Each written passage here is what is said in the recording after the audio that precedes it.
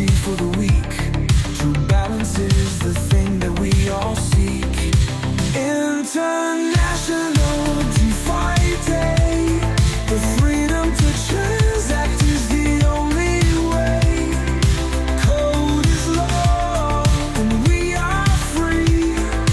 Breaking walls with cryptography.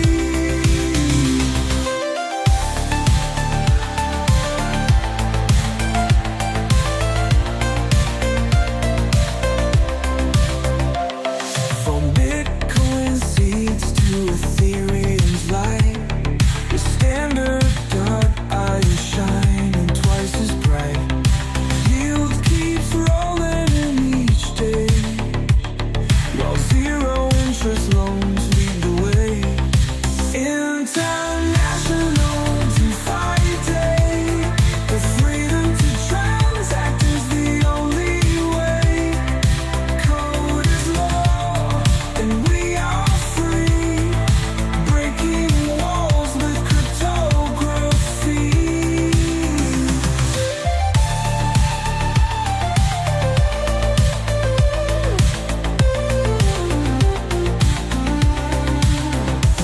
Cryptography in our hands.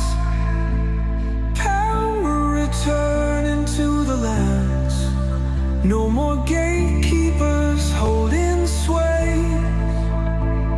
DeFi lighting up the way. Final National DeFi Day. The freedom to transact is the only way. Code is law and we are free. Breaking walls with cryptography. In the cyberpunk dream, we trust. Build better than what came before us. The future's open, free, bright. Innovation is a flicker of light.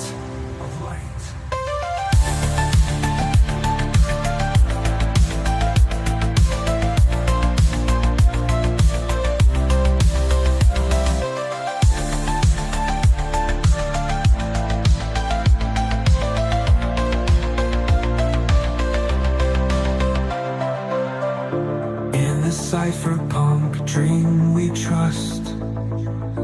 Building better than what came before us. The future's open, free and bright.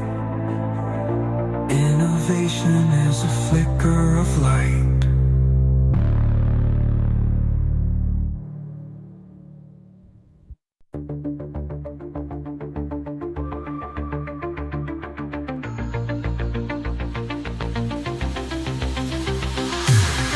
Separating money and state. Legacy walls are starting to break. Transparency for the powerful, privacy for the weak. True balance is the thing that we all seek. International DeFi Day. The freedom to transact is the only way. Code is law and we are free. Breaking walls with cryptography.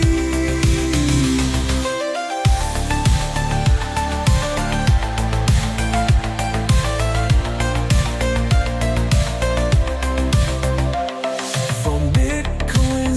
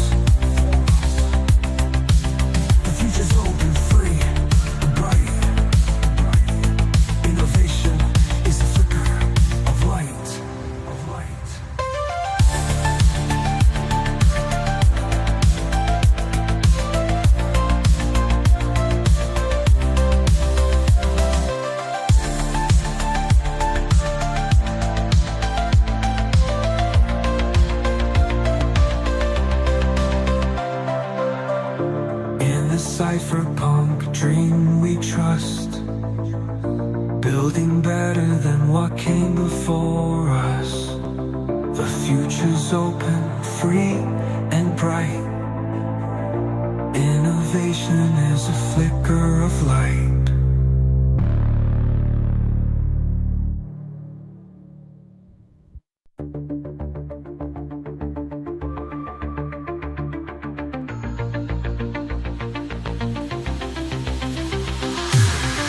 Separating money and state, legacy walls are starting to break. Transparency for the powerful, privacy for the weak. True balance is the thing that we all seek.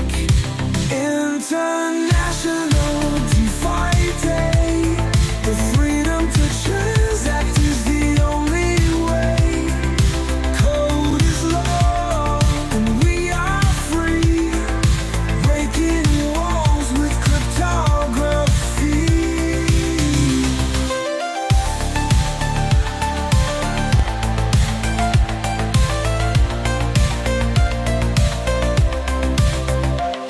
From Bitcoin seeds to Ethereum's light, the standard.io shining twice as bright. Yield keeps rolling in each day, while zero interest loans lead the way. International DeFi Day, the freedom to transact is the only way.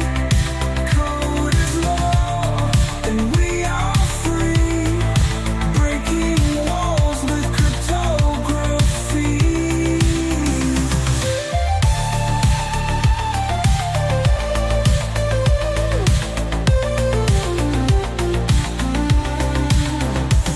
Cryptography in our hands, power returning to the lands. No more gatekeepers holding sway, DeFi lighting up the way. Final National DeFi Day, the freedom to transact is the only way. Code is law and we are free, breaking walls with cryptography. In the cyberpunk dream, trust, build it better than what came before us. The future's open, free, bright. Innovation is a flicker of light, of light.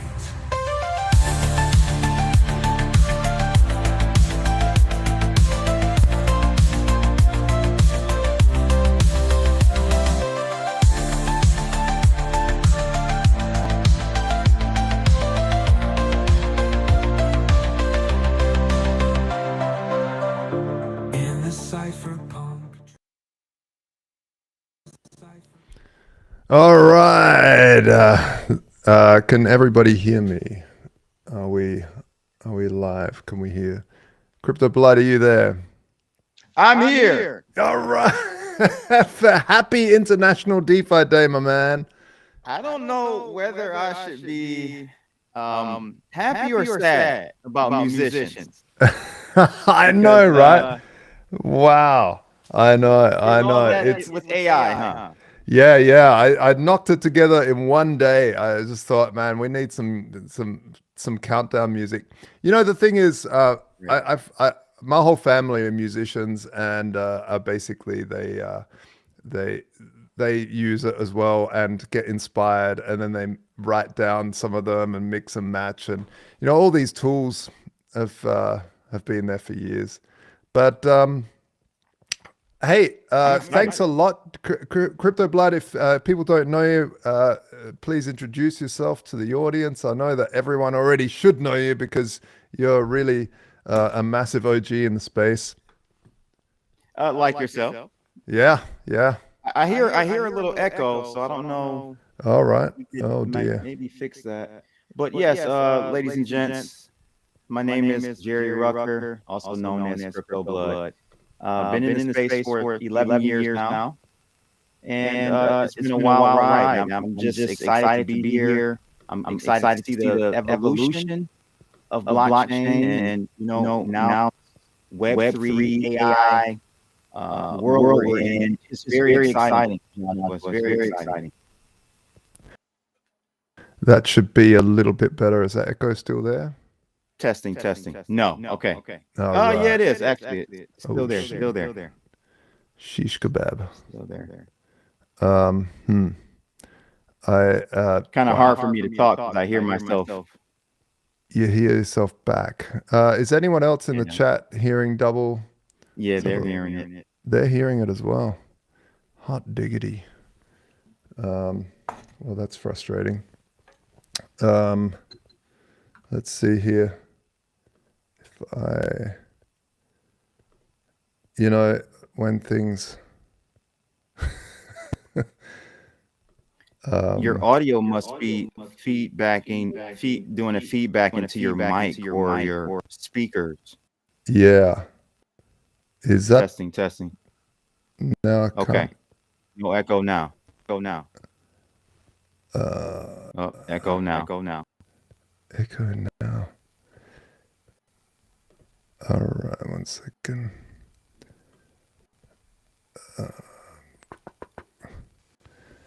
You know what?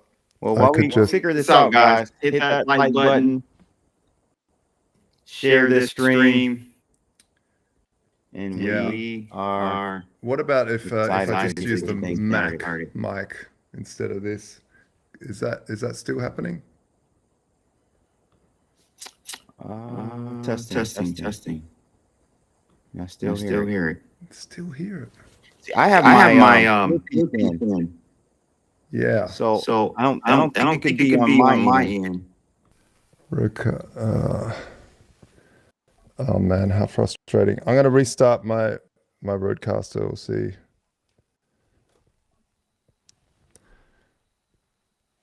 One second.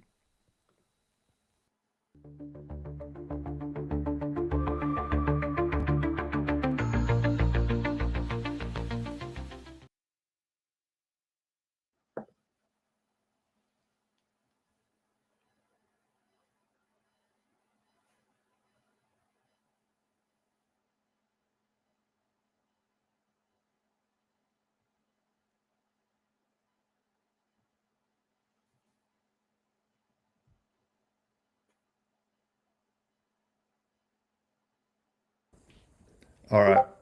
Let's see. Let's see if that's fixed it. Test. You're still getting an echo, mate. Yeah. So mute your mic so I can talk. Test. Still there? No. Is it still there even if I mute my mic? Yes, still there. Let me try to leave then and come back in. I don't know. Like I said, I use Restream all the time. Yeah. I'm not sure. This is what I use. All right. I'll jump out and come back in. All right, man. Okay. Anyway, so what we'll do is we'll bring up Chainlink before we run too far over time, and Sam will bring Sam up. See, maybe you have the same problem, Sam. Maybe not. Sam, can you hear me? Echo. Are you getting an echo too? Yeah, I hear the echo. Wow, that's unbelievably bad. What about now? Is that still there? Testing. 1 2 1 2. It's pretty subtle. It's still there, is it? Okay. Still there. All right. Well. Checking the audio. Oh, wow. That's Echo. yeah. I can hear that too. Actually, even from through you back to me. Okay. Well, maybe I'll just turn off all of this stuff, all of the fancy stuff. What if you go on mic while I speak? Go on mute while I speak. Do you want to try that? Are you on mute? Hello? Can you hear me? Testing. Hello? I hear you. You do? Is But I there still no have echo? the echo. There's still the echo. There's still echo. Because now I'm just going through my mic on my Mac. I've cut out everything. I'll try to jump out and jump back in maybe. Let's see. I don't know if this is going to cancel everything though, the stream, but I guess it's the last choice. Let's,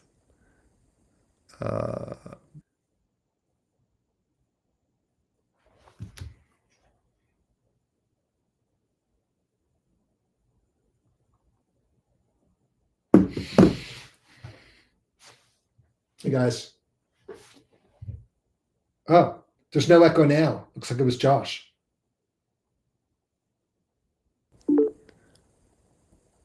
all right. Hey Josh. Hey, is this working yet? I think it's working now. It is. No. Shoot. No? Oh, man. When you were out, there was no echo. Really? Yeah. What? That's just super frustrating. And the chat, are you hearing it? Chat? Testing 1, 2, 3. There's still an echo. Man, Restream, what are you doing to us? You're killing us here. Echo might be if you're recording for the PC. Okay, well, the thing is, really there's no other input device. Let me just check here. Audio. Echo cancellation? I've just turned that on. Maybe that works. Is that working? Echo. Echo I think we're good. Yeah. Sort of. Are we good? Little bit iffy. Yeah, I think we're okay. All right. Yeah. Well, there we go. Okay, cool. Sam, welcome. Do you want to? Hey, Josh, it's good to see you. Do you want me to stay on, or do you want to bring back your first guest? No, we can stay on. Crypto Blood's going to co-host, so he'll be back on, I'm sure. I'll bring him in as well if he's there. Let's see, and then we can, if he's here. Yeah, there he is. All right, Crypto Blood. I think we might have fixed it. There we go. There we go. There's a little switch inside the settings, anti-echo. Why isn't that just always on? I don't know, but we got through it. You balls of steel, Josh. You kept calm, and we got through it. We got to do the show must go on, as they say. The show must go on. The show must go on. Hey, we have a distinguished guest here, one of the greatest in the space, really one of the hardest working people, wrangling a whole bunch of projects for the Chainlink build program and more. Sam, welcome to the show. Do you want to introduce yourself to the guests? Yeah, I'd love to. Thanks for having me. Yeah. My name is Sam Friedman. I work for Chainlink Labs. I lead product and tech for Chainlink Build, which is an initiative that helps Web3 projects grow in various ways. I've been in the space since 2015 as a hodler, as a miner. I ran a 24 GPU mining farm in my basement for a few years. Then as a DeFi degen. And then I joined Chainlink Labs almost exactly 3 years ago. In February, it'll be 3 years. And I've done a number of things at Chainlink Labs. Initially, I joined as a solutions architect, working with developers, helping them understand the value proposition of Chainlink products, the capabilities, limitations, guidelines, best practices. And then I did a couple of other things around specific products, like our automation product and our cross-chain interoperability product. And now as I said initially, I lead product and tech for Build. So that's me. Yeah, awesome. And for those that don't know, Build is Chainlink's program to, it's basically an accelerator program. Is that how you would explain it? Yeah, we don't use that word, but there are a lot of similarities. Right, right. And I can go into detail on exactly what Build is, if that's helpful. Yeah, it would be really good because I think a lot of people don't know what it is. Crypto Blood, have you heard of Chainlink Build? Do you know what it is? No, I haven't, but if it's like an incubator or an accelerator, I'm very familiar with it. I've been through a few myself. So yeah, I'm familiar with that concept, if that's similar. Yes, so there's some Sam, go ahead and similarities. explain. Yeah, sure. There are. We're not a venture. Okay. We're not a venture firm. We provide services around our products to Web3 projects who use our tech.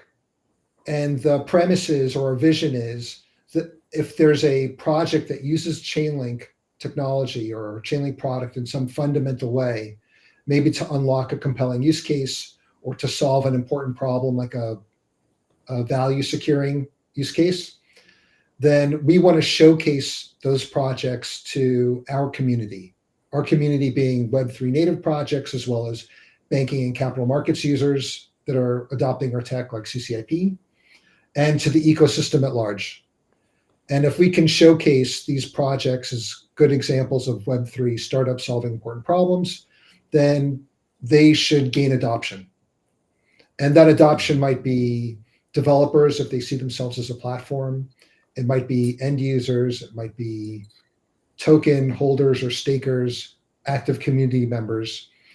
And that increased adoption for the project should turn into adoption for us, since these projects are using our tech. Yeah, for us, it's been so extraordinarily good because a lot of teams, they just have a great idea. They start building these products. They look at what Chainlink can offer, and then what else do? You don't really know. Maybe a whole bunch of people in the space. You don't have the right connections.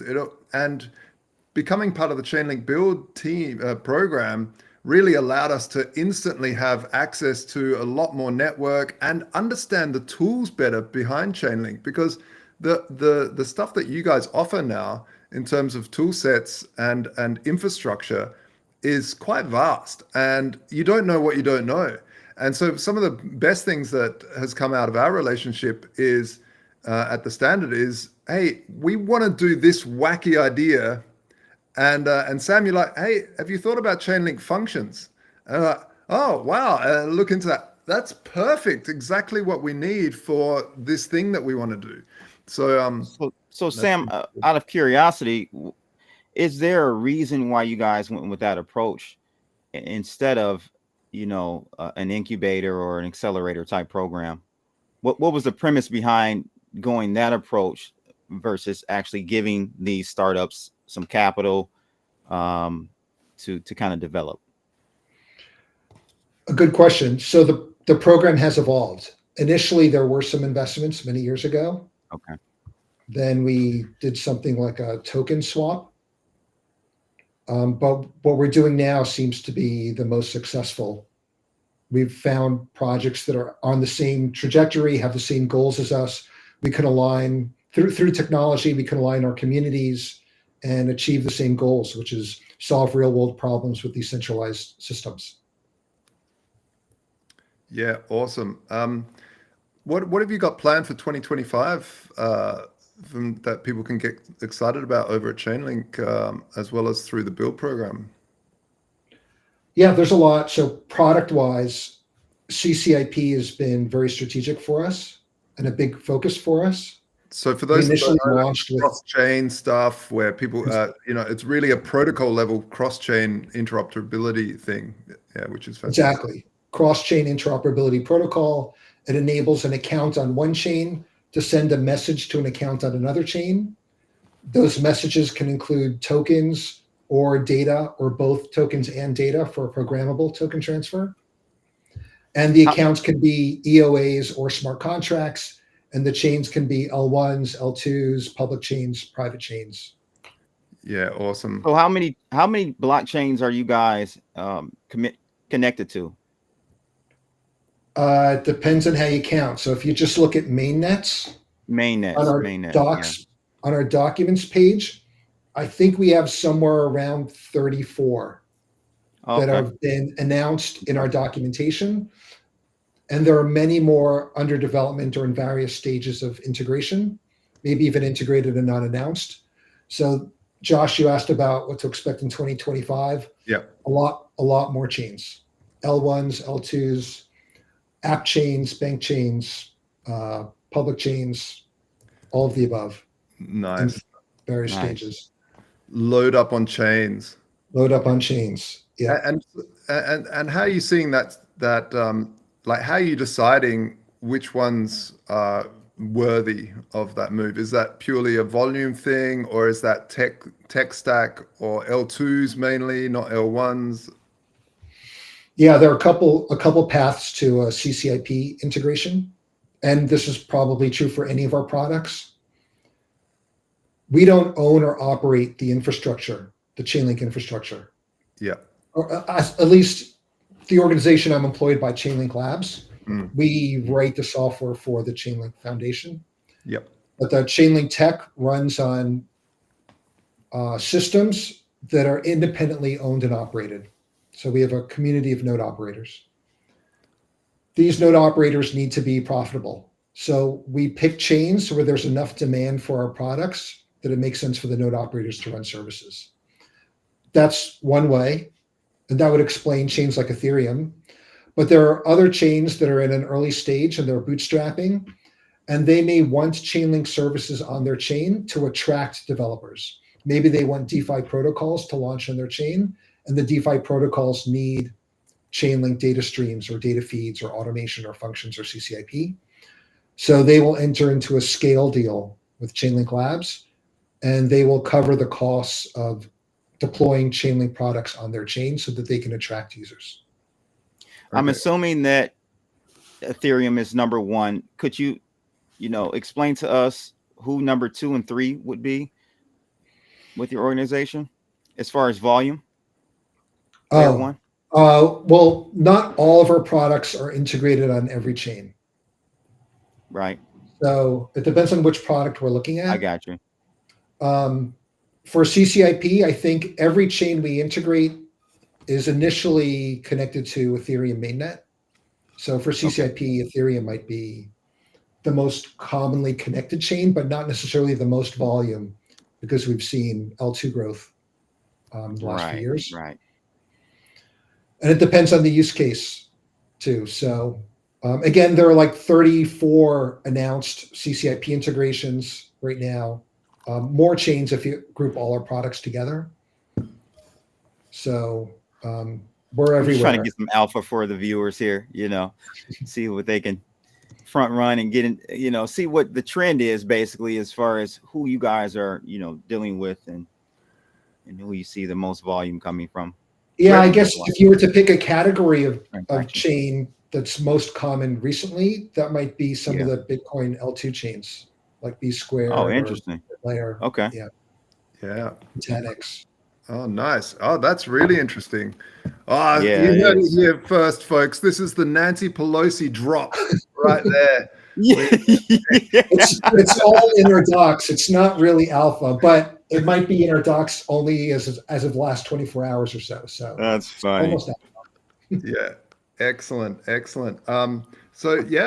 fascinating, because one of the things at the Standard as well is like, how do we move, or not move, but how do we incorporate Bitcoin as a chain? That's all of our first love. Yeah, we don't want to let it just be the gold that it is. We do definitely want to build on it. It's just the tech wasn't there. And I remember building the Standard and all these Bitcoin maxi friends that I'd have, I'd be like, hey man, as soon as it's the op return codes can allow me to do it, or other infrastructure allows me to do it, we're there. But right now we can't. Yeah. Yeah. Interesting. So that's CCIP, more chains. Then data streams is growing very quickly as derivatives protocols start to spread out and grow on chain. They need low latency, high fidelity price oracles, and data streams is rapidly becoming the standard across multiple chains. Yeah. So you should see more of that, more data streams on more chains and more feeds available or more data points available. Awesome. So right now there's like weighted bid and ask and midpoint, and soon you'll see other data types available, if not already, Yeah. on data streams. And then at SmartCon back in October, we announced the Chainlink runtime environment, which will be an orchestration platform for oracles. So a developer can write one job that does the work of what is today multiple different products. So right now we have automation, which is like a cron type. That's what I was going to solution. ask. I know you Cron use- job type. Exactly. So we have automation as one product. We have functions for internet connectivity to smart contracts as another product, and VRF for randomness is another product.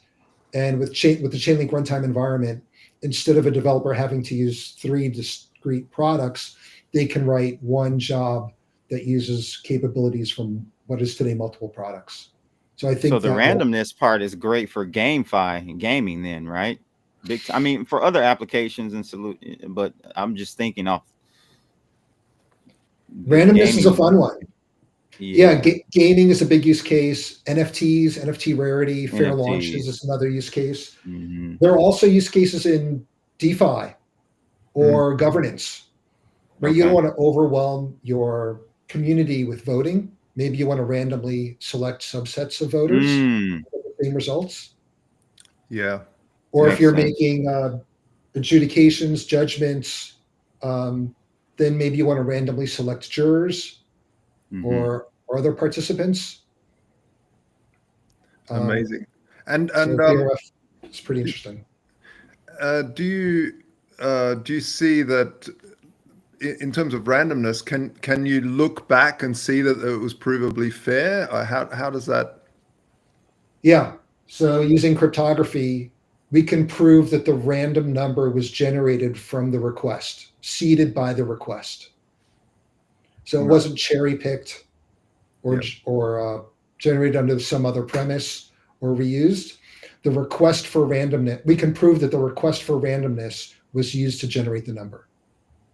Man, that is so cool. It's so awesome. I think that's one of the least appreciated parts of crypto, is that you can do these provably fair mechanisms that are just so needed, specifically in gaming, like CryptoBlood said. Like, I mean, what else? How are you meant to prove any of fairness if you don't have these technologies? And it's always in the back of your mind. If you're a team launching an NFT and you want your teammates to participate, or your teammates want to participate in their own project, how can you allow them to participate if you can't prove that it was a fair launch? Yeah, fascinating. Hey, thank you so much, Sam, for jumping on and celebrating International DeFi Day with us here. For Thank me, you, Sam. it's 3 a.m. I had to wake up. It's actually 4 now, or 4:30. But I'm loaded up. I haven't drunk Red Bull since I was a teenager, and I thought, I'll do it. I realize I'm the only one who's hatless here. Yeah. You're gonna crash. You're gonna crash and burn, Josh. I know, Crash and burn. I got some coffee too. All right. Thank you very much, Sam. Thanks for having me. Sam. Yeah. It's great meeting you, Blood. Yes, you too, man. Awesome. That was great. But we have some amazing guests coming up. We've got Concero. Andy from Concero. We'll bring him up right away and find out all about that. Let's have a look here. Where is he? We have a whole bunch of people in the back end here now. Ah, there he is. That's good. Hey That's guys, good. how you doing? Hey Josh. Hey, nice to have you. Welcome to International DeFi Day. Thank you very much. Congratulations, everybody! International DeFi Day. How's it going? Yeah, man, it's a thing. It's a thing. You know, one of the best parts of DeFi is really looking at all of these tools that traditional finance has offered the world and saying, hey, let's bring it on chain. Yeah. Let's make it transparent. And I like how much experimentation we have in the space, because there are a lot of projects that I see popping up that take like quite, not dated, but quite long-standing theories and economical theories and financial theories that weren't implemented before. And DeFi kind of creates a perfect space to try them out, test them out, and see how it goes. So I think not only are we bringing, the existing solutions on chain, but we're also experimenting with wild theories that a lot of them turn out to be quite good and quite innovative, quite interesting. So I think, yeah. Excellent. Hey, let's drop to the crowd what Concero is, and is that how you pronounce it? And Yes, it is. It is. It is. Oh, we have so much confusion about pronunciation. I've heard them all. I've heard concerto, I've heard conchero, and all that, but it's Concero.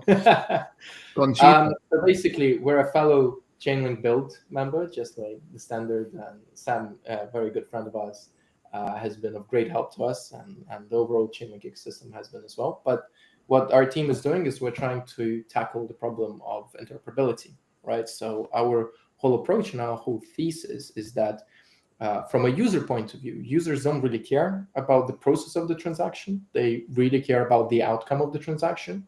And developers should care, like what they care about is how a certain chain or a certain set of compute is good for their technological solution, rather than which one has more of a distribution or higher usage and stuff like that. And this is where it all kind of started, right? Is we're like, okay, how can we unify the world compute and essentially have all of the chains act as one?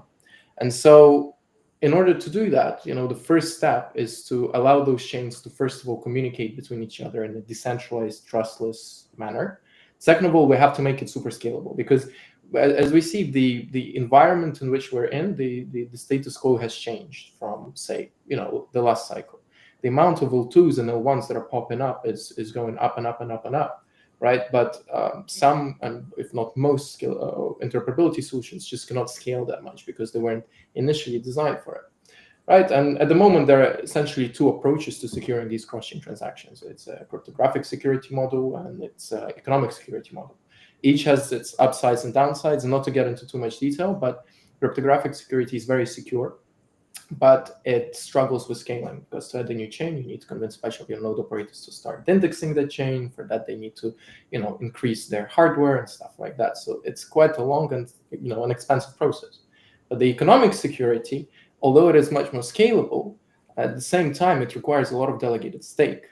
And, and the golden middle between the two is, I think, where we should be aiming at. And this is how we designed Concero V2, right? Is we took the decentralized off-chain decentralized compute of Chainlink, and that will validate transactions and certain things happening on the source chain. And then we use economically secured nodes to deliver a cryptographic report of a certain action happening to the destination chain, where that decentralized off-chain compute cannot reach quite yet. So basically, with this approach, we try to retain the industry standard cryptographic security by Chainlink, but at the same time, we try to scale it quickly, permissionlessly, beyond the current kind of live chains, right? And I think that's quite important. And the way that we have done it, we're going towards a fully trustless environment where you wouldn't even have to trust not even a single node, but a single network. But at the same time, it kind of gives back the liberty to developers to essentially go to literally any chain, which is better for them technologically, and allowing users to interact with their protocol no matter which chain they're on. So that's kind of the pitch, if you may.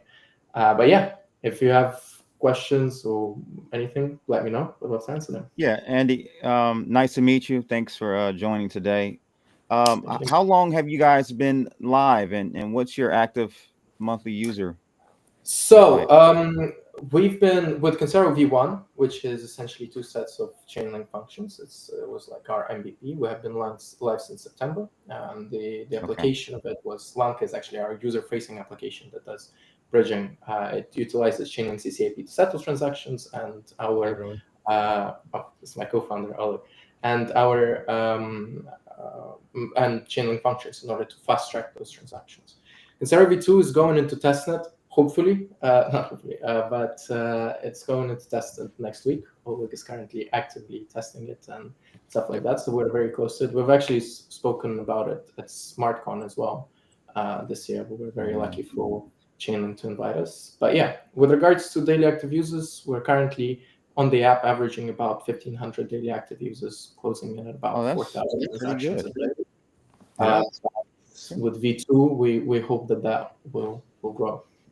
What so the question on everybody's lips, they're burning their heart. It's like they've just eaten a whole bunch of chili and they're sort of, you know, they want to get it out.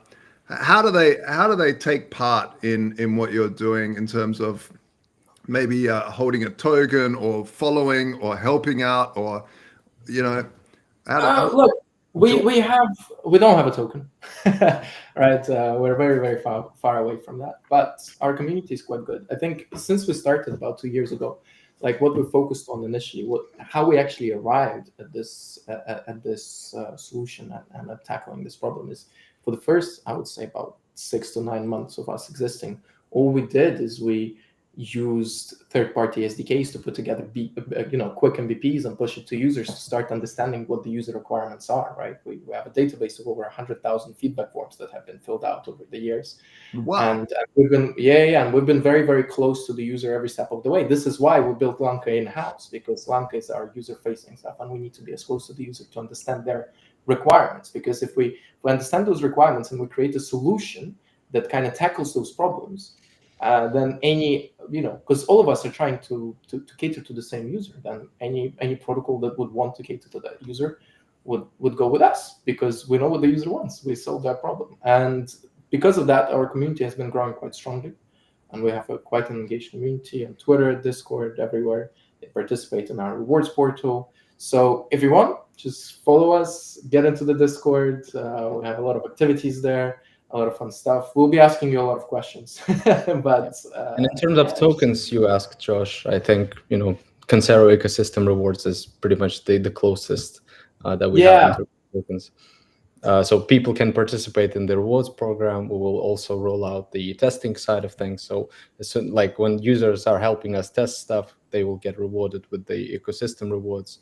And then, later down the line, they will be redeemed into actual on-chain tokens. At the moment, we're just internally kind of giving them away. So yeah, that's probably the token side of things for us. Yeah, awesome. And a lot of people out there, a lot of projects, I think it's very clever not to launch with a token up front. Blood, you've probably seen this as well. I agree. Yeah. A lot of projects, they load up on these tokens, and it's a great way to initially fund the initial capital, apart from friends and family. But then you have this massive hassle of everyone, when moon, and you're like, hey, we just want to build, man, like long term, I think this is why we're quite, wary of it, especially at first, because I don't see a point of launching a token if your ecosystem doesn't really need the token, right? You don't launch tokens for the sake of tokens. You'll actually end up with delayed gratification. I think the team will end up adding more value to the token. If you take a look at how Uniswap did, they focused on building a nice tool for the environment, for the community, and then did the airdrop, and it did massively well. So I agree with that. Because launching a token is like a second full-time job, because by launching a token, that's you're right. not only inviting the your core community of actual users and people who want to participate in the project, you're also inevitably inviting another community of like speculators, investors, holders, and stuff like that. And you need to cater to both at the same time. But if you're not mature enough with your product, if you don't have product market fit and stuff like that, you would run out of hands. You cannot focus on both things. And you're also inviting the lawyers, right? That's an overhead. Yeah. you really don't want out the gate. Yeah, that's true. So yeah, tokens Just- they're not a bad thing. They're just a thing No. that need to happen at the right time when you're ready. At the right timing, right? It is really wonderful to have you guys on. Thank you for joining us for International DeFi Day. I know it's just a quick slot, but we've got so many Yep. people to get through here and projects. No worries. Thank you Thanks very for much, inviting guys. us. Yeah, thanks a Looking lot. forward to hearing Li-Fi. They were actually the first SDK we ever integrated. So All right. Yeah. Oh, Life nice. Master. super cool to. They're Round up. of applause. Thank you guys. Okay, guys. Have a lovely day. All right. Thanks, guys. I've got the soundboard ready, Josh. I've got the Oh soundboard man, ready. I love it. I love it. That's fantastic. Let's have a look here. Who we got next? Li-Fi. Julian, welcome to International DeFi Day. Congratulations to the international community. The tools that you have brought to the world are really sensational and highly used. For those that don't know what Li-Fi is, or they might not, they might have used you guys without even knowing it, right? Yeah, that's right. All right, guys. Thanks for having me. I'm Julian, working in new integrations here at Li-Fi. So we currently have more than 300 integrations live. As you mentioned, probably some of the users never know that are using Li-Fi in their apps. But basically, what we do at Li-Fi, we are solving the problem of crypto liquidity fragmentation. Because 2 years ago, 90% of crypto was on Ethereum. Now, just 2 years later, less than the 50 or 60% of crypto is still on Ethereum mainnet. There are all these new layer 2s that are emerging, also alternative chains like Solana, Sui. In short, hundreds of blockchains that are really their own cities with crypto liquidity sitting on them, separate from all the other liquidity. So how we are solving this problem is by the aggregation of single decentralized exchanges like Uniswap, SushiSwap, DEX aggregators like 1inch, Paraswap, 0x, Dodo, and then bridges across all major blockchains. So in the end of the day, we make it easy to move any asset on any chain to any asset on any other chain, okay? Amazing. And Blood, have you used Li-Fi stuff before? Not to my knowledge. Ah. I might have. Well, it's sensational. It's so easy to use. We incorporated it into the standard.io interface as a widget. Oh, nice. Because basically, if you've got a project and you need a certain token or certain tokens work with your dApp, a lot of people don't have the liquidity on that chain in that token, right? Li-Fi is basically like a Uniswap interface. It's just has, instead of just from this token to that token, it has another field which is from which chain, which token, to which chain, which token. So you can get like Pol on Polygon and move it to Ethereum on Arbitrum. And you just click go and it'll do the swap, the trade, the bridge, everything, and boom, there it is in your wallet in one click. It's sensational. It just saves so much headaches. And this is the North Star I think we should all face, is ease of use and interoperability. Yep. Interoperability, yeah. Because if we can get that down pack, we can scale much faster. Yeah, and you don't get fear. I think that this idea that people have of these butterflies in the stomach, when you're sending a crypto transaction, like those have long gone with me because I know what I'm doing.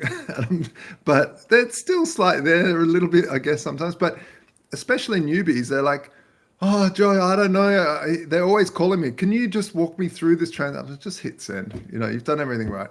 But yeah, those butterflies before hitting send, that's what we should get rid of in the industry. And I think this is one massive step towards that, is what Li-Fi have built. So someone in the audience is asking about your token, the Li-Fi token. When are you guys planning on dropping that?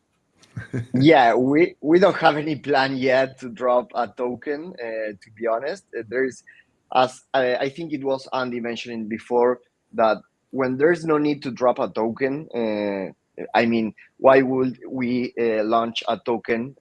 Probably in the future, there will be a need for that. But nowadays, I mean, LeFi is completely focused on solving this liquidity fragmentation issue and helping partners like Rabby, Phantom, Robinhood Wallet, MetaMask, and many others, and being their swap provider. So you guys work with Phantom Wallet? Yeah, and Robinhood Wallet as well. Yeah. Yeah, that's Josh. You asked me, and I think I've seen a swap I've done using LeFi. So yeah, there you go. And I think even in MetaMask, right? You guys were or still are. Yes, 8 of the top 10 wallets are using LeFi for their cross-chain needs. So yes, basically you can think of LeFi as a Google Flights for tokens. Because we recommend the best route aggregator almost type.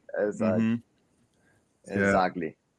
We are a cross-chain aggregator, aggregating multiple liquidity sources and bridges on top of that. Yeah.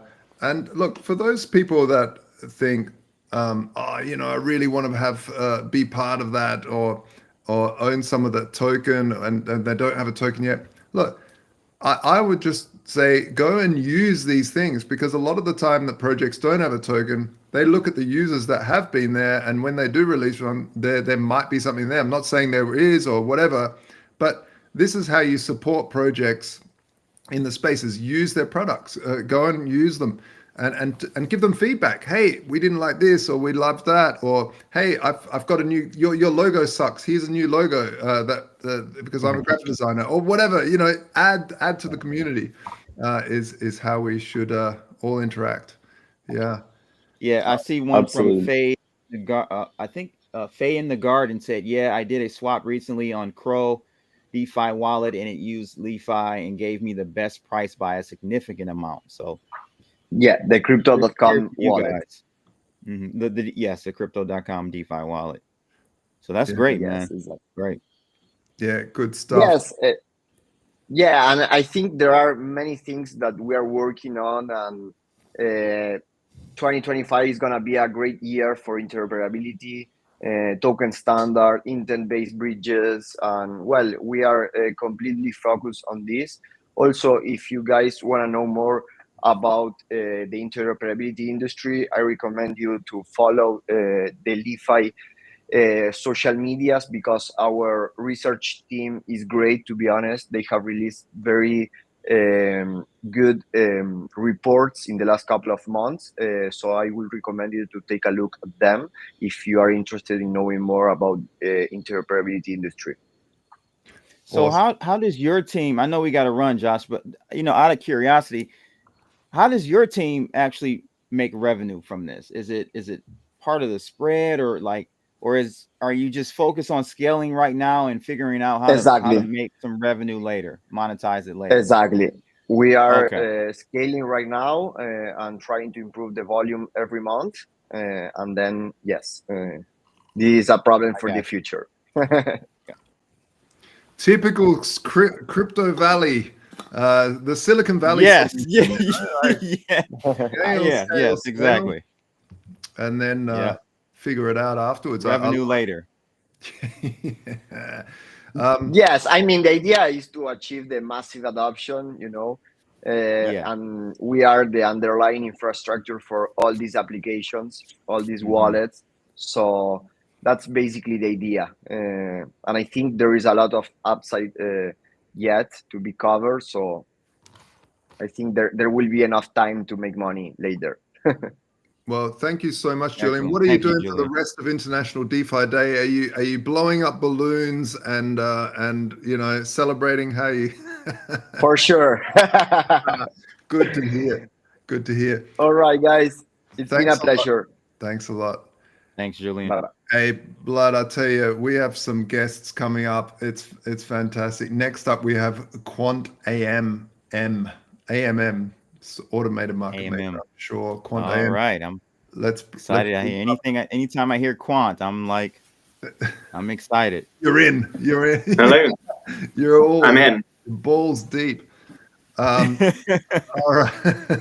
Quant AMM, Christian, how are you? Not bad. How are you? I'm fantastic. Congratulations on International DeFi Day. It is probably the most important day in DeFi. Yeah. So Yeah. I'm pumped. I'm pumped. Yeah. We had when we were coming up with the name Quant AMM, like we are like a quantitative like AMM, but we always kind of liked the pun on quantum. But I think most people are sticking with Quant AMM. So yeah, we're all good. But No, that's clever. I like we're absolutely psyched. So I mean, you know, I think when I think quant, I think quantitative easing, which sounds like some sort of disease from the Federal Reserve. Yeah, the burr. Quantitative. What is quant AMM? How does it work? What is it? Let's drop it. Let's drop us in the pool. Yeah, it's more kind of finance quants than quantitative easing, but really kind of the guts and the working complexity is quite like detailed and mathematical. But the idea is super simple. Like what we're building is what we call blockchain traded funds. So BTFs, not ETFs. That's the principle, and they're kind of ETF style products that are run fully on chain, fully automated, with like advanced strategies that are fully automated on chain. And that's kind of why we're part of Chainlink Build as well. You know, we will use Chainlink automation heavily. We'll use Chainlink prices like heavily. But really, the kind of the pitch to kind of LPs is super simple. What we're doing is like not only an index product, so not only kind of say top 5 or top 10 in this particular sector or this particular chain, but we actually run advanced strategies. Like index products have been around for a while, but really, you know, crypto is a high reward, high risk kind of asset. So just tracking like indices isn't really like what the kind of main use case is so far.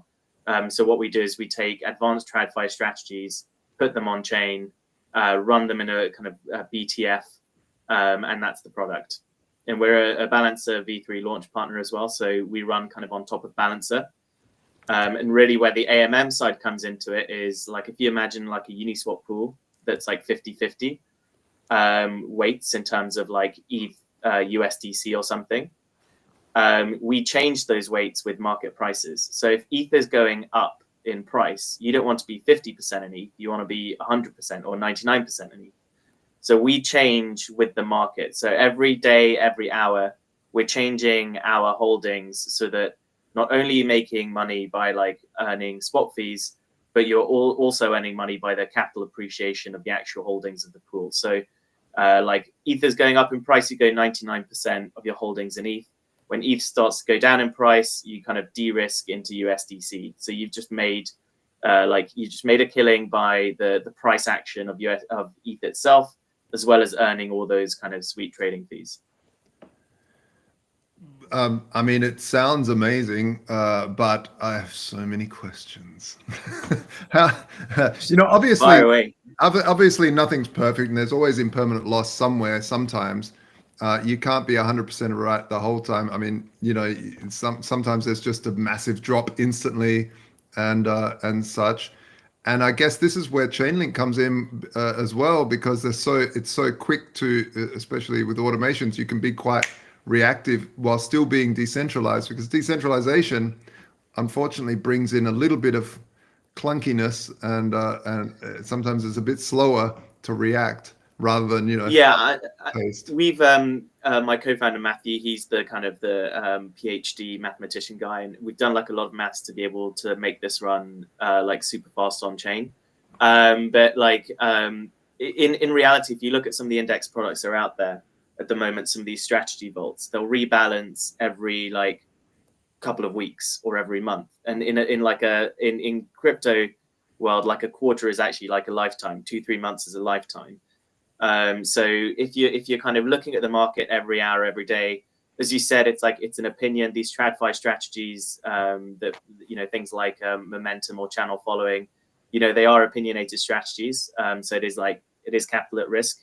But in essence, there is a high risk, high reward aspect of it where the strategy gets it right and really it starts to perform, not just 1 or 2% like you expect with impermanent loss and people trying to beat like the current AMM market.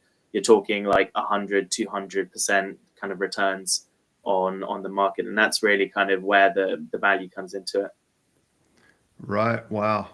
So how, the question that's always on everyone's lips, how do I, is it the best way to profit using the DApp, or is there a token, or is there both, or how does that, how can people? Yeah, I mean, so we are a like balancer V3 launch partner. So if you think about us like a balancer pool that changes its weights like every minute of the day, that's like essentially it. So how would you normally make like money from a balancer pool? You kind of LP in the balancer pool. That's kind of how you normally make money. So you can consider these BTFs as they are like in essence absolutely juiced up balancer pools, and balancer V3. I know you guys have got on balancer later, so they'll probably just explain all the like amazing things that you could do on it. But like in essence, that has an amazing ecosystem, amazing incentives. So there's incentive and programs on top for LPs as well.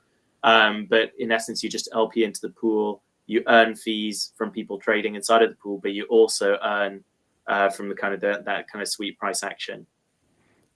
Yeah, awesome. What have you guys got coming up in 2025? Is there anything that you guys are working on specifically that you can talk about? Oh yeah, absolutely. So like our timelines at the moment, we had to wait for Balancer V3 to launch. They launched in like mid to late December.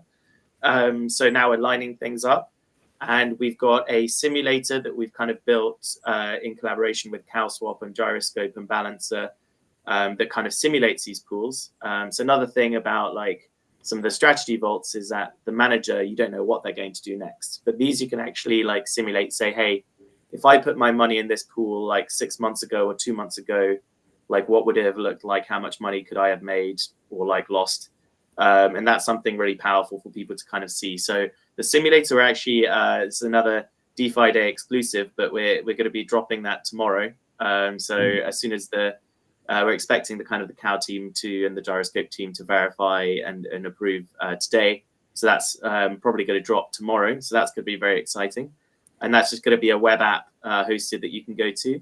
And then we'll launch around ETH Denver. And that's kind of the V1. The V1 is the vanilla BTFs that will be kind of themed around potential sectors or potential kind of chains of tokens.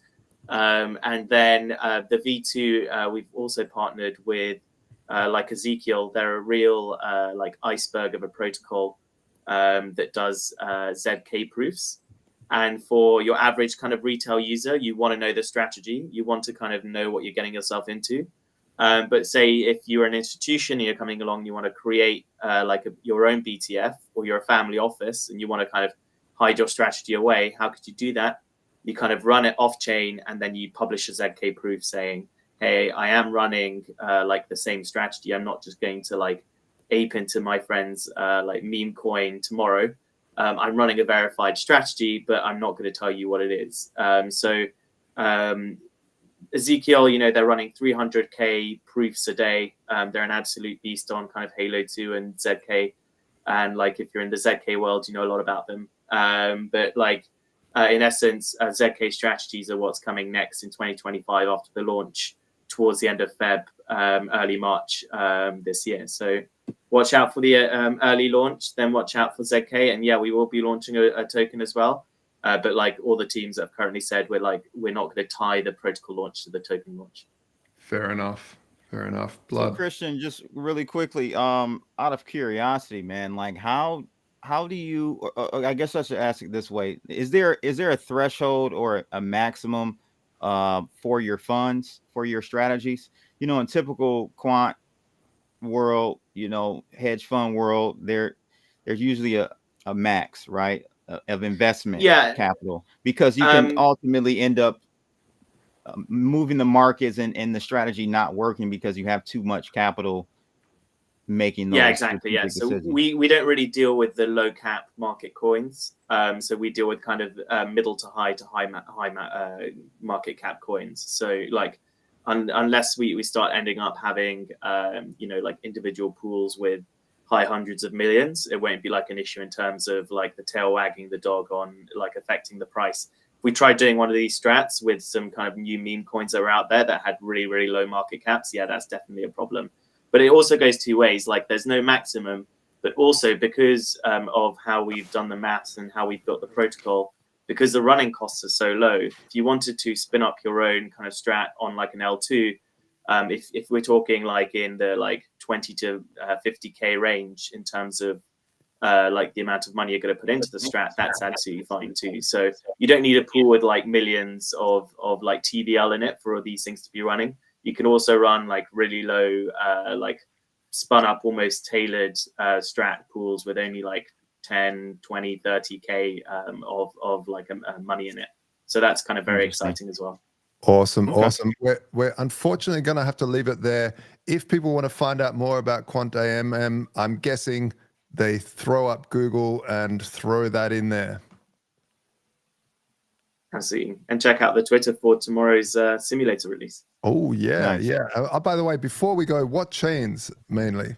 All of them or some? So we're like EVM compatible. We'll do like all the big L2s, but really also because of the like super efficient running cost, like we can run on mainnet whilst other people can't. So we're going to be launching on Ethereum mainnet as well. No. But yeah, big L2 EVM L2s and EVM mainnet. Excellent. Well, thank you so much, Christian. And yeah, looking forward to that simulator. See, thanks for the opportunity. Thanks. So, Blood, this is a marathon we have going on here at International DeFi Day. Next up, we have Folks Finance. Josh, we need one of those marathon backpacks where the water, we can just sip it and keep going. So well, this is the good thing about having a co-host like yourself, is that I can, I can have a toilet break and you can. Yes. I'm excited about Folks though. Let's bring up Folks. Yeah, Folks, are you there? Finance. You might need to turn on your camera to be up here. I've brought you up. Of course, guys. Hello. Hello. Alrighty. Welcome. Celebrations. Yeah, hopefully where you are, it's not too early. It's too early for me for beer, so I've gone for Red Bull instead to celebrate. This is my first Red Bull Yeah. forever. It's midday. I'm on the east coast of the U.S., so I guess I could crack open a beer if I wanted to. Oh, it's past gentleman's hour. That's okay. All right. But I think I'm gonna wait maybe another couple hours and I'll dive in after that. Good stuff. Still kind of trickling down the coffee. Yeah. Well. Yeah. Same here. Yeah. I've got a whole thermos flask of coffee for me. It's 3 a.m. here in Australia. It's the arse end of every time zone. I know you guys got it bad. We got it bad, man. We got it bad. So folks finance, you got 318 million staked. That's a lot of folks. But it's not. Go ahead. Sorry. No, tell us about your platform. So yeah, he's you're referring to, for the audience, he's referring to the amount of TVL we have, which I guess today it's about $318 million. So there's a couple things that I'm gonna tell you about. So Folks is a cross-chain lending hub, also with other DeFi tools, currently live on Base, Arbitrum, ETH, BNB, and Avalanche. I'll get into that. That's one side of what we have. And the other side of what we have is we're the biggest app on Algorand. We're like a full DeFi hub for the Algorand ecosystem. So a couple of years ago, actually almost 3 years ago, we launched on Algorand, April 2022. This was back when, it was all about ETH competitors, Algorand being in the mix with Solana, AVAX, Polygon, Cardano, XRP, the list goes on, of course. That was, as many of you will remember, that was what last cycle was really about, was like the L2s hadn't popped up yet. We didn't have the easy scaling and the really high-end scaling that we have now. It was really just ETH mainnet versus what else is there, right? And so Algo was in that race. So the play back then for a lot of companies was to, okay, let's spin up a DeFi primitive on one of these new chains and, you know, capture some of the market, go public, not public, but like launch the token and try to basically bet on a winner. As we all know, Right. the winner of those battles was mostly Solana, but at the same time, there was still a lot of market to capture on the other chains. So for the past couple of years, folks started as the second lending protocol on Algorand. There was actually one before called AlgoFi that had a huge lead. They had 100 million in TVL when folks launched. And by the way, I was actually the first employee at AlgoFi as well. I got hired first person after the founders to be their community manager. I was there with them for 6 months. Then I worked a couple other jobs, and then I joined folks about a year later. I've been with folks now for 2.5 years, just for context. But Okay. so folks launched lending markets on Algorand. Then we launched liquid staking. And then we were able to combo over time the liquid staking token to be usable in the lending markets, which let people do leverage liquid staking. And we also added leverage trading using flash loans. And we kind of upgraded the entire thing to be more than a lending app, more than liquid staking. It was like a full strategy hub. So over time, we were able to capture a huge amount of the algo market. I think we have like 75, 80% of algo's DeFi TVL at this point. That number goes up and down, but we were definitely the biggest player over there. So we got to a point where we weren't able to grow anymore in that market. Right. We had kind of captured Critical mass as possible, right? And this is like also deep in the depths of the bear market when algo was 10 cents maybe or less. Now it's bouncing around 30, 40 cents, range. So whatever, we kind of thought, and by the way, for the audience, algo doesn't have the same coding language or a comparable coding language to EVM chains. So we were in a tough position where it was, how could we grow? But we also can't just copy paste and easily go to another chain. We can't just easily go from ETH to AVAX or ETH to Polygon or something. So we had to come up with a whole new system. So we went from like, if DeFi V1 is like one app on one chain and V2 is one app and then you copy paste it to many chains, then the V3 in this framing is like one app that's unified across multiple chains, has the same experience connected to multiple chains. So that's what we had to go straight in and build. So what we have now is we have a product where you can deposit on one chain and borrow on another chain without having to bridge. So you can deposit ETH on mainnet and then go and borrow ETH on base or USDC on base. You can deposit AVAX and ETH in the same loan and go borrow BNB on BNB chain. So these things are connected with Wormhole, Chainlink CCIP, Circle CCTP, also helps us create unified pools. So all the USDC that gets deposited into folks, Xchain hits the same pool. So no fragmentation. We solve fragmentation. The more tokens that get enabled with cross-chain solutions like Solve BTC uses Chainlink CCIP, Shiba uses Chainlink CCIP now. Those are tokens that we can unify markets with as well. So with the long-term vision, it's like fix fragmentation, fix the splitting issues between chains, and basically create folks as like a hub that you can deposit from any chain and use it kind of like as your home base for deployment, right? So ideally you come in, you deposit funds there, they're going to earn yield. And then, let me go borrow some AVAX and trade some AVAX meme coins. I'm going to do that. And then I'll bring it back into folks. And then let me go borrow some ETH on base, trade around there, and then bring it back in. So hopefully folks becomes this like capital deployment hub that sits between multiple chains at the same time. So that's kind of what we're about. So do you guys have a native token? A token within the platform, or no? We do not have a token yet. We're gearing up for one this year, but we've actually, even though we've been live for almost 3 years, we still haven't dropped the token. Staying conservative. What sort of technology are you using in the back? Are you utilizing some of Chainlink's CCIP stuff, or have you built your own solutions? Yeah, so we work very closely with Chainlink. We use CCIP. We're in the Chainlink build program. We have been for maybe like a year and a half at this point. Yep. So, we have a close relationship with them. We get that early access and kind of personal guidance for how to build with these tools, and we're even able to give them feedback and sometimes request, oh, can you guys add this in for our use cases and this and that.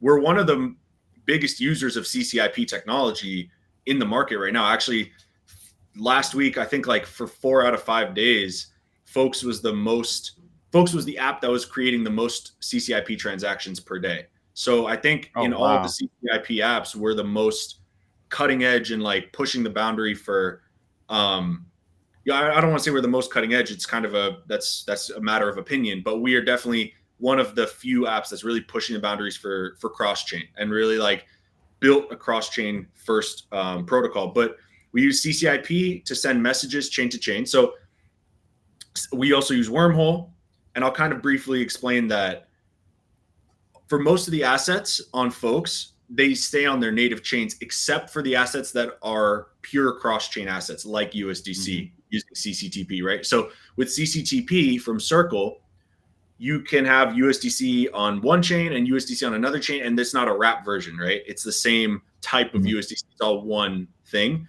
Now we're seeing other tokens like Solve BTC and Sheeb I mentioned before also get that compatibility. So if you take cross-chain token with the cross-chain lending, you create the true cross-chain experience of all those tokens are deposited together in one pool and borrowed from one pool instead of split amongst multiple chains and protocols. So what chains you guys have on the roadmap to integrate next? So we're going to be adding in Monad testnet when they launch. So that's going to be in the next couple weeks. That's just a testnet though, of course. So when they go live, we'll be there. We're looking at, I mean, I don't want to say because it's all like, it's not something I want to really reveal yet, but we are looking at, of course, the top chains. We do a ton of deep dive research on where the demand is, where the assets are. Solana. Yeah. Well, obviously Solana is like super, super big target. It's just, there's a different thing because it's easy to get all the EVMs together. But then if you want to add in Solana, it's a whole different type of deving and bogging. And of course, we want to get those non-EVMs as well, because consider we have majority of TVL that's in both of our apps on Algorand. We want to fold Algorand in and make it one super app, right? We don't want two apps, but we're in this kind of middle ground right now where we just launched X-Chain back in September, right? So it's only been a couple months of that being live. And we're now in 2025, ideally going to gear up for a combo. How big is just out of curiosity, how big is your dev team? You guys seem like you're iterating pretty fast. It's actually not that big. It's maybe like 6 to 8 guys. Wow. I think it's definitely 10. It's less than 10. What'd you say? Sometimes it's fast to have smaller teams. No, it is. Yeah. It is. I was watching, I think Mark Andreessen or someone, they were talking about like 120 is like where you really start to fall off with efficiency with your dev team. If you have more than 120 for some reason, you just like you can't expand any. Any more than faster. 120, you got to bring the sync in. You gotta bring the sync in. All right. I mean, we're a long way from 120, so I think we still have a lot of. You're good. No, you're good. You're good. Yeah. Awesome.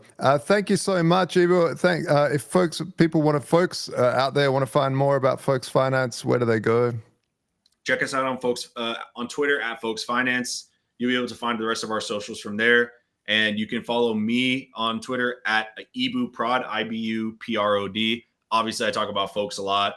So yeah, both places. And then send me a DM if you have more questions for anybody in the audience. Happy to answer or guide you in the right direction. Thanks guys. A lot, Ivo. Thanks a lot.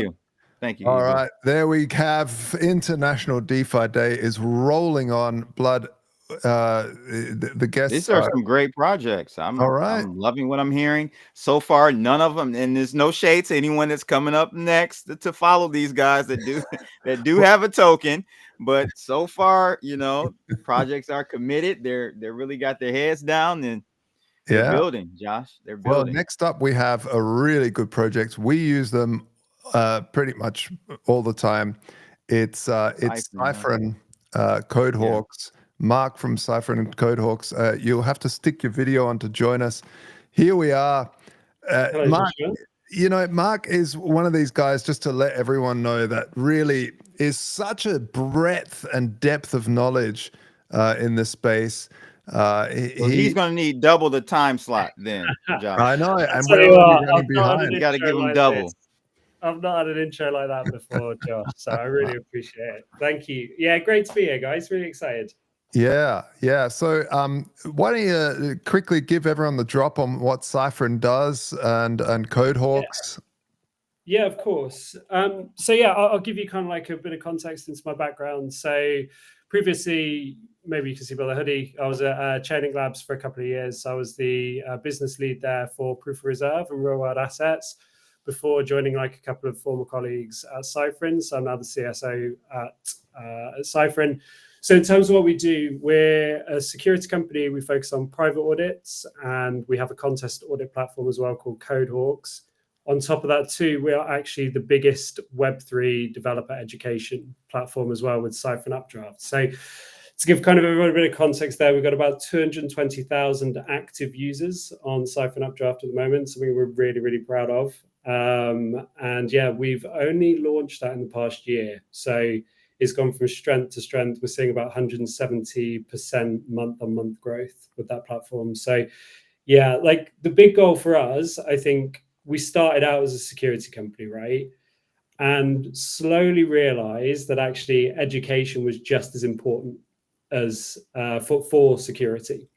So yeah, we have 120 plus hours worth of content on our platform.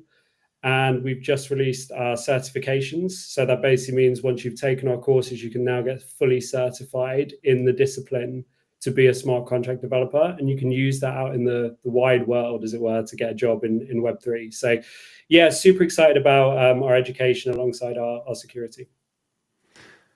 It's so important. It really is. And so in terms of education, is it more for developers developing in the space, or users that are, you know, wanting to degen into strange cryptos?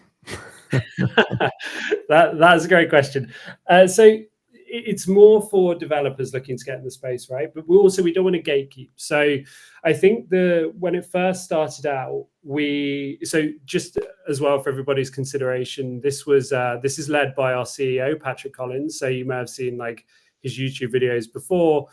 But when we first started, it was very much just, can we bring developers from Web 2 into Web 3, right? Because we really do have an issue with the number of developers in Web 3. So we wanted to start those building blocks of how do we get people over from that Web 2 ecosystem into Web 3. And we've kind of developed now this roadmap of, we want it for every single discipline, right? So you want to be in go-to-market at Chainlink or TheStandard, or you want to be in marketing, or you want to be a solutions architect, then you need to start taking our courses in order to get certified. So the real process flow is take our courses, get certified, and then get a job in Web3. Now, we are starting to release a suite of products that will facilitate this more. We've just released Cyphren Profiles as well. So Cyphren Profiles is then a place where you can essentially show off the skills that you've ascertained through the educational platform, and you can connect with them with protocols as well. And that will be in V2. We're releasing protocol pages. So you'll be able to connect with, you know, the biggest chains, biggest protocols in the ecosystems, and yeah, show off your skills and get a job there. You know, this is beautiful. It's for me, it's a true free market of education as well, as having a certification that doesn't need to be government or anything else. It's certified by industry leaders in the space. And for those that really don't know, like Cyphren and CodeHawks Cyphren specifically is made up of really the top tier developers that help audit and secure the smart contracts. And you've said it to me before, Mark, that smart contracts are really like hardware. You have to ship them perfectly. And I always thought that was the most perfect analogy. That's a great analogy. You can't just I've never heard that, because you have to recall it otherwise. So you can't recall it because. Yeah, I think, and I appreciate you bringing that up. I think like for the security side for us, I think we're in a really tough spot in security because you get a private audit, right? And they're super expensive. Like there's no way around that. And the problem after a private audit is that you're not guaranteed to be safe, right? So our approach is a little bit different. We believe in kind of like the multi-phased audit approach, where it's you get a private audit first, and then once you've had that private audit, you then go through our contest platform Codehawks, and you have a competitive audit essentially, where we have all of the community auditors come in and try and break the code base that the Cypher and lead security researchers have done. And the reason I kind of brought up the cost is because there's a lot of chains out there who are doing great work in terms of like ZK Sync, Arbitrum, Optimism, Base in actually supporting protocols who need this additional funding for security. So it's like we see security as a joint effort across the ecosystem. We don't see it as a zero-sum game, right? So we don't see it as there's going to be one winner in the security space. We don't think that Cypher and audits can cover all security. It's just not feasibly possible. So we want to be as collaborative as possible as well with all of the other security firms. Open Zeppelin do fantastic work, Trail of Bits, Guardian Audits, Hashlock, and we want to have this collaboration. And this is something that you'll see a lot more of on our roadmap in 2025. The fact that we're not just having Cypherin, we'll be partnering up with a lot of other top tier private audit firms in order to make sure that everyone gets the coverage that they deserve. So I'm going to bring up the elephant in the room. Elephant in the room is AI. Okay. It's a gift and a curse for a company like yours. It's a gift and a curse, right? It can use and for end users or companies leveraging Cypher. As far as you talk about audits and stuff like that, can bring the cost down and everything. How are you guys integrating or working in a way to, I don't know, not be AI proof, but I guess integrated in a way that you can leverage it and help the company scale? Yeah. So I think the AI question is one that comes up a lot, right? To elucidate on this, I don't think we're there yet with AI, but it will inevitably get to a point where, it will scale and make things cheaper and more cost effective. So we have a number of tools which we're developing at the moment. I can't kind of, give the upfront. But you're working on it. That's all I want to know. Something we're thinking about. Okay. With regards to like security researchers and our security researchers in particular, they're using it as a tool for support, right? And but it's at this stage, it's not taking over anytime soon. But we are using it obviously as a tool for support, like we would anything, right? Because more support that our lead security researchers can use, the better. But in terms of security audits, it's not really there yet. Okay. Where do people go if they're interested in a security and they, because it's a great way if you're a noob to learn about security, to then also earn a few extra bucks doing these competitive audits, compete against other. When we first used Codehawks, I was amazed. We had like 250 researchers trying to break us. And it's just sensational. It was such a good experience. Yeah. So I think for developers, the best place to start is on Cypher and Updraft, right? So if you're interested in becoming a security researcher, you can take our security researcher courses. And then on our Codehawks platform, which is our competitive audit platform, you can take something called a first flight. So this is very much just sort of like an entry into competitive audits. It's a place where you can learn. And then once you've learned on first flights, then you can use the contest page where the prize pool, they go up to sort of like our recent ZK Sync contest was up to $500,000, and they can actually put their skills to the test. We had a really interesting, story the other day, which we're super proud of. We got a message from somebody who a year ago was a taxi driver, and they had taken our security courses.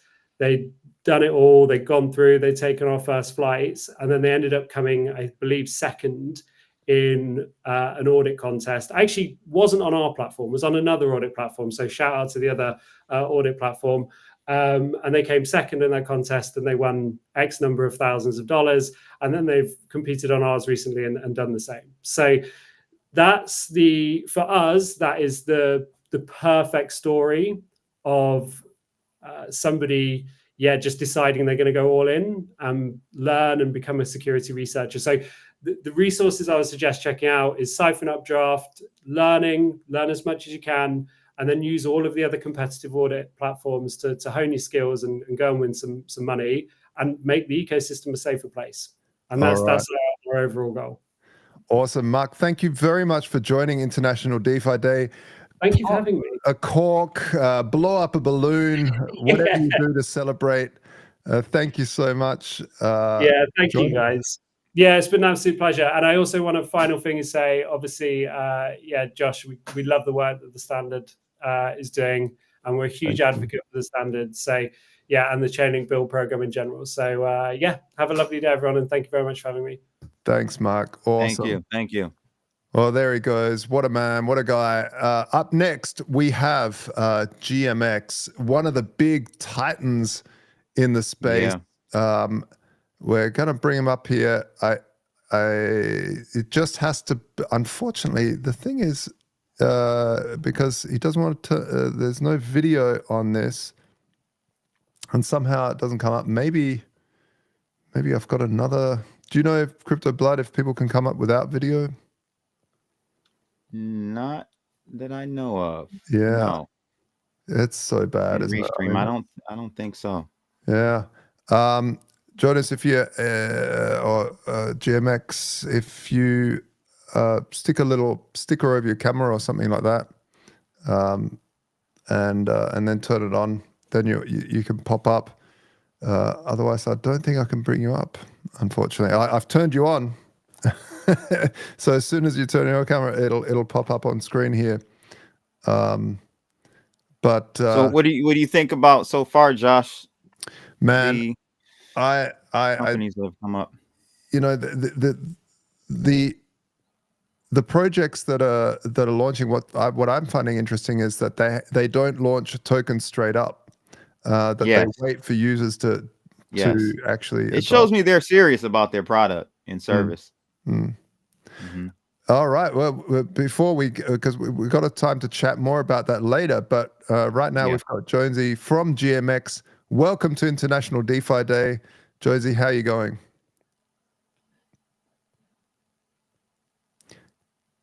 Can't hear anything. You there? Hello. Well, what about you, Blood, then, while we wait for GMX to sort out the mic? Yeah, that's been the theme. The thing that sticks out for me, Josh, is everyone is truly working on and believing it. So if you don't have a way to financially capitalize on your idea initially, it shows me that there's definitely some belief in your service and your product. So it's just great to see that. It's refreshing to see that in this space, because I think that's we get a bad rap in blockchain and in Web3 for just being degenerates, just looking for profit. And so it's great to see all of these projects really working with their heads down to make the whole entire ecosystem better for everyone. And if you can do that, I think you'll lead your way to profitability and revenue and all that good stuff. So I'm excited. What I find crazy, Blooded, is that the regulatory frameworks that have built up around the industry are so bad that real projects can actually not have a token, but some crappy meme can. Yes, terrible. Yes. Maybe that's changing with our new president dropping a meme coin right before getting into office. So, round of applause. Maybe that's going to change the whole landscape for America, at least. Absolutely. He's setting the standard. No pun intended, Josh. I know. I think Jonesy, I think we have video now, but we don't have any audio from Jonesy. No, still not there. Okay. But yeah, it's You want to go to Merkle? we next, can go to Merkle. Yep, let's Maybe go. come back to GMX. Yeah. Really want to hear from GMX. They have. Oh, yeah, I'd love to hear from GMX. They've honestly, they've done so good in the space. They've really brought up the lifted the game in terms of leverage. Merkle just dropped off as well. They were there a second ago and they dropped back out. You know, this is the thing with doing it live. With so many people, it does get a little bit tricky on the back end here. We are a very small team. We've got shout out to George as well, who organized all of this. Yeah, George, Pap, thanks, man. Yeah, he's doing well. But yeah, that about the regulation wise, that these serious projects that are really building infrastructure, really putting hard work, are scared to launch a token to help them either fund the space or whatever. Yet these meme coins can just launch anything on pump.fun and let's go, you know. I just saying like, man, I don't know. Maybe it's just the nature of the whole thing, because I mean, you look at here in the States, I can do an apples to apples comparison to, you know, our right to bear arms. And in many states, we, you know, well, in most states we can bear arms, but in many states we have to have a license to bear arms. And so we go through so many more loops and things we can't do, where we can't carry and everything. But the criminal, they just they can just get away with doing whatever they want. So yeah, it's asymmetrical for sure. It is. All right, let's bring up Pablo from Merkle. Hey guys, how are you doing? Can you hear me well? I can. Oh, look at that. It works with just audio. Fantastic. Oh, wow. Yeah, okay. If you want, I had issues with my microphone and with my network. So like, sorry for not putting the camera, guys. No worries. I didn't even think that was possible without the camera. So GMX, if you're listening, join back up and just turn your mic on, and we should be able to go. Yeah, man. How are you? Great. It's been but I guess like I'm not playing it originally, right? Like when saying it's been a busy day and busy start of the year for us. Been cooking a lot of different things across at Merkle, and we are glad to be here today. Like, thanks for having us, guys. Yeah, fantastic. Yeah, let's that's a good idea. I'll bring up your site. Thanks, Blood, for that. That's a great idea. But maybe you've got a question for Merkle. Maybe Pablo, you could drop just to what Merkle is for the audience first up. Be happy to do this. Yeah, Merkle, it's basically a service, a tool you can use if you're a protocol, a DAO, a chain, to run your incentive programs. We are an infrastructure provider, and we help people keep loyal users and attract liquidity towards their protocol by giving them the tools to track activities on-chain activities on their protocols, and accordingly reward their users based on their on-chain activities. So you can kind of view us as a liquidity mining as a service or points as a service type of solution. Nice. We have distributed close to 100 million worth of incentives from our partners over the year, last year. Lots of different protocols, chains that we support, and lots of new use cases that we are onboarding as well within Merkle. Awesome. I'm just trying to run that. So for those that still don't understand, it's very, very basic. We use Merkle over at TheStandard to distribute and to incentivize certain pools by dropping USDC. We also do ARB, and now we're just going to start doing TST on the USDC pool. So if you add to that pool, you can start earning rewards. And the cool thing about Merkle and the difference that I saw is that it's because you Merkleize this tree, you keep track of the rewards. There's the big problem that most staking pools have is that it's very fluid. Sometimes one day you might have certain amount of rewards, and sometimes you might not because other people come in and then claim before you.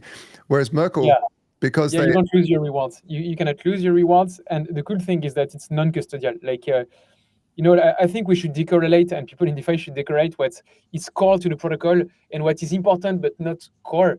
And a lot of gas and so much time has been lost by asking people to like stake their tokens to receive additional rewards. Merkle is fully non-custodial. Like when you interact with Merkle, you're not taking any smart contract risk.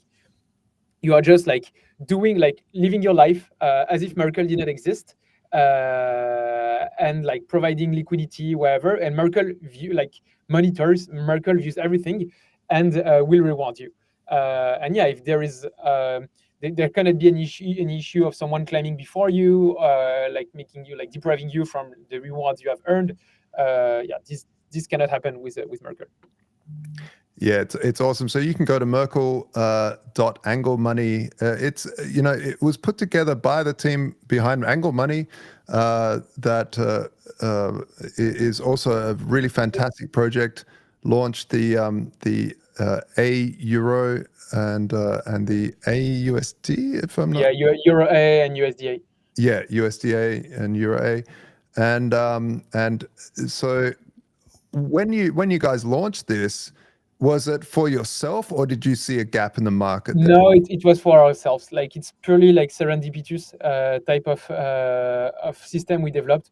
We needed solutions to incentivize liquidity, like concentrated liquidity around our stablecoin. We wanted to have pools on UniV3 with incentives for liquidity providers, and it worked. And we didn't have like good tools at the time, so we built a solution in-house. We realized it worked really well for us, so we decided to generalize it so anyone could use it. But we've been quite lucky, I guess, in our developments around Merkle. Yeah, like to grow from like this side project we had to have it like something that is used by a lot of different protocols in DeFi. Yeah, fantastic. And in terms of the amount of money that people can make, what are the big rewards that you've seen over the period? Have you seen some like crazy rewards when people launch chains?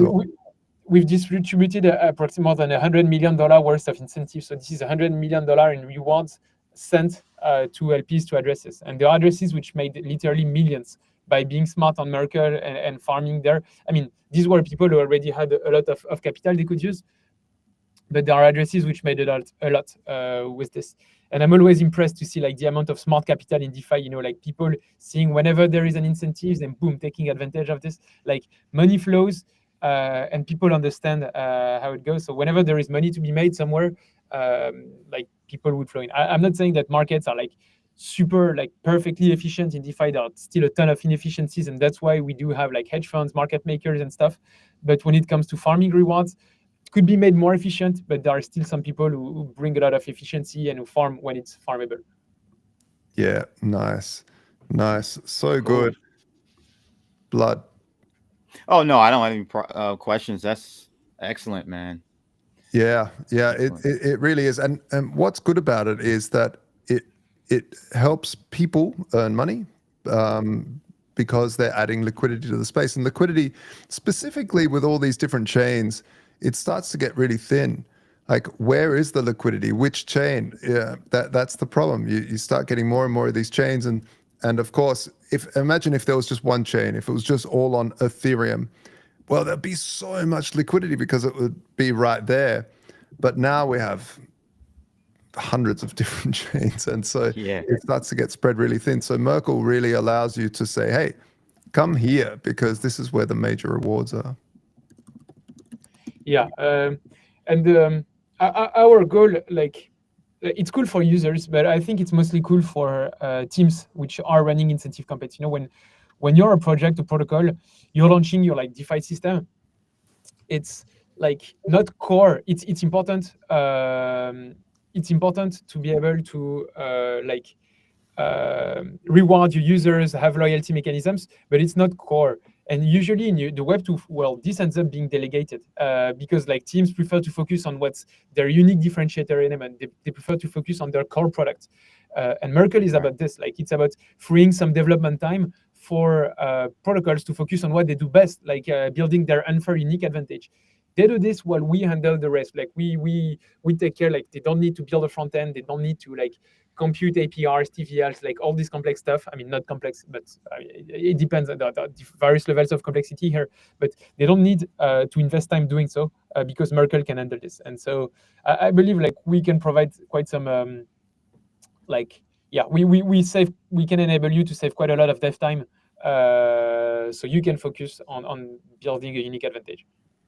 Awesome. All right. Well, thank you so much for joining International DeFi Day from where you are in the world. I'm guessing it's in France. Yeah, my accent betrays myself all the time. Thanks for having us. The accent.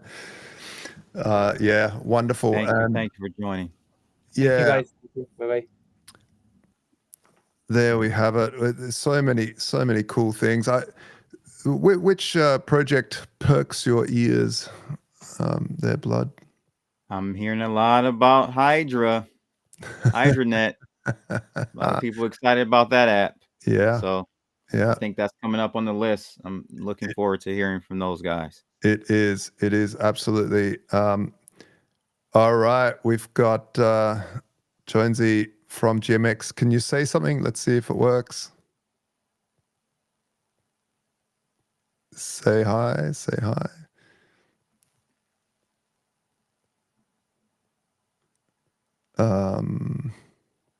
Still can't hear anything from you there, GMX. I have brought you up, so if your microphone works, then it should just work.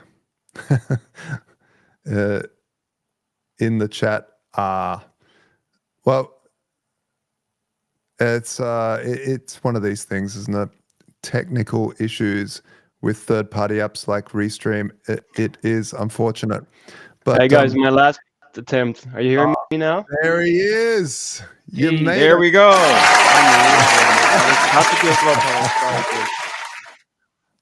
All good.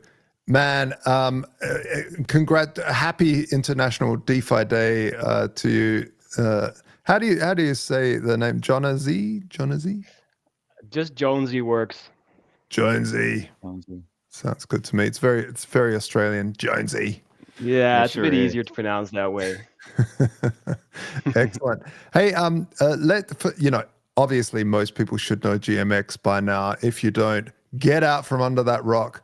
But if you have been under a rock, what is GMX? Yeah, good question. And I'm glad I could finally come up to elucidate all that a little bit.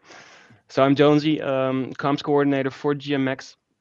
What is GMX? GMX is one of the long-standing on-chain perpetuals exchanges. Basically, a high-performance on-chain exchange, perpetual swaps as well as spot. We're live on Arbitrum, live on Avalanche, and will soon be available multi-chain from a lot of different EVM blockchains. But we'll talk a little bit more about that later. So you can use GMX basically to do permissionless trading, trade with leverage, 60 plus top crypto assets, pretty deep liquid markets. And a lot of people are enjoying that. There's a clear product market fit. We get between 5,000 to 10,000 users returning every week. So that's a very substantial user base, a very deep liquidity. The protocol is done around 260 billion in volume, and weekly volume is around 3 billion. So we're doing very good numbers, and it's really good to see that people enjoy the trading experience. Yeah, awesome. For those that don't know what perps are as well, I mean, I kind of explain it like rather than, if you think Bitcoin's going to go up, rather than buying Bitcoin, you just put a bet on Bitcoin going up to a certain price or going down, and you have collateral locked up that can basically be used to fulfill that promise to buy. I mean, how do you explain it? I guess you would explain it a lot better than I. Yeah, I mean, you can get very technical, but in a nutshell, that is exactly what it is. I mean, you can basically trade spot on GMX, but it is more focused on trading perpetual futures, specifically perpetual swaps. So futures without a certain set duration, which basically means you can speculate on the price of various crypto tokens. And borrow funds to do that speculation with. That's how leverage is applied. So you put up some collateral, you borrow funds from the pool to get extra sort of amplification of your buying power, and can trade a bigger position because of that. And it comes with certain risks. So you have to manage your collateral, your liquidation levels, etc. So it's sort of advanced crypto trading for the more degen or the more institutional trader who knows what he's doing. But when you fit in that target audience, then GMX is a very good choice because of its intuitive interface and long-standing existence, very battle tested, very robust security. So, and that's what ultimately the aim is, offering that optimized, intuitive, lightning fast on-chain trading experience for users. On-chain, that's what blows me away. Blood, what do you reckon? Yes. So, Josh, this is our first project that has a token. Not only one token, they have four. They have 4 tokens. A round of applause. Yeah. But there's a reason. There's a reason for it. There's a product fit for these tokens. Can you explain your protocol token ecosystem? Because it's For neat. sure. Now there is a very good reason for there being various tokens. I mean, GMX, the eponymous GMX token is basically the governance and utility token, and users can stake that to get a good slice of the revenue the protocol generates. That part's quite simple. The 3 other tokens that you see are all liquidity tokens. GLP was the original GMX V1 liquidity token. People who were there back in the days around DeFi summer and the year after may recall GLP. It was quite popular, highly adopted. Was one of the first sort of index crypto products that allow you to have exposure to the crypto market and at the same time be half in stablecoins and earn a very good yield on that position. So it was one of the early sort of excellent LP products that got a lot of traction.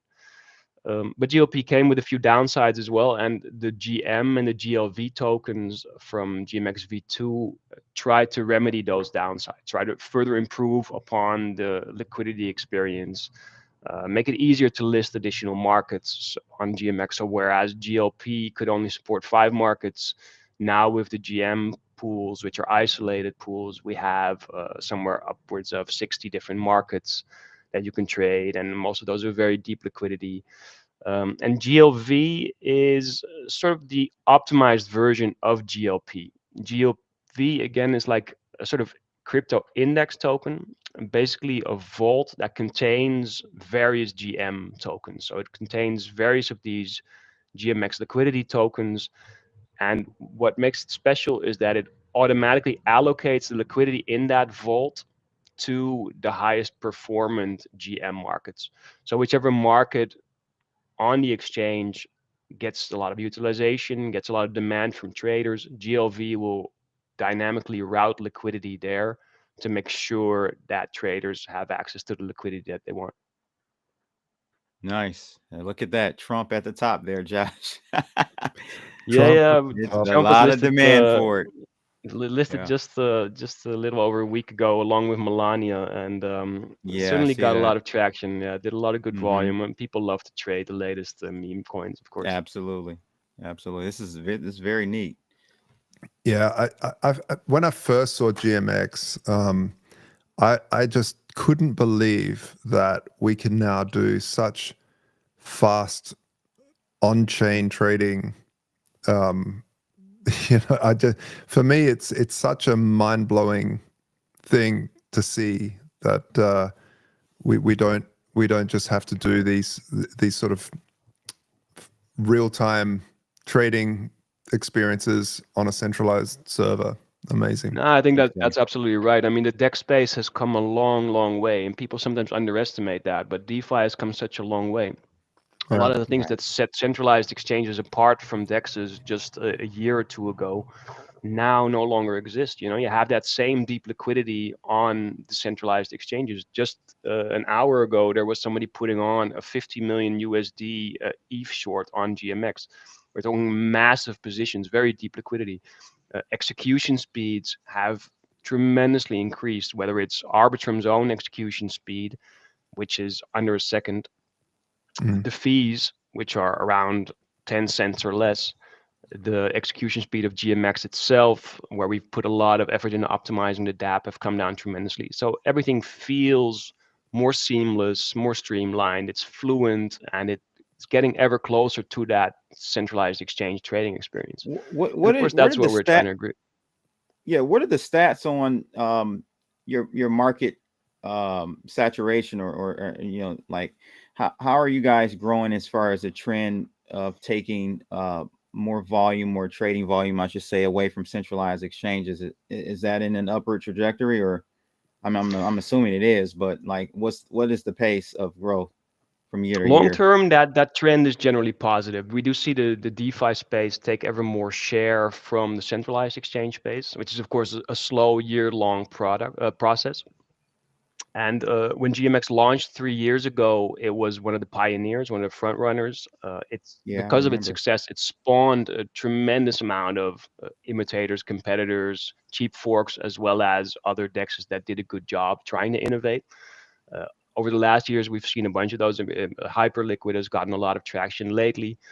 I think the main difference there is that they've done a great job in nibbling on the segment from centralized exchanges, you know, drawing users away from that space. The reality is that they're still on their own isolated L1. GMX has always focused on building on public blockchains, being entirely transparent, open source, and that's really the unique selling point of GMX. It's fully permissionless. You don't have to deposit. You trade straight from your own personal wallet. It's all intuitive and quite robust in that sense. And that, I think, is ultimately the aim. GMX wants to offer that optimized on-chain trading experience across any prominent EVM blockchain. So in a few months from now, you can imagine smoothly trading on GMX from Base or from Berachain or from Sonic or ZK Sync or whatever EVM chain you're enthusiastic about. Access to the current GMX deployments will be made very easy. And once we're there, I think we can safely say that GMX is building out a finance ecosystem. We're talking about foundational trading and liquidity infrastructure for public blockchains. And that's the entire EVM space. And before the GMX multi-chain launches, we're talking about the launch of GMX Solana in just a matter of mere weeks. Now I know that Solana's come up a few times already. Everybody's enthusiastic about Solana as the leading sort of Ethereum competitor. GMX had the same feeling. We had some amazing people from the community step up, port GMX to the Solana ecosystem, writing it entirely from scratch in a different code. Wow. A ton of work, ton of audits. You need the same robust security processes, and it's on the verge of launching. So that's something we're super excited about. And I think that once that's going to be huge, Solana because your fees are going to come down greatly as well. Yeah. Well, I mean, the reality is, fees nowadays on Arbitrum are quite similar to Solana. On Solana it's a few cents. On Arbitrum it may be 5 or 10 cents. If you're a serious trader, it's pretty much the same thing. Avalanche, which a lot of people didn't really pick up on, but Avalanche had its major upgrade with Avalanche 9000, is now also doing fees at around 2-3 cents per transaction. So again, super low level. A lot of the advantages that Solana had, there are a bunch of EVM chains that can rival those. And I think that with GMX being available on all those main EVM chains, as well as being being accessible on Solana for users there, which is of course a very large user community, doesn't have a lot of overlap with some of the EVM communities. So we're making sure that we cater to all those audiences and make this excellent trading and liquidity infrastructure available to everybody. That's great. No, that's really important stuff. You heard it here first, folks. over on Solana. Well, I don't know if it was first, but it was pretty. Like I'm just amazed that is happening so quickly, because it isn't easy to port. Like specifically, you have to start then, really incentivizing liquidity and all of the rest of the stuff. So it's not something you just do. You need to really plan it out. For sure, and I mean, a lot of thought has gone into that. There's a system set up where it's basically launching along with a system that is a sort of trade to earn the GT token, which will power GMX Solana, give early users incentives to commit, trade, become stakeholders in the protocol, and thereby get that flywheel going. It's too technical to take a deep dive into that now in a few minutes that we have, but rest assured, for those people who want to be early to GMX Solana and want to be able to profit from what's going to be possible there, it's very much worth checking out the GMX Solana Telegram group or their recent Medium article in which they announced the exact details of this. I think that's an area where it really has gone under the radar, and I think early adopters of GMX Solana are going to tremendously profit from that. Yeah, great, wonderful. Thank you so much for joining, Jonesy. It's always good. If people want to find out more, I'm guessing that Telegram is the way to go. Yeah, Telegram and Discord community is where we always welcome users. If you just want to experiment with trading, then just go to app.gmx.io. It should be self-explanatory. You just connect whatever your personal private wallet is, and you're good to go. All right, awesome. Thank you so much for joining. Thanks, Jonesy. Yeah. Glad I managed to in the end, and really appreciate the opportunity. Have a great session, guys. I know you still have a little way we're to go. halfway there, I think, pretty much, sort of, kind of. Yeah. All right, there he goes, a champion in the space as well. Yeah, Blood, for sure. man. Up next, we have Balancer. Balancer is just a titan in the space as well. Really innovator in terms of dexes. Yes. So I'll bring Lipman up from Balancer.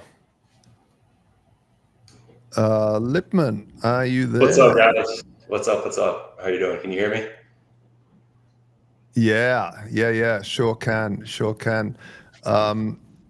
Man, I think when I first delved away from being totally just Bitcoin, I thought, Ethereum, everyone keeps going on and on and on about it. Let's have a look. And Balancer was one of the first things that really blew my mind, because the way that you guys, dexes in general, because the cypherpunk dream was always, hey, hold your own private keys. We don't need these centralized authorities anymore. And what I didn't like about the maxi space was like, no one else, everything else is every other chain is a scam. And hold your own private keys. Don't keep them. And I was like, well, how do you, surely. Mutually exclusive. They don't have to be. Yeah. Yeah. Let's balance this out. And Balancer was one of the very, very early, if not, correct me if I'm wrong here, was it Balancer before Uniswap? Back in 2020. Yeah, back in 2020. Yep. Yeah. Amazing. So for those that don't know, Balancer, a far cry from the old days of Ether Delta, I tell you that much. We still look at those days fondly. Yeah. So what's new with Balancer, or what's old for those that don't know Balancer, because maybe they've just still been under that rock for a while? Yeah, sure. Yeah. Sure. So just a bit of quick context about me. I help with BD at Balancer. I've been doing so since last January, kind of full-time in the space since early 21. But a lot of the credit building and foundational stuff that you're referring to, Josh, predates me by a couple of years. So I certainly can't take credit for that. For those that aren't familiar with Balancer, in a nutshell, what Balancer is it's a decentralized AMM. Originally, it's built on Ethereum, but it has a presence on multiple chains now.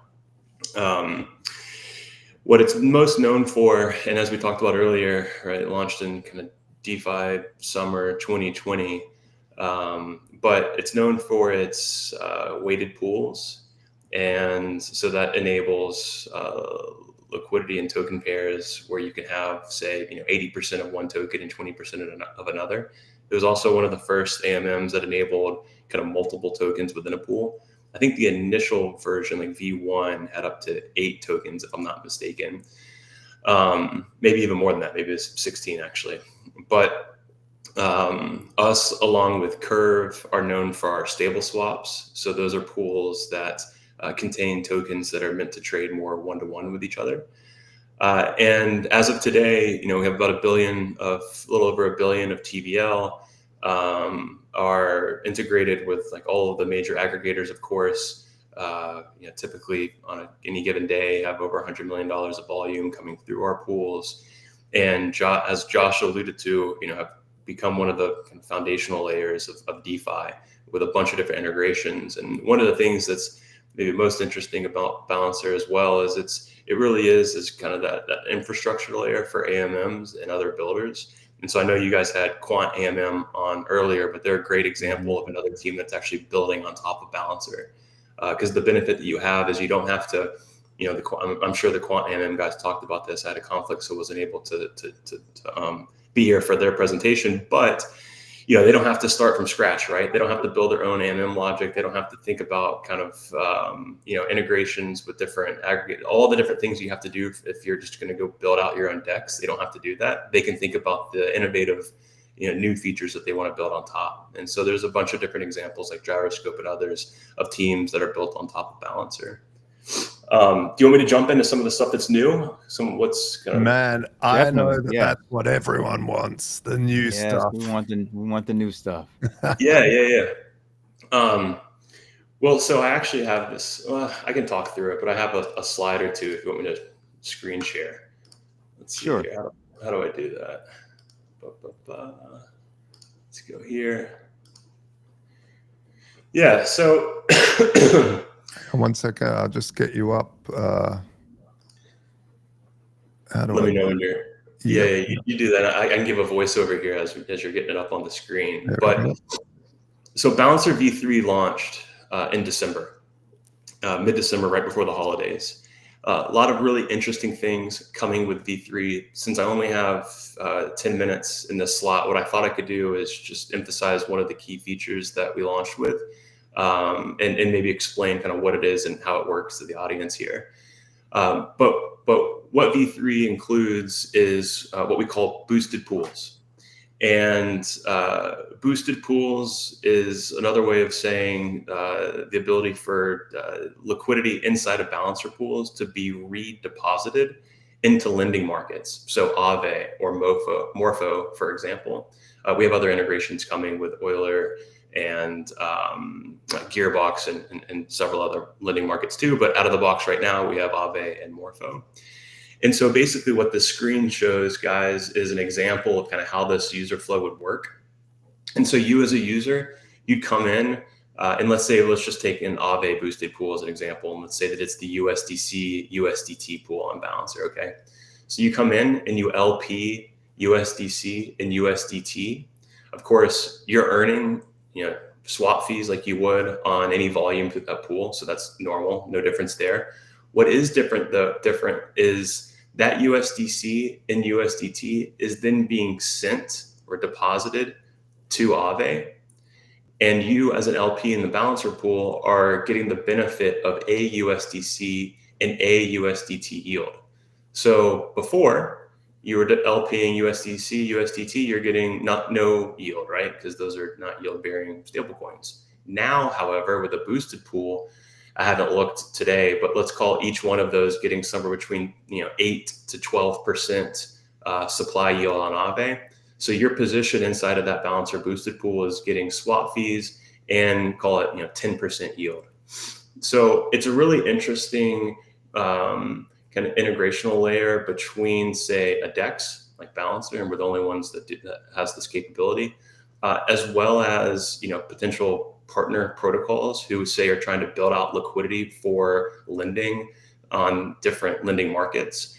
So CoinShift is a good example, right? They you can actually look on our boosted pool page, which I can show you, but whether it be Wrapped ETH or Wrapped Staked ETH or Gauntlet building out their USDC liquidity for their Morpho vault, so on and so forth. It's a great opportunity for different protocols to partner with us and build out liquidity for lending, but then also for the lending protocol to build out supply, right? So you kind of get to hit 2 or 3 birds with a single stone. And so this just rolled out last month, like I said, on Mainnet and Gnosis. This week and into next week, we're rolling out on Base and Arbitrum. And then in the next couple of weeks, we'll be live on OP Mainnet with other chains forthcoming. Fantastic. I really love it. One of the things we worked very hard on at TheStandard was our contracts being able to add our users' collateral to different pools. I mean, this is on Uniswap, but what I love about the DeFi space is that contracts can talk with other contracts. And so it's not just user to contract, but contract to contract. And that sounds like what you guys are doing now with Aave, and basically leveraging up the Aave stablecoins to then people can actually use that liquidity twice, and that's just stunning. I love that sort of stuff. Yeah, you nailed it. I mean, we've got a USDT, USDC boosted on right now with an Aave integration, and it's getting 28% yield, for example, through the supply yield, swap fees, and extra BAL and Aura rewards. Yeah, amazing. Well, thank you so much. If people want to keep up with what you guys are doing at Balancer, where do they go? Our Discord's the best place. So balancer.fi is the URL to the main website. And then, of course, there's a link to Discord there. You can follow Balancer on Twitter. If you have any questions that you'd like to ask me specifically, I'm Lipman ETH on Twitter. Yeah, awesome. Hey, Lipman, thank you so much for joining us. It's really a pleasure to have such outstanding protocols come and join us for this very important event where it's really protocols like you guys and everyone else that's been on the stream and going to be on the stream that makes this space. It's what makes us all happy to see functions that were centralized, intransparent, totally opaque programs or institutions, bringing them on chain transparently, open source, wonderful stuff. So thank you very much. Thank you. Yeah. All right. Well, Blood, man, it's Balancer's legendary. No, they're the big man. I remember when they came out during the whole DeFi boom, and their concept really revolutionized and really fast tracked a lot of what you see today. Like a lot of people have to give credit to Balancer. Yeah, for sure. Yeah, for sure. All right, we have up next. Everyone's been waiting for as well. Everyone's been waiting. They got all their hype men in the chat room right now. All right, Hydranet, are you there? Joe, there we go. We'll bring you up. Yeah, I hope you can hear me. Can you also bring up these Fede Palmer? He's like the second speaker. Which what's his name on here? Fede Palmer. Okay. Oh yeah, there he is. Yep. Gotcha. Fede, are you there? Hi everyone, can you hear me? Yeah. Great. Welcome. Thank you. All right. For those that don't know Hydranet, what is it? give us climb me up to the 10-meter jumping board at this pool and throw me in.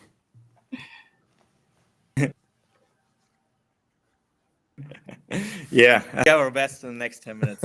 Yeah, hello everyone. Thanks for the invitation. I'm Tor from Hydronet. Today I'm joined by Fede, our main backend developer and basically the mastermind. But yeah, Fede, please give a short introduction about your own. Yeah, hi everyone. I'm Federico from Italy. And as you already mentioned, I'm one of the backend developers for the Hydronet project. And me and the other developers cooperated at designing, building, and developing all the logic, the protocols, and the infrastructure behind our main product, that is the Hydronet decentralized exchange. So Joe can give you a short introduction about what our project is about, and then maybe if we have time, we can showcase you with a short demo to show you what we achieved so far. Yeah, exactly. So what is actually the problem? What is the problem we want to solve? And yeah, I need to dig in a bit deeper, but basically Hydronet started with the vision of creating a trading platform with the same capabilities of a popular centralized exchanges like Binance, FTX, but in a completely decentralized and trustless manner. The truth is that close to 90, recently 85% of all crypto trading is taking place in centralized exchanges, which unfortunately, as you've already mentioned, is a bit against the core principle of crypto, like with self-custodial, the Cypherpunk manifesto, stuff like this. And don't get me wrong, I mean, centralized exchanges aren't all bad.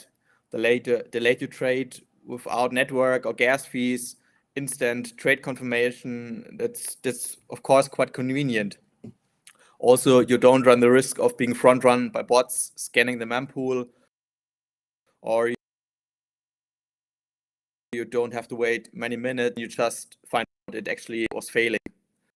But there are also huge negative sides. Your privacy by doing KYC, and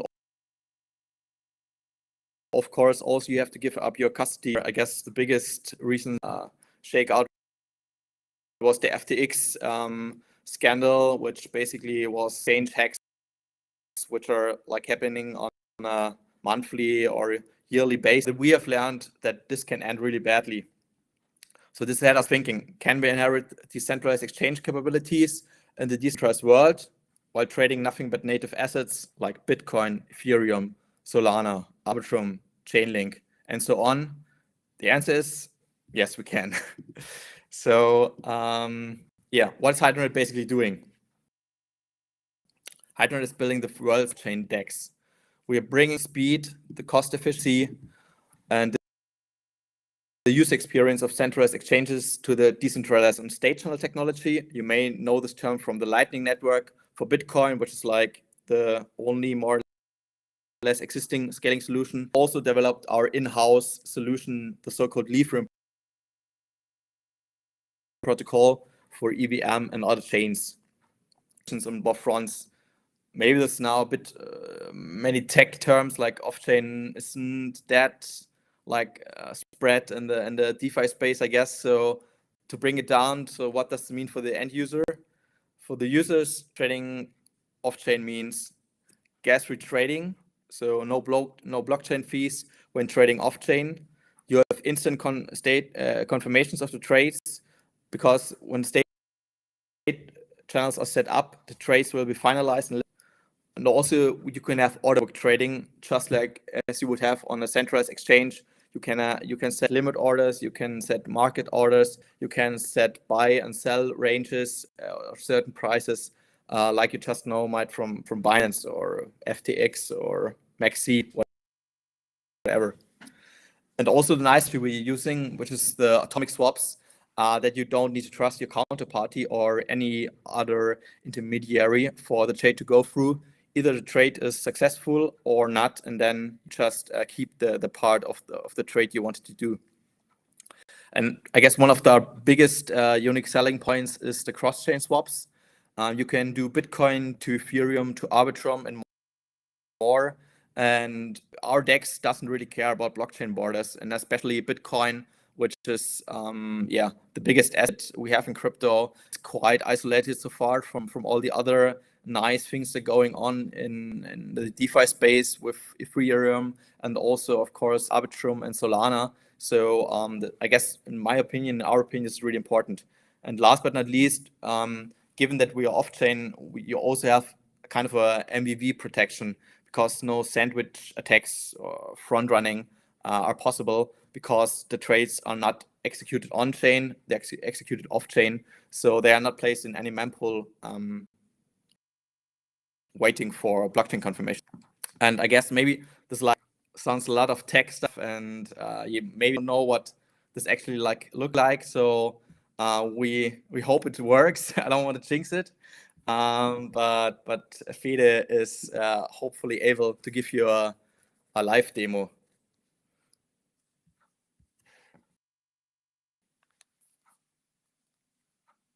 Yeah, so can I please share my screen so that I can show you some swaps on our decentralized exchange? All right, let's do it. Where are you? Where are you? So many little things here. Here we go. There we go. Okay, thank you. So as you can see, this is our web wallet. We built this, and this is a wallet completely running inside the user's browser, basically. So as you can see, this wallet supports Bitcoin and, in this case, Ethereum assets. So we're just showing 3 assets in the wallet, but the wallet supports virtually any EVM chain also. But for the purpose of this demo, we just enabled Ethereum running on Holesky, so it's a testnet network, and Bitcoin running on Signet. This wallet has all the on-chain capabilities of sending and receiving funds for all the supported chains. But the nice thing is that it also has off-chain capabilities. So we support the Lightning Network on Bitcoin. So we actually got, this was one of our first milestones that we achieved. So we were able to run a full Lightning node completely inside the browser of the user.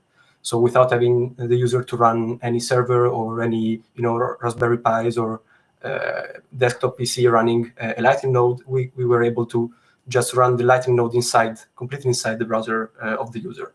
So the user can send and receive off-chain payments through Lightning channels for Bitcoin, and they can also send and receive payments on EVM channels using the Lithium protocol. That is basically a protocol that we built ourselves from scratch, that is very similar to the Lightning Network in the way it works. So it's a payment channel solution that can work on any EVM chain. So we wrote and deployed the smart contracts for the EVM chains. For now, as you can see, we're using it on Holesky for this demo. But the nice thing is that this Lithium protocol is actually blockchain agnostic. So it can also support any other blockchain that has smart contract capabilities, and that is not even EVM compatible. So we might expand the protocol to Solana, for example. So as you can see, I already did set up some channels. So this is a Lightning channel, then it's already balanced. So it has enough can send and can receive capacity. And we also have a channel on Ethereum Holesky with some USDC and some Ethereum in it, so that we can send and receive both of them. So all the payments that are going through these channels are basically instantaneous. So they took milliseconds to finalize, and they are and you don't have, as they are not broadcasted on the blockchain, you don't have to pay any on-chain gas costs or fees. And so I'm just what? This is amazing. This is truly phenomenal. Just to casually drop this like it ain't no thing is crazy. Like, this is amazing. Wow. Yeah, thank you. I really hope that we can impress you. But so what's as you can security layer, like in terms of, because you're saying it's off chain, how does the security work? So the security is actually, the security is inside the protocol themselves. So in case of Bitcoin, I'm pretty sure that you're familiar with the Lightning Network. Yeah. So, for example, to open a Lightning channel, you're broadcasting actually an on-chain transaction. So the security layer is basically the layer 1. So, for example, we can see here in the transaction history this channel opening transaction for Bitcoin. And so if you go to the details, we can explore this transaction, and this is just a channel opening transaction on the Bitcoin Signet chain. That was done 3 hours ago when I did set up this wallet. And regarding Lithium, it's basically the same. So we're using a smart contract that we deployed on Ethereum Molesky, and we just opened the channel with a transaction that is calling. Oops, sorry, I will shrink this a bit. That is just calling a function to open a channel using our contract that we deployed. And so chat's asking for a swap. Can we see a swap? Yeah, sure, we can see it. So let's try. So, for example, as already mentioned, we have both the Ethereum and Bitcoin channels set up. So we can try, for example, to sell some ETH for BTC. This will hopefully match some liquidity on our order book if other users did set it up. So let's try to sell some Ethereum for Bitcoin. As you can see, this is basically polling the order book to get the current value. And so let's just click swap, and I'm pretty sure that you will be impressed with the speed of this swap. So let's try it. Confirm swap. Your swap is underway. Your swap is complete, and so your swap was completed in under 2 seconds. Sorry, I'm just fixing up my chair. I just fell off my chair. Hang on, let me just crazy. So we just swapped Ethereum for Bitcoin in under 2 seconds, and we can just see that effectively we did send some Ethereum off-chain using the Lithium protocol and received some Bitcoin off-chain using the Lightning protocol. So this is a cross-chain swap that costed basically 0 fees and was just instantaneous.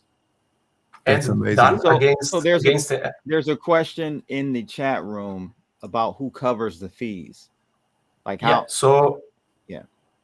Okay, so basically, you pay the fees only when you do on-chain transactions. Okay, the blockchain fees. So when you open the channels, then you are paying the regular on-chain fees. But after your funds are inside the channel, then all the payments are basically feeless.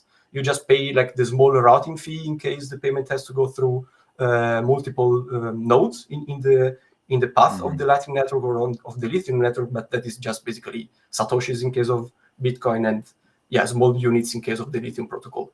Regarding the exchange fees, the order book provider that is called a hub basically can charge a small fee to allow the trading, so the swap. So he will charge a very small fee, and we collect a small fee from the 2 payments that are going through its node. And so that is the only fee that actually the user are paying basically. Amazing. Absolutely stunning. So 2025, we're here. It looks like you guys are already so far ahead. Like you guys are living in like 2027 already, but let's see what's happening in 2025 for you guys. What's up next? How do people get involved? Is there a token? Is there what's the plan? Yeah, so maybe I can go back to the presentation and so that we can show you the roadmap. And maybe Joe can continue the speech. Yeah, I try to take over. I hope my Wi-Fi connection is good enough. Let's see. I will try to talk a bit slower. Nothing is getting lost. I try to answer the questions. So what's next? Our product has been in development for about 1.5 years now, and we are finally in the testing phase. As you can see, what you can see is available to our first 10 testers. And we plan to expand the group in the next days already because the results are so positive, and otherwise we wouldn't have been confident, as you can see. And also we expect sometime mid-2025. Before that, everyone can test it. Right now it's onboarded. Currently, of course, we're working on stabilizing our off-chain swaps and liquidity providing interface, more tests, of course, etc. And after we've hit mainnet and ruled out any shortcomings, we start working towards the decentralization and of our infrastructure and forming the Hydronet network run by the Hydronet community. And there comes the Hydronet holder in through various network roles. From there, of course, the possibilities are basically endless because we're not just creating an off-chain DEX, we're laying the groundwork for a global off-chain payment solution, a routing network with the opportunity every day to get Bitcoin involved, to get the bridges without any smart contracts, which are really like doing basic multi-sig backend things, and just having native assets exchange via atomic swaps. And in my opinion, our opinion, future light, and you can join this journey, and you can participate in a DAO governance if you're an HDN holder. You can of course participate in the DEX testing, and we expect to have much more guys testing next weeks. And once it's live, you can start trading, become active in the Hydronet network token. The HDN holders will run critical parts of the DEX network, like the matching engine, basically the hubs, and also like some security elements, the watchtowers, and in return they get trading fees for providing these services. And also HDN holders will have reduced trading fees, and we are brainstorming about more features, but we can't spill this yet, but already a lot we're working on, we've planned for. And yeah, that's basically our goals for 2025 and beyond. And I hope you're excited. It's really every time right now with the latest Lithium update, it's really a pleasure to test it, to work with Bitcoin again, because otherwise game of patience. So yeah, really excited to be part of this project, this journey. Thank you. Thank you so much, Blood. You know, this chair was expensive, but it broke because I fell off of it watching that demo. Yeah, this is great, man. And you know, I'm just so I don't know if I had to jump out to come back in, but are you guys where are you with the mobile app, the wallet, in the roadmap? I don't know if I caught that or not.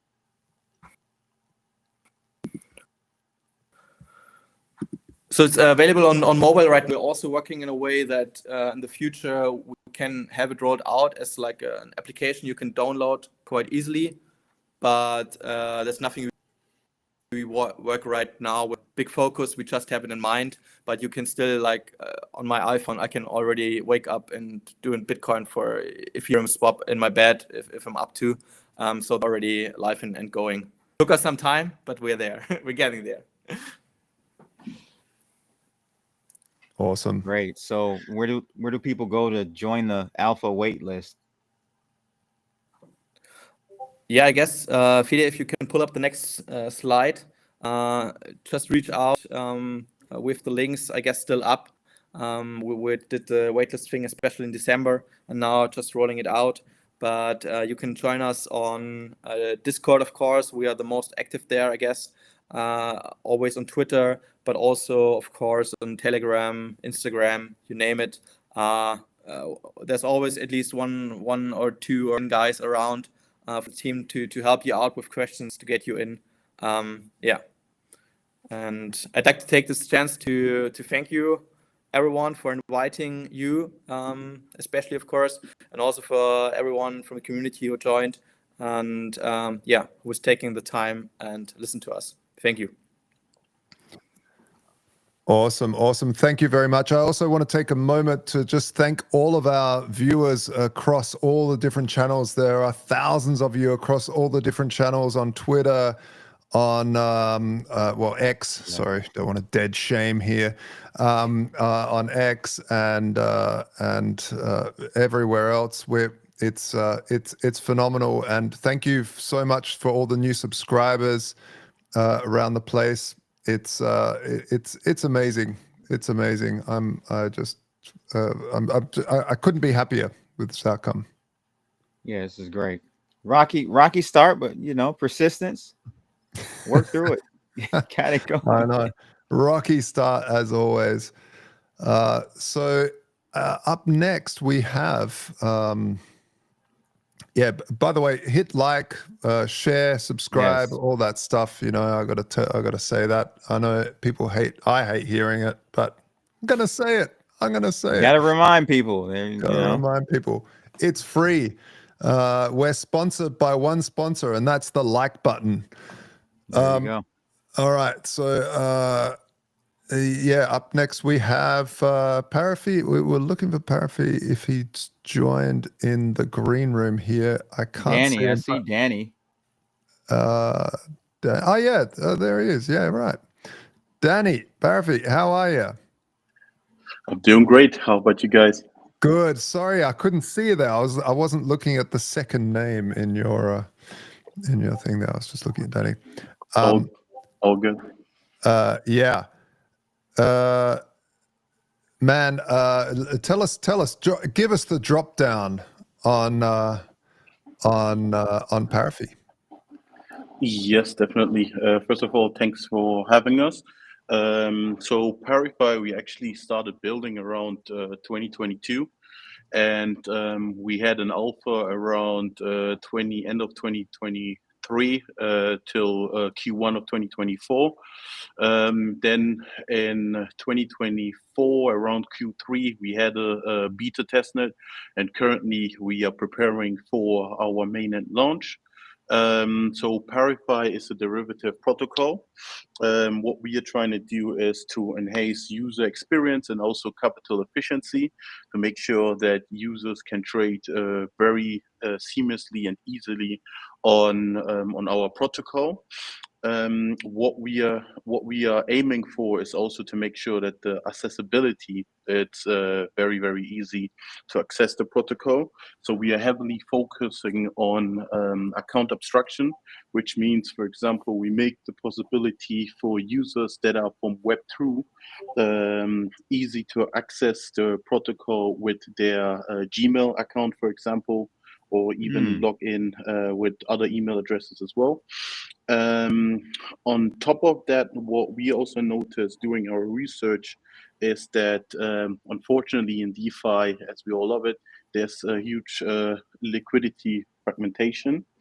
And therefore, we also tackled that with chain abstraction.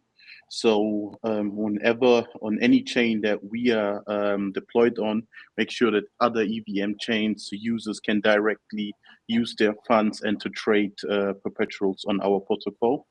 So we were very heavily on that. And of course, also what was very important for us is similar as the central exchange experience is to have a very easy on and off ramp. So for example, if a trader, let's say, has a 5x or 10x position on let's say BTC, and he just made some profit. Sometimes they want to get their funds straight away, and instead of sending it, for example, to Coinbase or Binance, etc., they could on off ramp directly on the protocol itself. And yeah, on top of that, what we also had a look of is to make sure that users, of course, to have full custody of their tokens. That's also very important for us. And we wanted to avoid the bootstrapping liquidity. So what we did is we partnered with a third-party liquidity provider to make sure that we can open big positions for institutional traders as well. That announcement will be done very shortly before we actually go live. So unable to mention that, but will be very live announced. And I think besides that, as I mentioned, like liquidity fragmentation, it's very hard. So what we also noticed, without name dropping any other perpetual dexes, that you sometimes as a user you just have your funds, let's say on an dex, on an sex, and you would like to use your MetaMask wallet or let's say your Ruby wallet or your Safe wallet, and instead of sending your funds from the SEX directly to your wallet, we thought it would be ideal to have the users directly join the protocol and access the platform by making sure that the available funds on any EVM exchange can be directly utilized for trade. because trading is nearly narrowed down to seconds and fast execution. So making sure that the user doesn't have to have a long journey in order for it to access the capital was very important for us. On the UI itself, we wanted to make it very sleek and easy usable. To make sure that also non-traders and degens can easily access the protocol and are available to trade as well.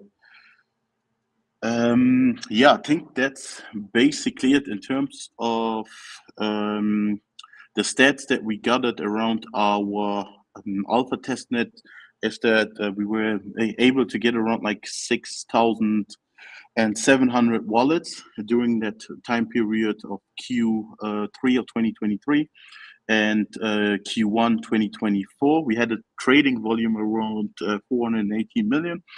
And we are looking forward to soon to launch and to make sure that we can get as much users onboarded as possible. Since that's also the main goal about DeFi, to make sure it's decentralized and also accessible for people that don't have access, for example, in certain regions to an exchange due to where they're located, situated at, depending also on their IP address, there might be some blockage.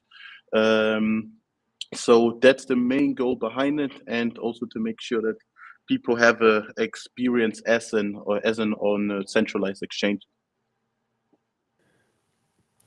Wow, that really was a deep dive. I got I'm soaked. I'm stoked and I'm soaked. No, this is great, man. I see you guys have mobile apps, even though those aren't, we're getting away from using mobile apps, but that is something on your roadmap as well. Correct.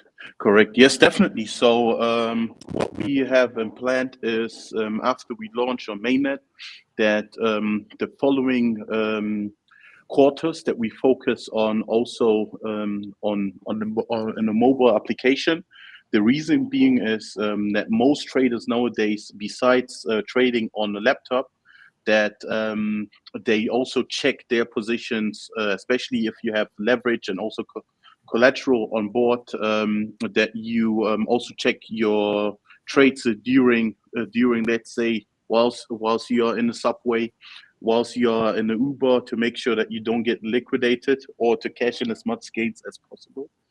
And right now the application itself, the protocol, is already mobile optimized, but the next stage will be to make sure that we can get a mobile application similar as like Robinhood, to make sure that we can also grabs to the Web2 users as well, since we as a community want to make sure that we can grow as much as possible and onboard as many people to DeFi. Awesome. Thank you so much. How do people stay in touch? Where do they go? Where's the token traded? All that juicy stuff. Yes, definitely. So currently, anyone that would like to get in touch, please follow us at X. I wanted to say Twitter. Same as on Telegram and Discord as well. And once you get there, if you have any questions, please make sure that you ask them. We will be happy and willing to answer. In terms of tokens, there will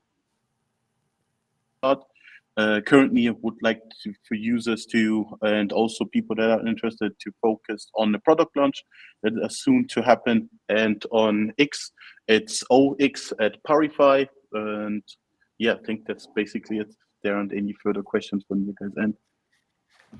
All right, there we have it. Blood, thank you so much for joining us, Danny. Yes, thanks a lot, Josh. Thanks also, Crypto Blood. And yeah, it was amazing listening to all the other conversations as well, and also just to see how far DeFi has gone over the few years. And yeah, can't wait to hear the other speakers as well. It's amazing. It is amazing. And thank you very much. Enjoy the rest of International DeFi Day, Danny. Well, if there's one guest that I really love is, well, it's all of the guests, of course, but one that I just find fantastic, Trader Joe. And they've just recently rebranded to the best rebrand I think I've ever seen, which is from Trader Joe, which obviously had some IP conflicts there, to Let's Fucking Joe. LF. LFJ. Love the rebrand. You gotta love it. You gotta love it. Yeah. Welcome, David, to International DeFi Day. Oh, thank you very much. Yes, excited to be here. Also, we're going to get Uncertain on stage later on. So let me introduce LFJ and what we are doing today and what we've been doing in the past. As you all have heard, we have been known in the past cycle 21 and 22 as Trader Joe, formerly Trader Joe now, and now fully rebranded as LFJ. Let's fucking go. We are a decentralized exchange on Avalanche and Arbitrum. We are the leading decentralized exchange and liquidity hub, and also going to be on Monad on day one in the future. And we've been always working in developing our unique protocol and improve the products we have in the DeFi space. We are DEX people, and they've always innovated in all the products that we love our users to use. I am going to ask now if I can share my screen, as I have a few things I will be wanting to show, and this what you're seeing is the start, but we're going to talk about the future also. So what we have done in the past, a brief recap, besides being the hotspot and the one-stop shop solution, people might have heard that we have developed also Liquidity Book, which Liquidity Book was actually the first concentrated liquidity protocol based on liquidity beans. Now, when people see this interface, they might think, oh, wait, that actually reminds me of Meteora DLMM. Actually, DLMM it's actively inspired by what we have built with Liquidity Book in 2023, and is our novel protocol. So each bean of liquidity is a reserve of liquidity and allows for very concentrated liquidity management, which we have invented and kept innovating over the past years. And this, which was our V2 version, the concentrated liquidity, has now been going to see a V4 that we're going to release as a limit order book that we will release on Monad first. But we have just released in beta our latest product, which is Token Mill. So I'm going to talk about just quickly before you can you scroll down a bit? This is so extraordinary just to see this. If you scroll down a bit, just to see that spread along the order book that you had just before, you had pretty much talking about the individual pools. You had like the left and the right side of the buy and the sell. There. I mean, just seeing that is so extraordinary, because to try to find that on any other DEX is really tricky. Like, not only we created this type of architecture, we have also created a volatility oracle at the time, which before even Uniswap had any type of mention of volatility oracle, we actually had created this concept of a volatility adjusted protocol that basically when volatility is quite high, it increases dynamically the fee from the base fee to a maximum fee that we cap, so that this way, when there is very high volatility, liquidity providers are compensated to keep providing liquidity in those times where impermanent loss could actually be tricky. So we really thought about this protocol a lot and very hardly. And we created for the world these ideas and made them open source for everyone to read, and are very happy that now they're starting to pick up steam with the Trump coin being deployed on a protocol that was inspired and based on the technology we have invented. Let's fucking Joe. Fantastic. Keep on going. What you were saying before. Fantastic.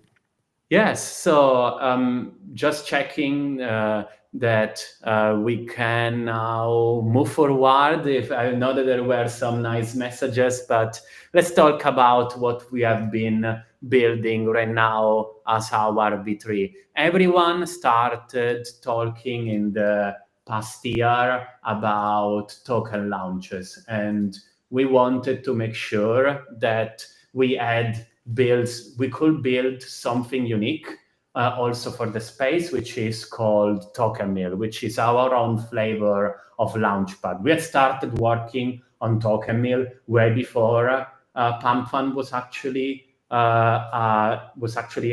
deployed, but took a lot of time of R&D for us for doing something unique, and we're just releasing beta creation. I want Uncertain, our BD, to present the product. Just checking if he's also in the room. Yeah, I think I am. Yes, Can you guys hear he's me? on. Yep. All right. Cool. Yeah, so I mean, I guess just to kind of echo a little bit of the history of LFJ, right? So we started off as a humble fork, and we have since then, developed fully in-house and novel protocols such as, Liquidity Book, and now going into Token Mill. One of the biggest pieces of feedback that we got, as a DEX is, we want to be able to launch a token seamlessly, easily, and sure, there's the way that, like Davide mentioned, the way the Trump coin launched on a DLMM, that is certainly an option, but, in our minds, we wanted to make it simpler. And so just for the comparison purposes, not for anything else, Token Mill is a token launcher and is a bonding curve AMM. So what I mean by that is essentially Pump Fund and Radium combined. So it's a self-sustained protocol, self-sustained DEX. It launches tokens. It also allows for trading of tokens in perpetuity. There is no quote unquote graduation that then relies on a third-party protocol. It is a standalone DEX in its own right. And because trading happens in perpetuity on the bonding curve, that means fees are being generated in perpetuity, and all the tokens launched are fully composable within DeFi. So if just because tokens are able to trade in perpetuity doesn't mean you can't take your tokens, LP them elsewhere, put them up in a borrowing and lending protocol, whatever you see fit, you can do that. But I know, the talk of the town lately on Solana has been, a more community focused, creator focused platform that isn't value extracting fees. And so that's where the community flywheel mechanism of Token Mill comes into play. Users buy token, which then generate fees. Token holders can then stake those tokens and earn all of the fees that are associated with the trading of that token. And then, of course, there comes in the flywheel mechanism. People like to shill their bags, work for their bags. Well, you can stake your token and you can generate fees and ultimately get a share of the pie there. And that's really the punchline of Token Mill, is that this is everyone eats with Token Mill. This is not a value extractive platform. Actually, 80% of all fees go to the creators and how the creator sets up the token.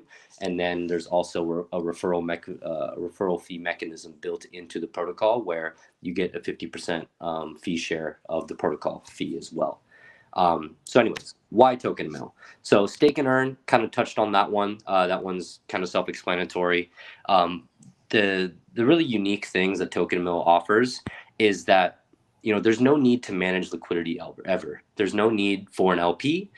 You create the token, and then those tokens launch, buy, sell, and ultimately progress along the bonding curve. So that's really kind of the unique standing point of Token Mill, is that you really reduces the needs to manage LPs as well as ultimately build up a liquidity pool. With that, there's also full customization when it comes to the type of bonding curves. Now, we understand that not a lot of people like to go into the depths of what type of bonding curve I should choose, whether it's exponential, power, linear. and what the implications of choosing one over the other is. So, on the UI, now you'll see a very simplified version of, what is a token launch. So preset settings of, one type of bonding curve. But just know that if there's any builders out there who are listening, we are, working on developing a solution more kind of B2B, or people to integrate token mill within their protocols to allow for the customizability that, we envisioned when we created this whole thing. It was just, I want to launch a token. I'm a DeFi nerd. I know what the implications of choosing one type of bonding curve over the other is. I know what my tokenomics are and what fee structure I want at certain points along the curve.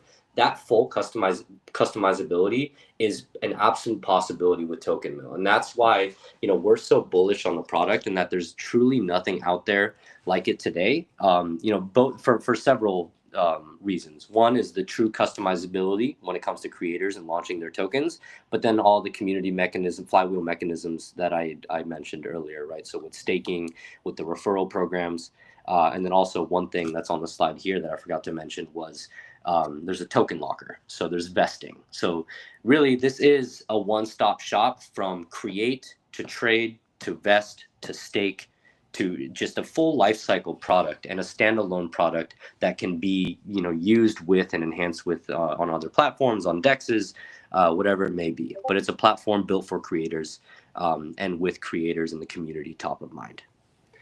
And like Davide said, we have a question. Oh yeah, go ahead. From the chat about what chain are these tokens launched on? So Token Mill, this product is currently live on Solana and on Avalanche. Okay. And has everything been audited? Like the Yes. Okay. Everything has been audited. Security is always top of mind for us. This was built fully in-house. It's part of the reasons why it took a little bit longer to go to market. This is a novel protocol. This is not a fork of anything. And so with that, we had to go through some pretty strenuous audits to get it to market. Yeah, I like that, Josh. I like giving the end user the options on bonding types and bonding curve types, and that's great. Absolutely great. I really like bonding curves because it isn't just renting the liquidity for a minute and then they're gone. It really gives the option for longer liquidity. For those that want to find out more from LFJ, where do they go? So go to our Twitter account, LFJ_GG. The Token Mill protocol has its own X account, so Token Mill. If there's any questions at all, my DMs are wide open. My Twitter account is the same as the name that's displayed here, so more than happy to direct people in the right direction. Wow, that's like an open self-flagellation right there. Oh, it's okay. I'm used to it. I'm used to it. That's what BD is all about, right? Yeah. Excellent. Token Mill. I'm excited about this Token Mill, man. This is it's looking nice. It's really. I might have to launch something over there. Yeah, test it out. If there's any feedback, let me know. And I guess my final thought that I wanted to end with is like Davide mentioned, right? So our next iteration in terms of roadmap is our fully on-chain spot order book. That fully on-chain spot order book will be exclusively deploying on Monad. And with the order book, and once Monad mainnet comes, we will be launching our entire product suite on Monad as well. So that includes the DEX, that includes our aggregator of aggregators, that includes Token Mill, and that includes the fully on-chain spot order book. That is smoking. You guys are out of control. It's wild to see so much. An on-chain. I'm impressed with this one. It's mind blown. I'm really serious, man. Like some of the talent that we have on this stream, folks. If you're liking the stream, if you're loving the content, please hit that like, share, and subscribe, and all that juicy stuff. LFJ, thank you very much for joining us. Thanks, guys, and it's fantastic. Keep up the great work, and have a drink or a beer if you're not into that. Eat a salad for International DeFi Day. It's a great day to be alive and seeing all this fantastic work coming on chain and into DeFi. Thanks, guys. Appreciate it. Cheers. Blood, man. I I know it sounds a bit over the top, but really blown away. That the fact that you can have an order book on chain, that the token mill stuff. Yeah, token mill is great. The customization part is, I think, because we're at the point where the competitive advantage over another is so small. There's really no moat. So adding these types of features to the platform will, and again, I know they could go turn around and add as well, but it's just about trying to hit critical mass before your competitor does. And I like that. Yeah. Yeah. We have a whole bunch of stuff still to go. Up next, we have Fide.fi. Bo from Fide.fi. Are you there? Are you with us? Yo, guys, I'm here. How's it going? Good, man. Good. Yeah, I'm onto my third Red Bull here. I haven't drunk Red Bull since a teenager, and I'm doing it because I'm in Australia, and it's gonna be I had to get brutal up at for 3 you a.m. later. It's gonna be Oh, brutal. man. for Well, you. good luck. That's crazy. All right. So, give us the deep dive. Let that bull run at me. I want to see all about Fide. Fantastic. Can I share my screen, actually? Yeah. Sure. Sweet. Yeah. If you hit, is that your screen now, Blood? Let me see. That's mine. Yeah. So see? you'll have to share yours. Can I see this? Yeah. There you go. There we go. All right. Fantastic. Well, look, right. So essentially, Fide in a nutshell, right? Oh wait, can you still see my screen, or have I just accidentally closed it? You got rid of it. Oh man. Okay. Wrong button. Wrong button indeed. All right, cool. So all right. So we started off with the goal of helping protocols, treasuries and such, right, in terms of asset management strategies and really coming up with ways to make treasuries sustainable. And that launched the inception of our first product, which was the Liquid Vault, which was actually the page that you were on before. Now, what we discovered along the way was that the best way to actually work with treasuries isn't necessarily to just launch a protocol, right, and say, hey guys, come use our protocol, right? Because every treasury is unique, and every protocol and every project wants a very white glove service. So we ended up working with them on a very one-on-one hand-holding basis to make sure that whether it was structuring asset allocation guidelines or writing investment policy statements, that their treasuries were being structured right in a way that would actually give them the most amount of runway, cash flow, etc., over the long term.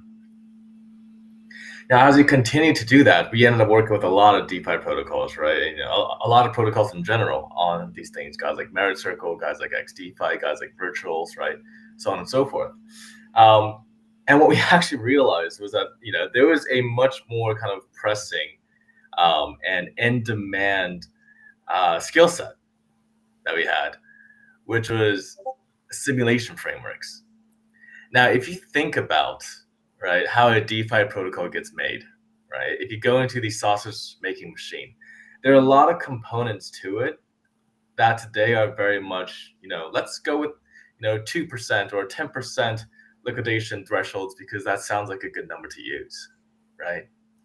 But how do you actually calibrate those numbers, right? And how to calibrate them in real time to be able to give you the most amount of revenue and the least amount of risk for each DeFi protocol. That sounds like the perfect recipe. That's what I want.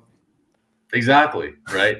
Now, so guys around the place are using this today, right? GMX, for example, right? They have risk oracles, which actually feeds them live information in real time to determine what they should set certain parameters, right? For liquidations, for assets, so on and so forth. Aave, they do this as well, right? They have real live, real-time data feeds that go into, setting the actual APYs, right, for the assets that they list on the platform, as well as constant risk monitoring to determine whether or not the tokens that they've listed on their platform just don't make sense. So we've taken all of that, right? And we've constructed the fastest simulation engine in the entire crypto space that can solve all of these issues at a fraction of the time that's being done today and at a fraction of the cost, right? So what we actually end up doing is we started from first principles, right? And looked at the simulation frameworks that exist in the space today and say, all right, this is where all the inefficiencies are. This is how we can trim them down completely. And so what can these simulation engines do? Well, they can do everything, right? So starting from agent-based simulation, I mean, you've heard of, the whole rise of the AI agents. Agent Smith. Exactly, Agent Smith indeed. What we can actually do is we can take a protocol, right? Let's call it, Alchemix or like a DYDX, and build agents, even AI agents, that interact with this protocol in such a way that you can actually stress test any scenario that you want. Let's say, for example, you want to simulate exactly what would happen to your protocol, back in 2019 when COVID first broke out and Bitcoin nuked down to 3,000. We can take that, put it on chain, right? And just run and show you exactly what would happen to your protocol at that time, right? What this also means is that, we can simulate protocol interactions at your protocol tied to Aave, tied to, DYDX, tied to, GMX, tied to, and if there are any cascading risks, right? And so if you think about as DeFi protocols get more and more complicated, and as, the need for smarter ways to calibrate them come through, this sort of stuff becomes incredibly more, incredibly more pertinent, right? So how did we build crypto's fastest agent-based simulation engine? Right. So high level, we're calling it RACE, right? RACE RS, Rust Agent-Based Chain Emulator. It's a platform for simulating transaction bundles, protocol interactions, user behavior on any EVM-based chain. So one of the main major bottlenecks for node interactions on EVM-based chains is actually overcoming something called the client-server barrier, right? When you submit requests through RPC or any other type. Now, this type of network latency can actually be reduced quite easily, right? By just placing your requests from the same server that runs your node. So this already, we've cut down on time by quite a bit, right? But it's still quite far from optimal. Can I quickly just interject? Like, who's the main client for this product? Yeah, I was wondering the same thing. Is this like a B2B thing or? Yeah. So any DeFi protocol that exists today can use this product. Yeah. Right. So like Aave, GMX, Balancer, TheStandard. Yeah. Yeah, TheStandard, exactly. I can definitely see how we would use That's what this I was for sure. thinking. Yeah. No, but actually though, and here, for example, right, like the use case I'm showing right now is arbitrage, right? Is actually finding out arbitrage pathways across 3-4 different decentralized exchanges at once. One of the protocols that we're working with actually right now, their main issue is they're worried that if they create a balancer pool, it's going to mess up the arbitrage flow of their token on chain, right? Yeah, interesting. Right, so now you're getting to the heavy duty liquidity provision stuff, right? Like now you're diving into the deep end of the pool, right? So instead of actually letting MEV bots farm that arbitrage, what a protocol can do is use RaceRS to build their own arbitrage agent that constantly arbitrages the gap closed, and they make the revenue from it. And our arbitrage bot, because of the way that this engine is compiled, is the fastest in the space, right? So it's beating most of the other arbitrage bots out there to the punch. And if you're a protocol that's providing liquidity on a DEX, right, and you're providing liquidity on like, 4 or 5 different dexes, you can now arbitrage that gap yourself without having to lose that, right, revenue to MEV bots or yield farmers.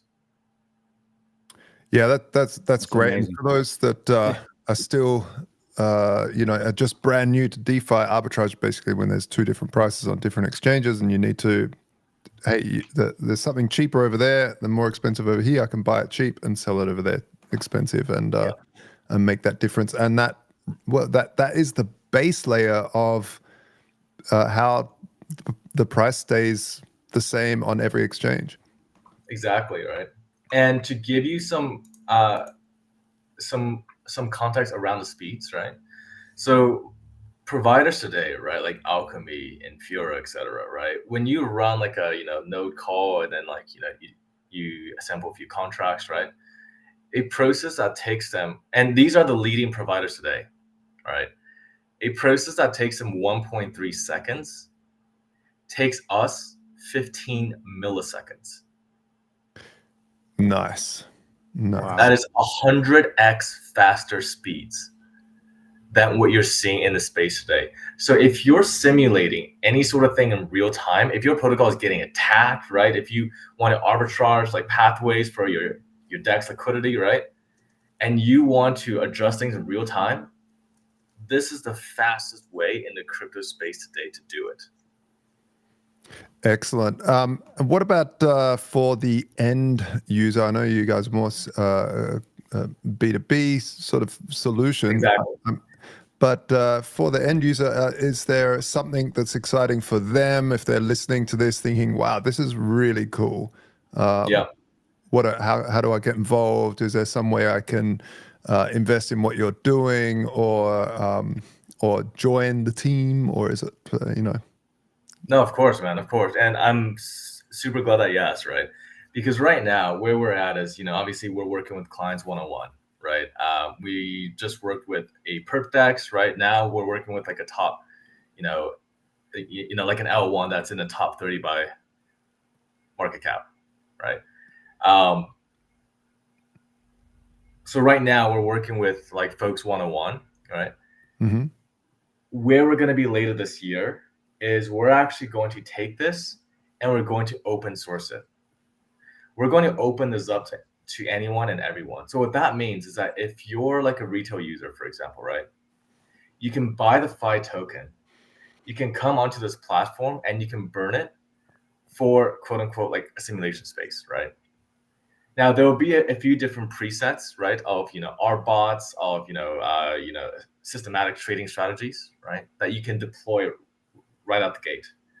But the more sophisticated users will be able to write their own code base on top of this and build entire DeFi products, right, and DeFi ecosystems using this Race RS engine as the foundation for it. And what that means is a much faster and a much more secure DeFi ecosystem, right, where anyone can, measure all of the risks that they're taking without having to guess. All right. Well, if people want to start reading up on it, where do they go? Absolutely. So we're actually going through a bit of a rebrand right now on the website, but definitely check out the site, right? You'll see one of our products in action that is built on top of the Race RS engine, which is the Liquid Vault, our own archetype for kind of a decentralized on-chain portfolio. Also, of course, join our Telegram. Here's our email address, and then of course follow us on Twitter as well. Awesome. Thank you so much for joining us on this amazing day of the year. It happens once a year where we celebrate all things DeFi, all things like this. And I'm looking forward to next year already. How's that? Thank you so much, guys. I appreciate you guys having us on. It's a blast to hear all the other projects, and it's a cool thing that you guys are doing. Awesome, man. I appreciate that. Yeah. And for those out there, if you're appreciating us doing this, if you're appreciating me on my third Red Bull after getting up at 3 a.m. to do this, please hit us a like. and a sub and a share and a dance and a wiggle. Whatever you do to support us, do it. We have apparently now we have, let's see, Dinesh is apparently backstage, but I can't see him in here. Yeah, so I'm going to jump forward with the standard, and I'm going to show you what I've been up to, or we've been up to, I should say, over at TheStandard.io. We, for those that don't know, let me share my screen here. All right, let's do it. So the standard is, it started off as an idea of how do we make decentralized stablecoins more decentralized, specifically after Terra Luna collapse. How do we have more how do we give the borrower more flexibility? That's really what it went down to. And how do you back stablecoins truly with rare assets like ETH? So we built the standard on that premise. And so let's walk through it. So I want to create a USDS vault. I hit this. I go through a little bit of a questionnaire here, just so that you know what's going on. If you hit the wrong answer, you get the right answer. So you go through that. It's 3 questions. That's fun. But then once you're in, you get this smart vault here. And what it allows you to do is our smart vault allows you to upload a whole bunch of different collateral types instead of just one. And you can upload those. Like let's say we deposit some ETH. Let's put 0.1 in here, and we sign it with MetaMask. The great thing is you keep full control. Your MetaMask is in control of your smart vault. So now we can see that that's up there. It's made up of ETH. We can also maybe deposit some ARB, max it out. Let's max it out, and then you can see, all right, my smart vault is made up of this much ARB and this much ETH. And then I can borrow against it. Currently, there's a global borrow limit because we have to wait for more liquidity to come into the pools. But while I'm waiting for that, I can place my collateral into yield pools, and what that does is it uses uses gamma strategies to basically start earning a yield on anything I place in there. So if I place this in a yield pool, I can hit next, and I can choose how much I want in a correlated stable pool, which is USDS, USDC, or how much I want in a volatile pool. I like doing 50-50 because volatile pools kind of suck when it turns to earning a yield, because you're earning a yield and suddenly the collateral drops. Price of the collateral, right? And in value on the market, and I'm like, oh, that you basically miss out, even though you're still stacking those fees from the trading fees. That impermanent loss makes it really difficult. Whereas stable pools, you don't get the capital gains maybe of the underlying collateral that you've got, but you get consistent yield. Plus, we're about to start incentivizing the heck out of USDC in this pool. So I'm going to go 50-50, and you hit go, and it's a couple of MetaMask confirmations, and boom, it's done. It's over there. Within about a minute, it'll pop up here, and we can show you that later. But we also have Merkle rewards. So if you have some yield earning in that, and I can show you that in another vault here. This is one I prepared earlier. You can see the different yield pools and how much they're earning. You can have a look here, what they're earning, and check out the graphs and the fun. Here you can see on the USDC, USDS pool, the position growing over 90 days rather than just holding the underlying asset.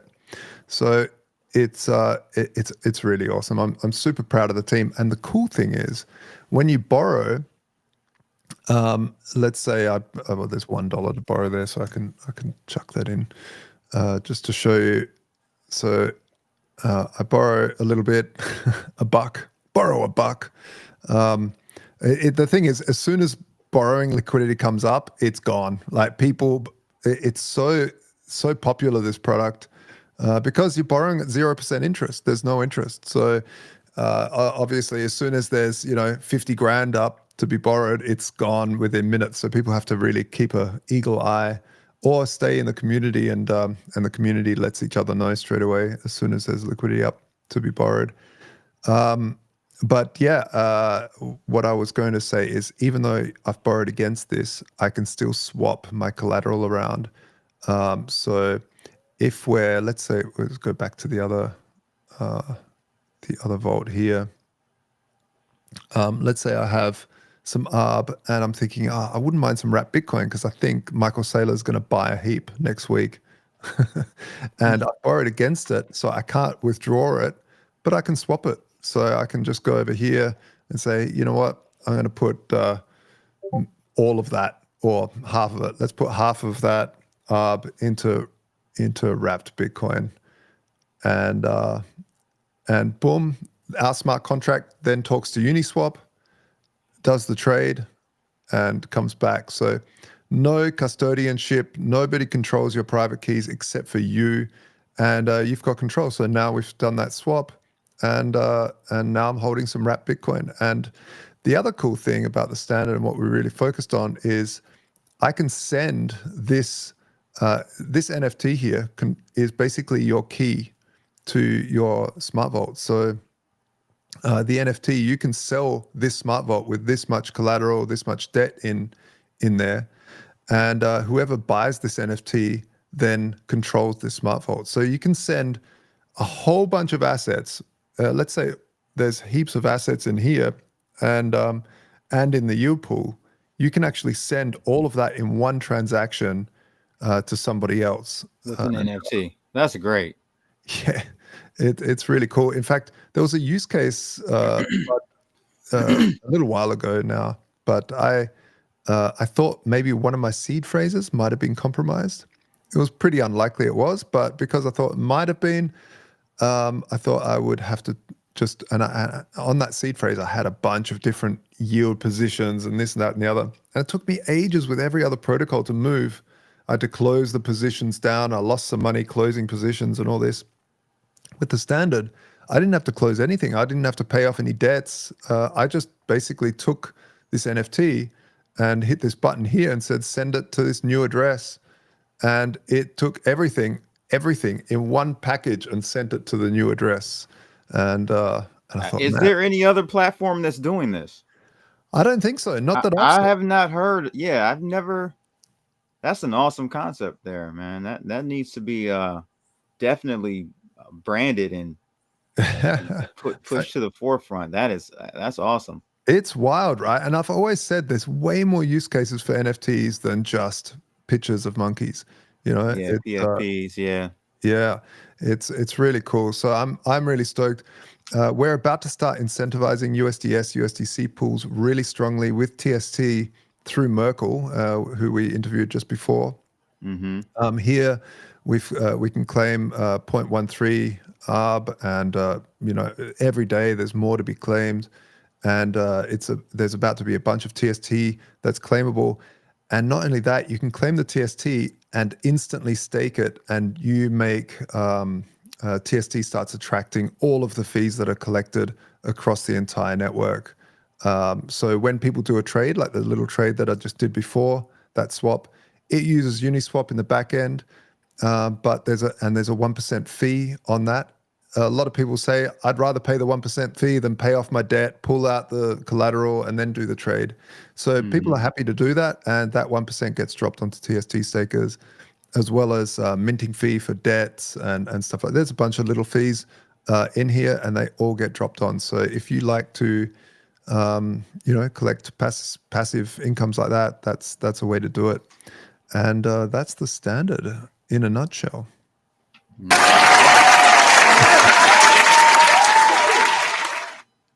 Yeah. If any project need a round of applause, it'd be the standard. Hey, thank you so much, Blood. Thank you. Yeah, no problem, man. We've got some guys lined up here, huh? We do. Invest. Everyone's just chomping at the bit to get out of the gates and start running. We have who do we have up next? We've had Dinesh Positions. Is Dinesh here? Lendvest. Godleap. Let's see. Here we go, Josh. Hey, Josh, how are you from Lendvest? Yes. You're up. Great. Yeah. Thanks, Josh, for hosting this. And Crypto Blood, I've got some stuff for you. Oh. Here. Uh-oh. Uh-oh. Yeah. So Lendvest is also a lending protocol in DeFi, and we're laser focused on intrinsic fi or intrinsic finance, which is deriving the yields from the hard native assets in crypto, not looking at different incentives. So first looking at these yields and where that comes from.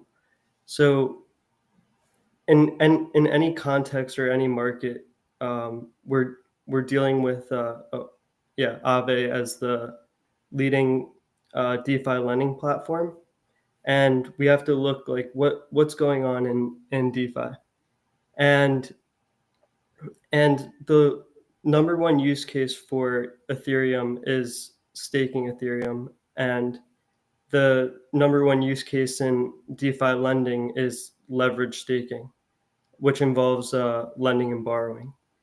And so there's, I could actually share my screen for a presentation. Cool. Yep. Okay.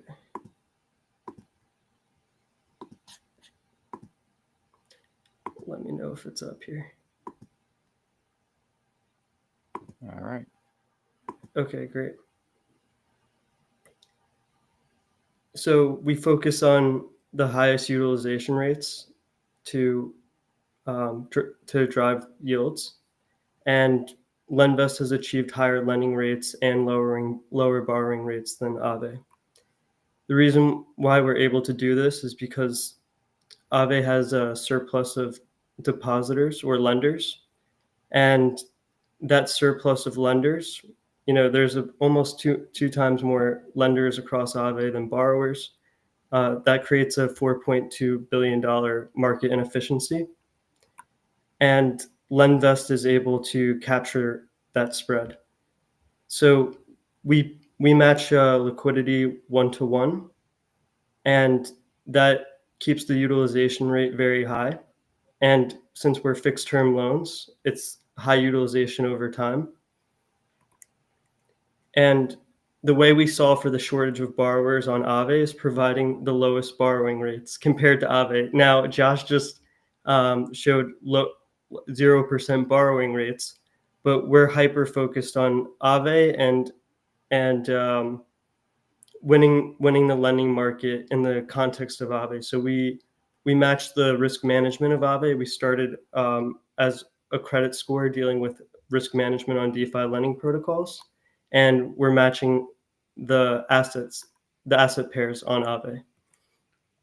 So Aave's median deposit time is 14 days, and Lendvest believes that longer term loans should get better rates.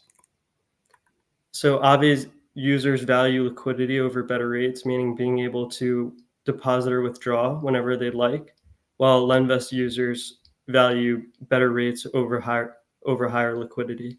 So if you just want higher lending rates over time, then come to Lendvest, and if you want lower borrowing rates, then come to Lendvest over Aave. So our go-to-market use case is capital-efficient leverage staking. Like I said, ETH's main use case is for staking, and with DeFi, the number one use case is leverage staking, which involves, as you can see here, once you stake your ETH to get staked ETH, you provide the staked ETH as collateral, and then you're able to borrow against that. borrowing it from the lender, and then you stake it again, and it repeats.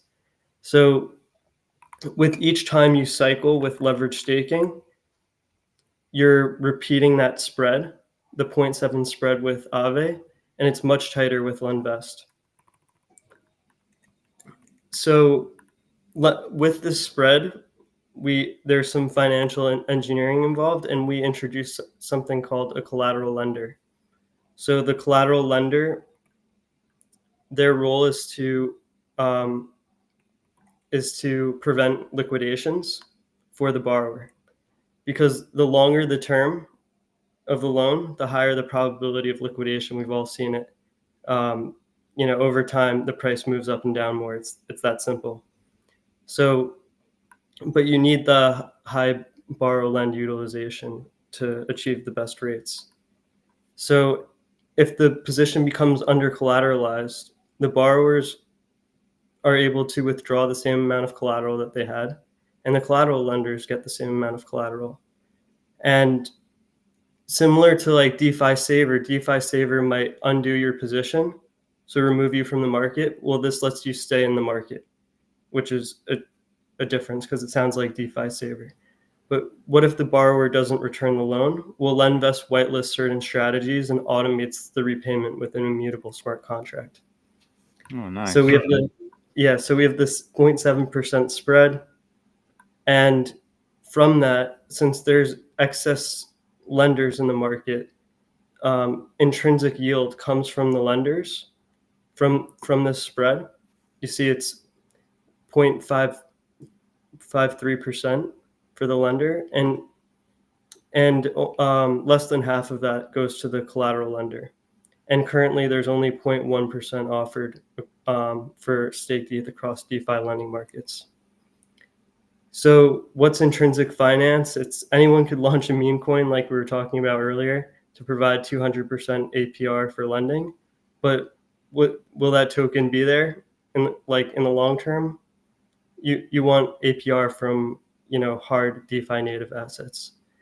And so you got to ask yourself, where's the yield coming from, and what is the utilization? What is the utilization on that lending platform, and what is the infrastructure system trade-offs to enable that utilization? So LendVest, we started as almost like an API for DeFi lending to create an edge. Then we integrated with a lending market called Ajna, and we actually put $95,000 on chain during our private beta to prove the security and the yields. And I'll be sure, I have the on-chain transactions here in the case study. I'll share it in the private chat, and maybe we could get it to the community. So awesome, man. So what's next? Yeah, what's next? We're deploying so the collateral lender and we're deploying this collateral lender and capital efficient staking for liquid restaking tokens is going to be the next thing for 2025, and LendVest is going to be the most efficient infrastructure for liquid restaking tokens. So each chain will have their liquid restaking tokens. So we're launching a points program in on February 24th. So that's where the community could really be engaged. And since we deal a lot with regulations, LendVest will actually be allowing users, or we're actually going to be giving users small amounts of money to use our protocol and just interact with it. And we're going to be logging their wallets on chain, and they can receive points for the engagement with the protocol itself. So we really want DeFi to be really welcoming, and so that anyone can interact with it, and that's how we're doing it. Awesome. People love points. I think it's a great way to get around a lot of the stuff, because points are, people know what points are. They collect them, and then they can hopefully trade them out later or get something else for them. So good to see, and I really like the idea of finding those inefficiencies in the lending markets and profiting off of them. It's really awesome. Right. I really wanted to build like an arbitrage strategy for the average user to use, and you really have to build out a lot of infrastructure to capture this inefficiency in Aave. It takes a long time, and this is a way that all users can interact with. Fantastic. Yeah. This is what's beautiful about the space is that people can come along and go, there's an inefficiency here, and then sit at their keyboard, create an app or a dApp, and close that inefficiency up. Try doing that with, I don't know, Jamie, like Lehman Brothers. They're gone now, but like Bear Stearns, Lehman Brothers. R.I.P. to all of them. Yeah, exactly. But yeah, like these centralized things, it's very difficult to jump in and find an inefficiency and fix it. Whereas with DeFi, most of it's free and open source, and you can plug into each contract and find these and offer a better service. So let me just say this, Josh. DeFi, I think we're literally still in like the infancy stage of this whole industry. Because if you take a look at what's going on here in the United States, Josh, we're just finding out that Bank of America, of all names, all companies, Bank of America has targeted conservatives and have been booting their accounts. Yeah, That and is then lying, insane. and then saying they haven't been as well. And then we can go on to other organizations like Wells Fargo. They're criminally, they're just the worst. Yeah. So it's great that we have these options, and I think again, the everyday consumer has not even touched any of this. Right. Well, that's why I got into the space here. I was at State Street Bank in their blockchain department. Oh, State Street. Okay. Yeah. And I couldn't even innovate with the infrastructure being inside the bank. And in DeFi, I have full access to each layer of the financial stack, and I'm able to really bring this to market. And so we didn't, we wanted to rush and launch our smart contracts on chain. Let's say I think it was about 5 months ago, and we just put our own money on chain, and put about $95,000 on chain with a few partners, and just prove the security with our own money. And so anyone from the public could have taken it, and we're able to just prove that, and we have the on-chain transaction hashes to show we did that. And now that's ground use for like a grant for a full audit and all of that. But like you really have full agency. It's exciting. Yeah, nothing shows bigger kahunas than putting up your own money into your own contract and saying, come and take it if you can. And that's like great. posting your own bug bounty. Your own... Wonderful. Hey, where do they go to find out more, Josh?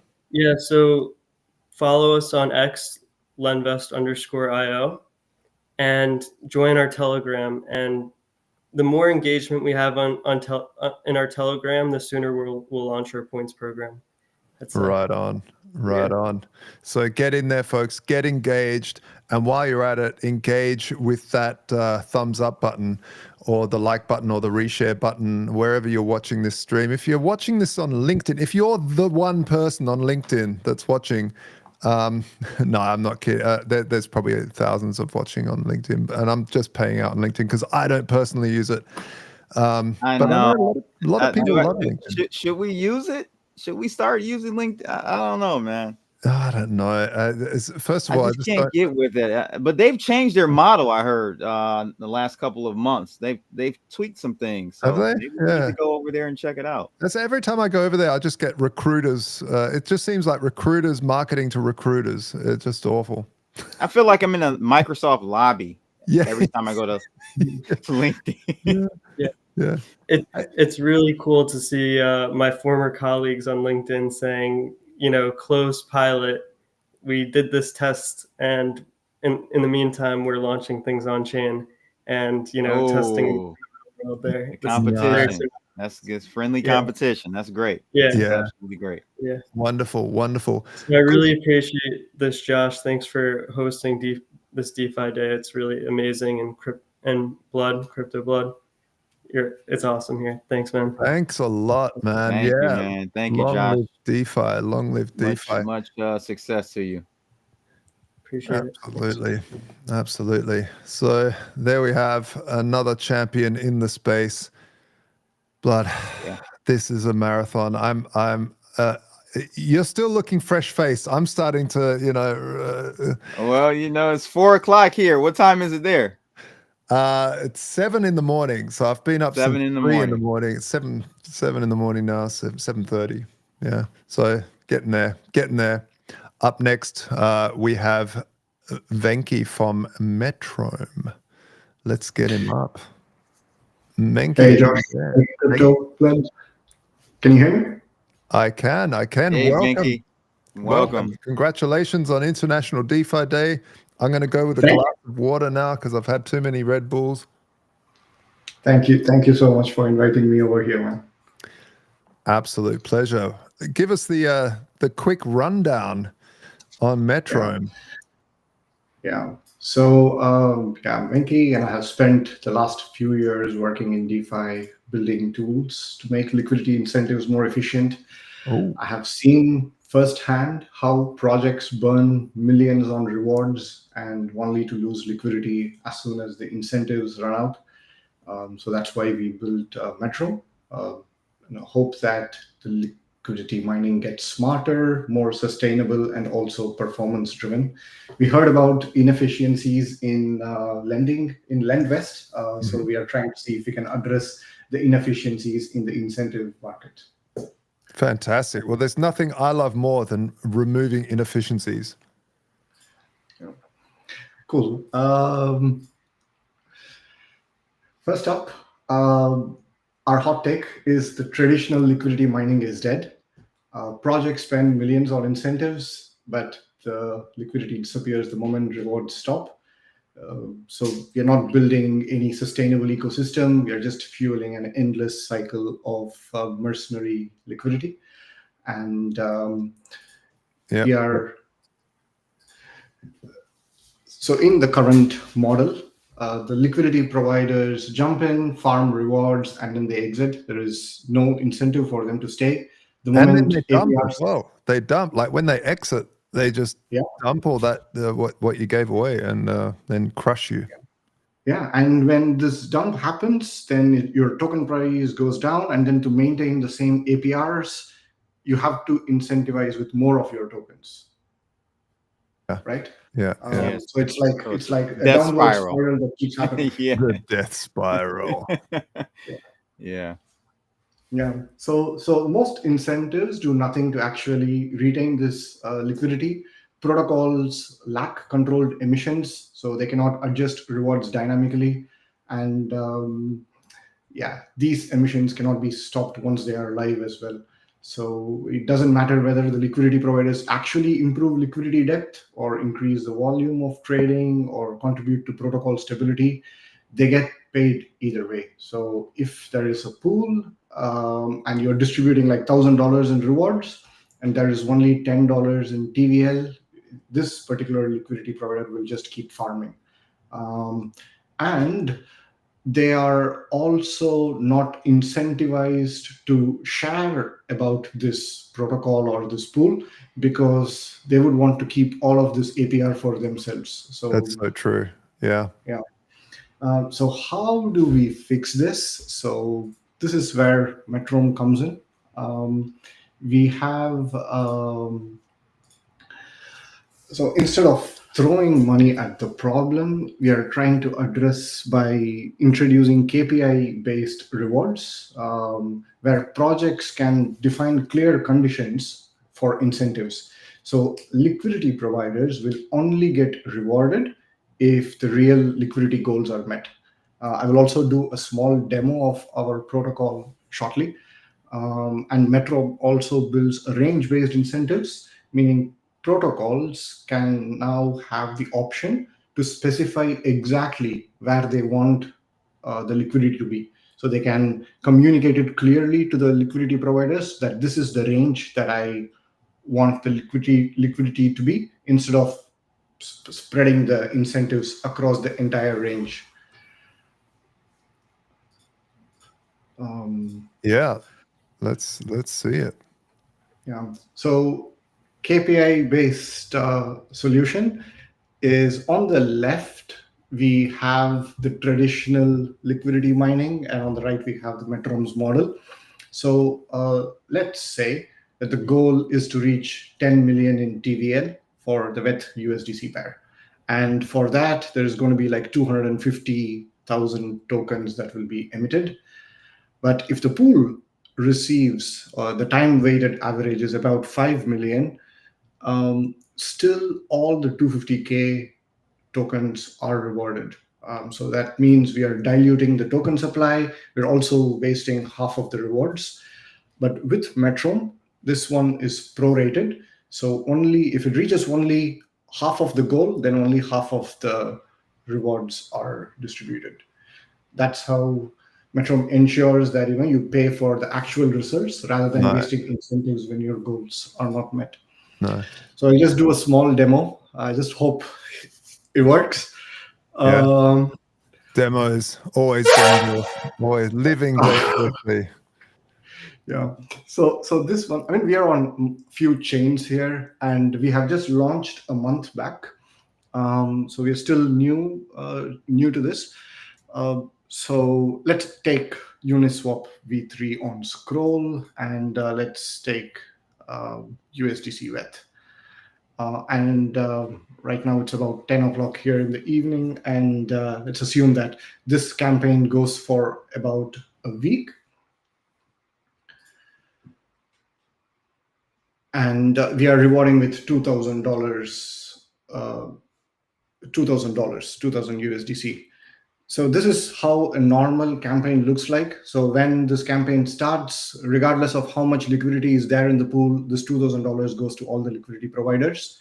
Yeah. But instead, whenever a campaign is created like this, as a campaign creator, you would always assume that, okay, I'm paying $2,000. I am hoping that there will be 200K in TVL for doing these rewards.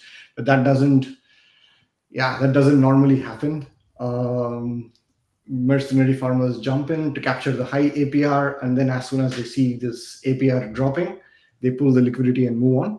So the way that we are trying to solve is you can choose a goal here. So let's say that we talked about 200,000. So you set 200,000 as the upper TVL. So this is the goal that you are setting for the community to reach.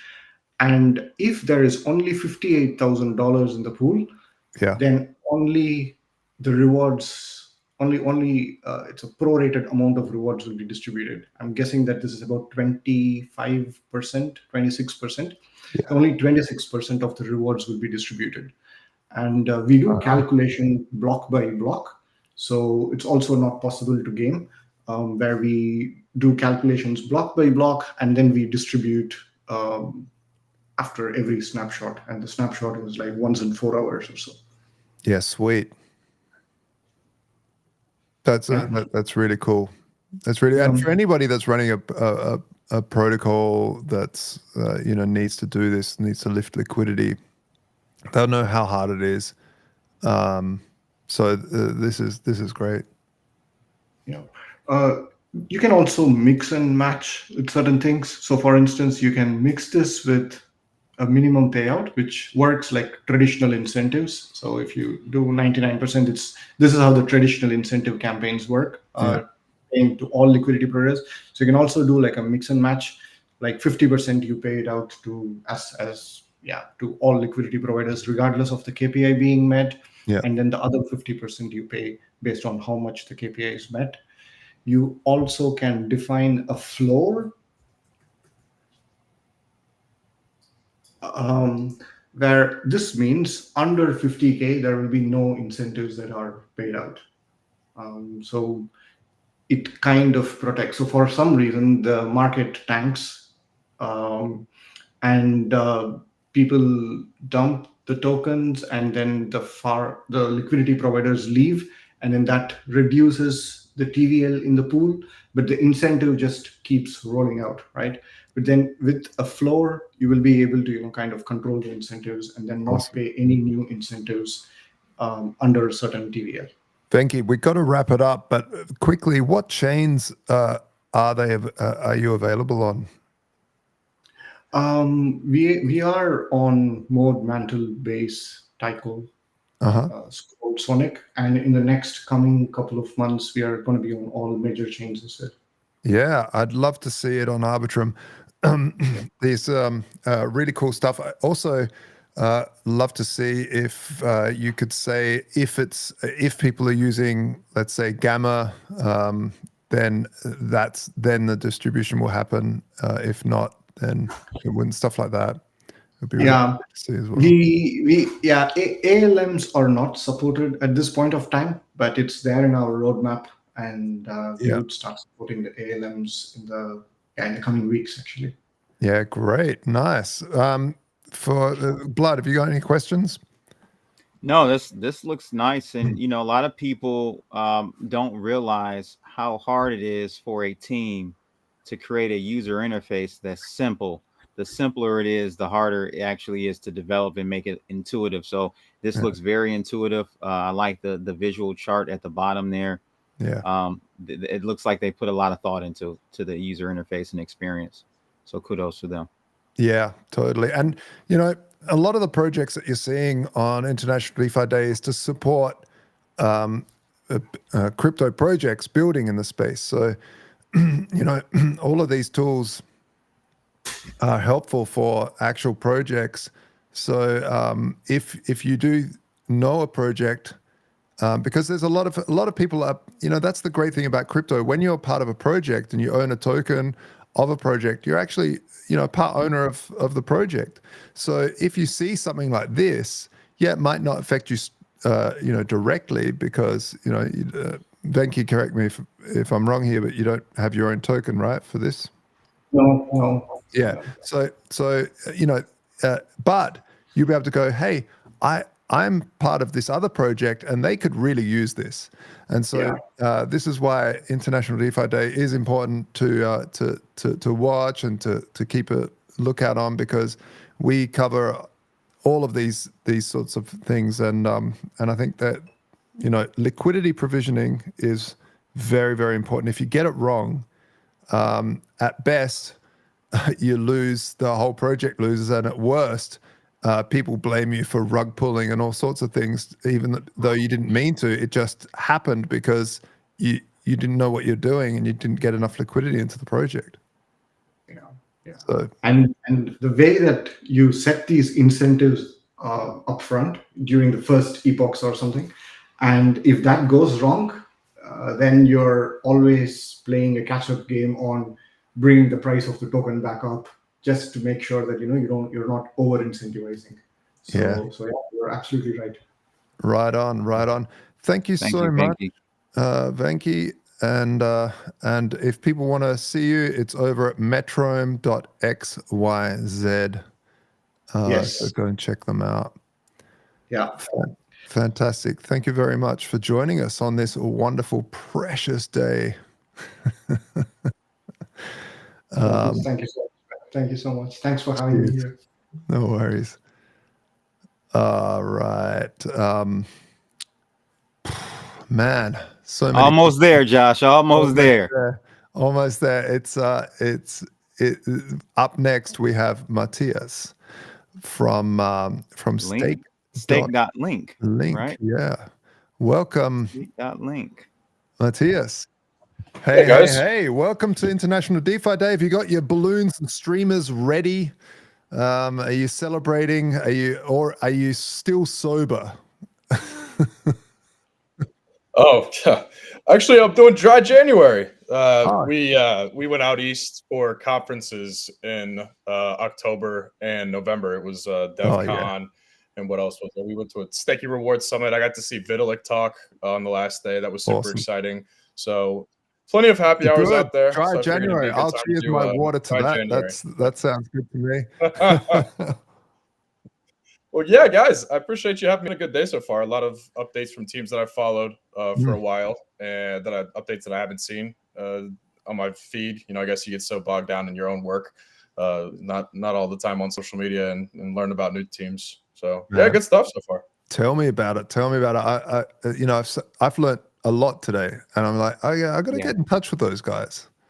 Yep, 100%, and that's not too long. You'll be able to get a nap here pretty soon, Josh. So thanks again for having us up. I'll just go over briefly, what stake.link is.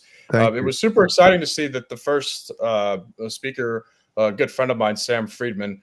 So he's at Chainlink Labs building the Chainlink infrastructure. We're working on securing the Chainlink infrastructure.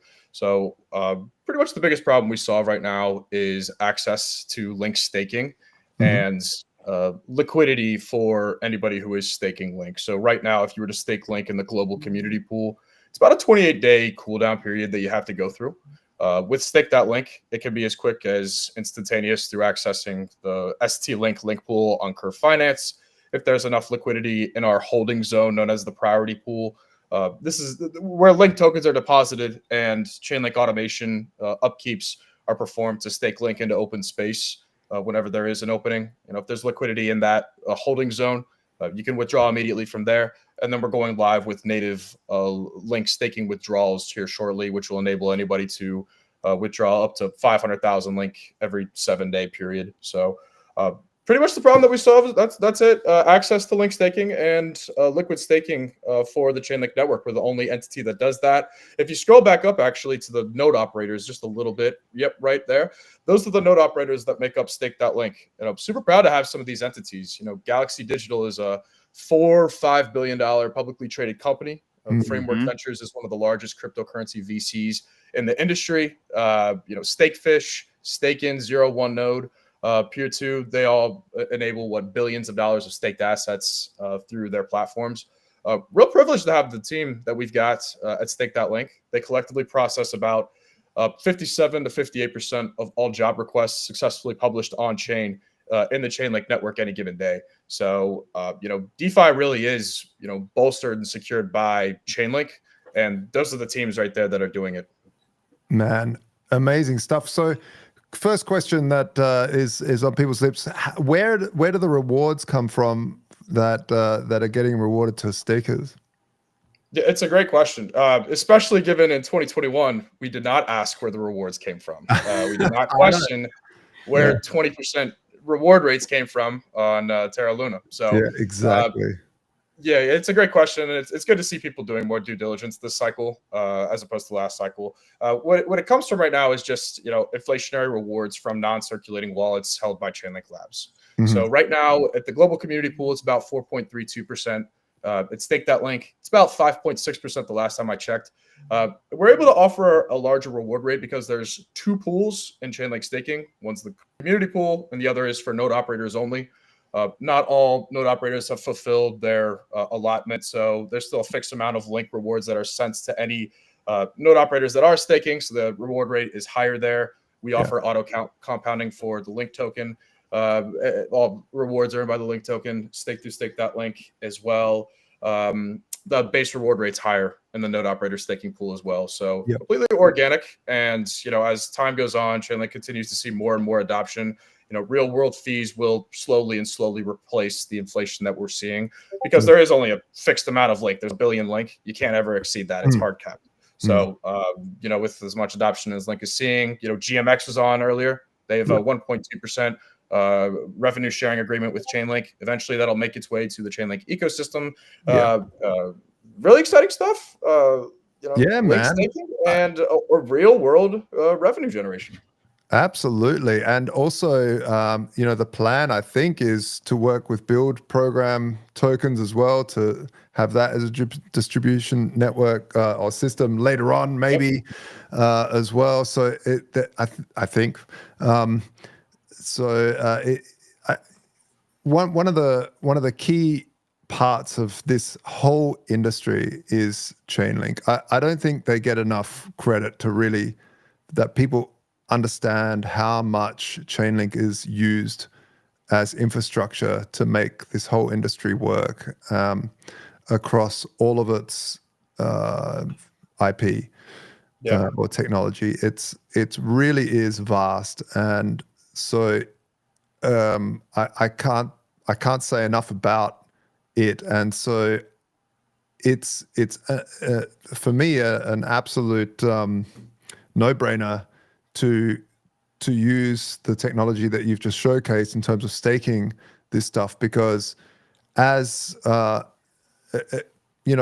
definitely gone, Chainlink's definitely gone with the Silicon Valley route of keep it as free as possible for as long as possible and gain that network effect, and after a while, like you said, the inflation stops being used and actual revenues start taking over from that.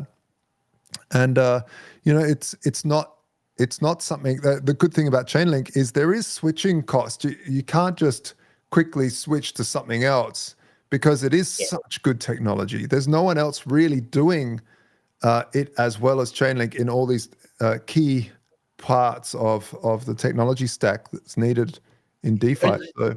Yeah, that's something that's really underappreciated, I think, about Chainlink, is because there exists out there different financial data oracles. There's different interoperability bridging solutions. There's different automation solutions. So if you're a DeFi protocol, it's very counterproductive for you to just go out and shop for all of these one-stop shop solutions. Because if one of them breaks down, then you're facing entire risk to all the capital that you've made, your user capital that's on your protocol, and it could lead to insolvency. It could lead to a multitude of problems that you just can't recover from. But with Chainlink, it's just one integration. If you integrate Chainlink data streams, for example, you can then seamlessly plug into all of their other features. You can do proof of reserve, you can do cross-chain interoperability, you can do smart contract automation, and you're not adding additional trust assumptions. So that's a really big component of why Chainlink is so adopted in Web3 and why it's seeing so much adoption within TradFi. It's working with the 11,500 largest banks in the world, a part of SWIFT. The DTCC that processes, I think, $3 quadrillion worth of volume, of pretty much most of which is all corporate securities transactions in the United States every year. So it's minimizing trust assumptions and enabling that secure environment for people to have an infrastructure to play on. You're living in 2025 when you hear the number quadrillion. Yeah. In TradFi. We won't be far from Googleian in about 2 more years, the way it's going, the way this shit is going. Yeah, we'll get a Googleian. Just another pandemic. We'll be able to print some more money. There you go. That's it. And that's all we need. Another pandemic, and we're there. Yeah, totally. If people want to grab their stake, I'm guessing it's stake.link. It's not hard. It's right there. And if people want to, I don't know, help out, like is there bug bounties, or are there other ways that people can, if they're fascinated by what you guys are? Yeah, great call out. Proud to be working with Cyphren, Mark Skrine, great guy. Got to meet him for the first time in Brussels last year. Anybody who needs smart contract security researchers, they're great. Some of the best to do it.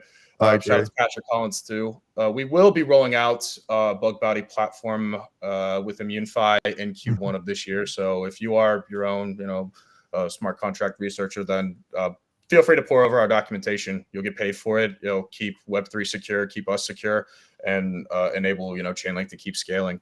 If you want to participate, if you're interested further, everything that we do is real world revenue generating. So SDL, our protocol token, comes with organic reward rates. It's about 6.6% right now. It's not leveraged in DeFi. There's no inflationary tokenomics.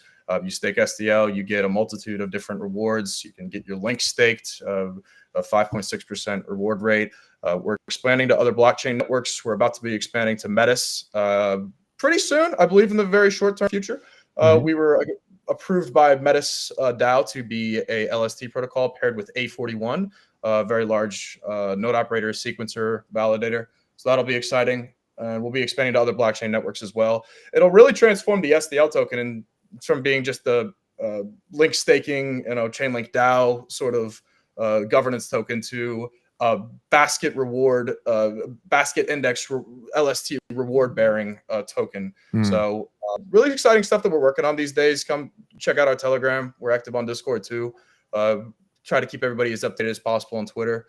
But yeah, if you're a bug bounty hunter, especially, keep a lookout on that. Nice, guys. If you're watching this stream and you're liking this info, make sure to hit that thumbs up. It is. I know who's not liking it, Josh. I know who's not liking it. I know. It's the bankers. It's the bankers. They're not liking this, man. This is great news. This is great news. Yeah. No, Matthias, thank you so much for joining International DeFi Day 2025. It's a real pleasure to have people of your caliber here sharing what you guys are building over at Chainlink and Link and Stake.link. Thank you. Yeah, cheers, guys. Y'all are crushing it, and I'm sure you'll finish off strong. Yeah, cheers. Thanks, man. Thanks. All right, so there we have it, Blood Man. I tell you, if I wish I could have seen a stream like this when I was starting out, because it would have been, yeah, yeah, we didn't have this when we started out. No, we didn't have this nowhere near. I mean, the only thing I could think of is a 3-hour Andreas Antonopoulos and Joe Rogan episode in the early days. That was still pretty cool, man. That was cool. That was great. It was still pretty cool.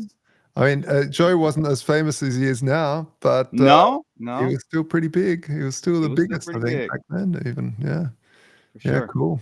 So let's see who we got next. Adam from Dolomite. Hey there. Thanks for having me on. No worries, Adam. Right, yeah, Adam. welcome. How you doing? It's been a long stream for you guys, hasn't it? It has. But Blood is well versed in this space. He's I'm actually used to this. I've done a couple of these with my buddy Rice, Josh Rice TVX. So yeah, right. I can do it. I can do it. This many projects. This has got to be a record for at least what I've seen. Awesome. So let's deep dive into Dolomite. What is it? Where is it? Who is it? Why is it? And when? Yeah. So let's. I guess we'll start with just what is it? Basically, we were trying to build essentially what is what we consider a next-gen lending protocol. The idea being that a lot of existing lending protocols were built for this earlier stage of DeFi where there were many fewer assets that people were borrowing or lending, and the assets didn't really do as much. And as a result, many lending protocols, they support a couple dozen assets, and you give up a lot of the ability to stake or vest or get rewards or many of the features that make DeFi so fantastic. So we built out Dolomite, which is built to support over 1,000 assets, to be able to support assets that no one else is able to support, to be able to let you continue to vest, stake, get rewards, vote, all the things that you love about your DeFi assets while also borrowing against them. So really that's the high level goal with it. We also, just as big users of it and longtime people in DeFi ourselves, just added a bunch of the features that we really wanted from lending protocols. We have built in a Zap feature. It's our meta aggregator, aggregates DEX aggregators as well as direct protocol integrations to make it easy to swap between assets without having to go and track down the right page on any protocol you're working with, and also to do so with your borrowing. So if you want to loop up, you could do that in one click. If you want to switch out your collateral, one asset for another without having to repay your loan, you could do that. Swap out your debt, all made to be incredibly straightforward and quick and easy. But on top of that, we have other stuff like isolated borrow positions. Something like Aave, everything you add is your collateral, and everything that you borrow is borrowed against that. But with Dolomite, you have as many separate borrow positions as you want. So you could have a risky one, you could have a safe one. And if the risky one gets liquidated, it doesn't affect your safe one, doesn't affect what you have just on Dolomite earning lending liquidity. Just overall, it's trying to take lending protocols to the next level. And around that, we also built this sort of wrapper for it to build out a strategies hub that just takes a lot of the awesome strategies people were running on Dolomite and packages them up, makes them nice and easy and approachable for a more average user, because for all the features we built, that means more complexity. So for some people, that's more out of reach. So we try and make it more simple, more approachable. And we've been live since October 2022, but really our story stretches all the way back to the beginning of 2018. And it's been a great journey so far. Things are going real well and heating up for a very exciting launch on Berachain. Awesome. Hey,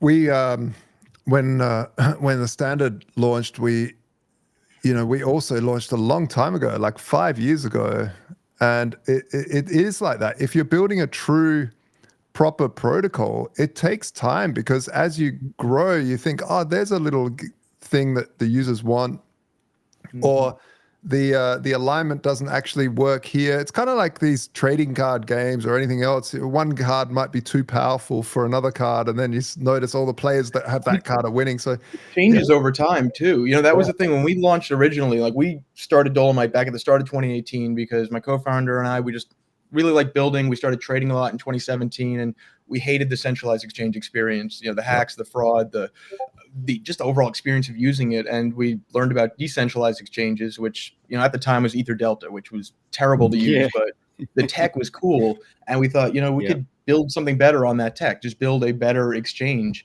And that's what we started building in 2018. We received an investment early 2018, and we were able to focus on that full time. And what we built out then was a hybrid DEX, off-chain order matching, on-chain settlement, just so we could have that, the speed, but still the security of things being on-chain, which we thought was cool tech, and it got some product market fit, but the space shifted to something more like a Uniswap AMM pool style models, and what we had didn't really fit at the time. So we had to pivot, we had to spin it down, but that's where we started working on our new version of Dolomite, which was built off of a lot of our experience of using a lot of lending protocols and margin trading, things like DYDX back in the day, and just what were the things that we wanted. That's where it really all came from. Same thing with the original version of Dolomite. What did we want to use, and how can we make it better? And like you say, it's also just something that takes time. There are certainly plenty of projects in DeFi and crypto that quickly fork something and push out some quick project. But if you're trying to really build tech that is meant to last, is meant to really grow into something bigger, it takes time to develop, it takes time to grow. And really that's our goal with all of it is, we're steady, solid growth and steady increase in our integrations and our features, so that, every month Dolomite is better than it was the month before. And, down the road, it could be a real foundation of DeFi as a whole. I can already see it on Blood's lips. How do I get, is there a token? Is there a token? I guess to that, sentiment of, taking our time, launching in 2018 originally, and then launching this version of Dolomite in October 2022. We didn't rush to a token. That wasn't the goal there. It was when it was ready. And we actually just did announce our airdrop just at the start of this month. And we announced the snapshot, and the airdrop will be happening on Berachain shortly after Berachain launches, which we're real close to. I want to say, a week or so. Away. We'll see. TGE should be shortly after that. But same thing. We tried to take our time with it. Tried to get Dolomite to a point where we had product market fit, where we had a great direction going into the future, and a way that the token could properly integrate into the ecosystem. And we, put a lot of thought and care into the tokenomics of it. And we think we have something that should be good for the long term, something that could steadily grow. And we're pretty hyped for it. Berachain's launch is looking way bigger than we were even anticipating, which was already pretty hyped. And we should be it's looking like the primary lending protocol of the chain. So we'll be able to bring our tech to the proof of liquidity system they built out. We'll be able to launch our token ecosystem there, and I think it's going along well. Awesome. And you're also part of the Chainlink build program, is that? That's correct. Yeah, we were, I think, one of the earliest ones at this point, maybe a couple years back that we joined. And it's just because, Chainlink is so integral with everything we do. Lending protocol lives and dies by our price feeds. That's how you could secure the assets. That's how you could make sure lenders are safe. And also with a lot of what we build, it requires that next level that really that's what we get with the build program is this closer connection with their team to work on price feeds that don't exist yet. Things for like, I think you had GMX on earlier. We were the first to integrate GLP, and we let people do account transfers, investing and staking with their GLP, even while borrowing against it. And then more recently, it was the GM pools from GLP or from GMX that you could borrow against. And those have been huge because they're very high yielding. They've produced some great strategies on Dolomite. But then more recently than that, it's their GLV is also, I believe we were the first to integrate GLV. And with pricing that, it's, a basket of GMX pools, which are also just a combination of a couple assets. If one of those prices is out, we lose the whole pricing for GLV, which makes it difficult to use. That's where we really need the solid support of something like Chainlink, the dependability. Yep, total uptime. So cool, man. How do people Thanks, get Adam. involved in the? Sorry, Blood. No, I was just saying thanks, man. Great explanation of Dolomite. Yeah. And if people want to take part in the airdrop, where do they go? What do they do? Yeah, so I'd say a few angles there. The airdrop was purely retroactive for people who had used it, but that's not to say there isn't anything you could do. There's two sides to it. One, we've had a long-running community engagement program. Our XP program works like experience points in a video game by using features on Dolomite, using integration, showing up to Twitter Spaces. You could rack up XP, and that was an aspect of the airdrop, but it's going to become an even bigger aspect of our tokenomics. It gets you roles in our Discord, and it's a great way to get an intro to Dolomite because you get to try out a few different features and collect XP while you're doing it, and get access to special groups in our Discord. But beyond that, when it comes to the token, the biggest thing right now is Barachain is running a pre-deposit program through Royco, called Boyco, which is, I think, setting it up for a lot of success. They are already over $2 billion that they've got in the pre-deposit campaign, which means they're going to kick off with tons of liquidity directly in protocols that are running on Barachain. And we have 3% of our token supply set aside for people who are allocating to the pre-deposits to Dolomite. So if you could do it with a lot of different assets, you have USDC, USDT, ETH, WBTC, you could take that, and if you pre-deposit, it gets locked for 3 months, but during that period you're earning lending yield, you're earning Barra tokens from the Barachain ecosystem, you're earning potentially Odolo, our liquidity mining program should launch shortly after launch. But then on top of that is the biggest part of it is our VE Dolo token. It's a VE lock, it's a 2-year lock, you can break it early if you want. The reward rates right now are quite high because it's pretty underutilized. People went really big into these pre-deposit vaults, and it's only this Boyco campaign is only running for a short period. So if you're looking to see some right now pretty high yields, and a lot of it's going to be in VE Dolo, you could toss in some USDC, earn all the rewards that I listed before, pick up some VE Dolo, and be part of the Dolomite ecosystem.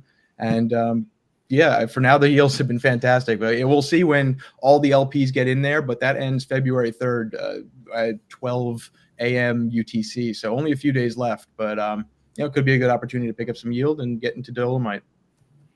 Awesome. Great. Cool. Well, thank you very much, Adam, for joining us on this glorious day. A big cheers to DeFi and all the wonders that it brings, the inefficiencies that it knocks out, like Millet knocks out departments in the government. Like, just a fantastic job. I appreciate you having me on. It's been that's great. Funny. Cheers, mate. Bye. Thanks, Adam. Good one. All right. Yeah. It's amazing. It's amazing. Right. Up next, Blood. We have Crypto Valley Exchange. Let's find out everything there is to know. We have the great James Davies joining us. How are you, sir?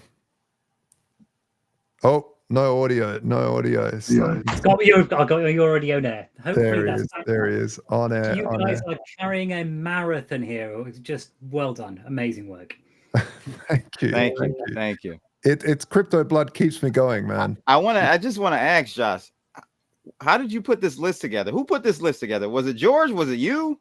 Yeah, a bit of everybody, but mainly George, man. He's been George, man. Round of applause, George. You put together a great list. to start International DeFi Day once a year, and George went off the challenge on and put it together. Yeah, I've been impressed with every project, literally I mean, every project. 4 hours 20 ticking. That's some surreal work. That's really well done. especially if you have to get up at 3 a.m. to do it. Yeah, it's even worse.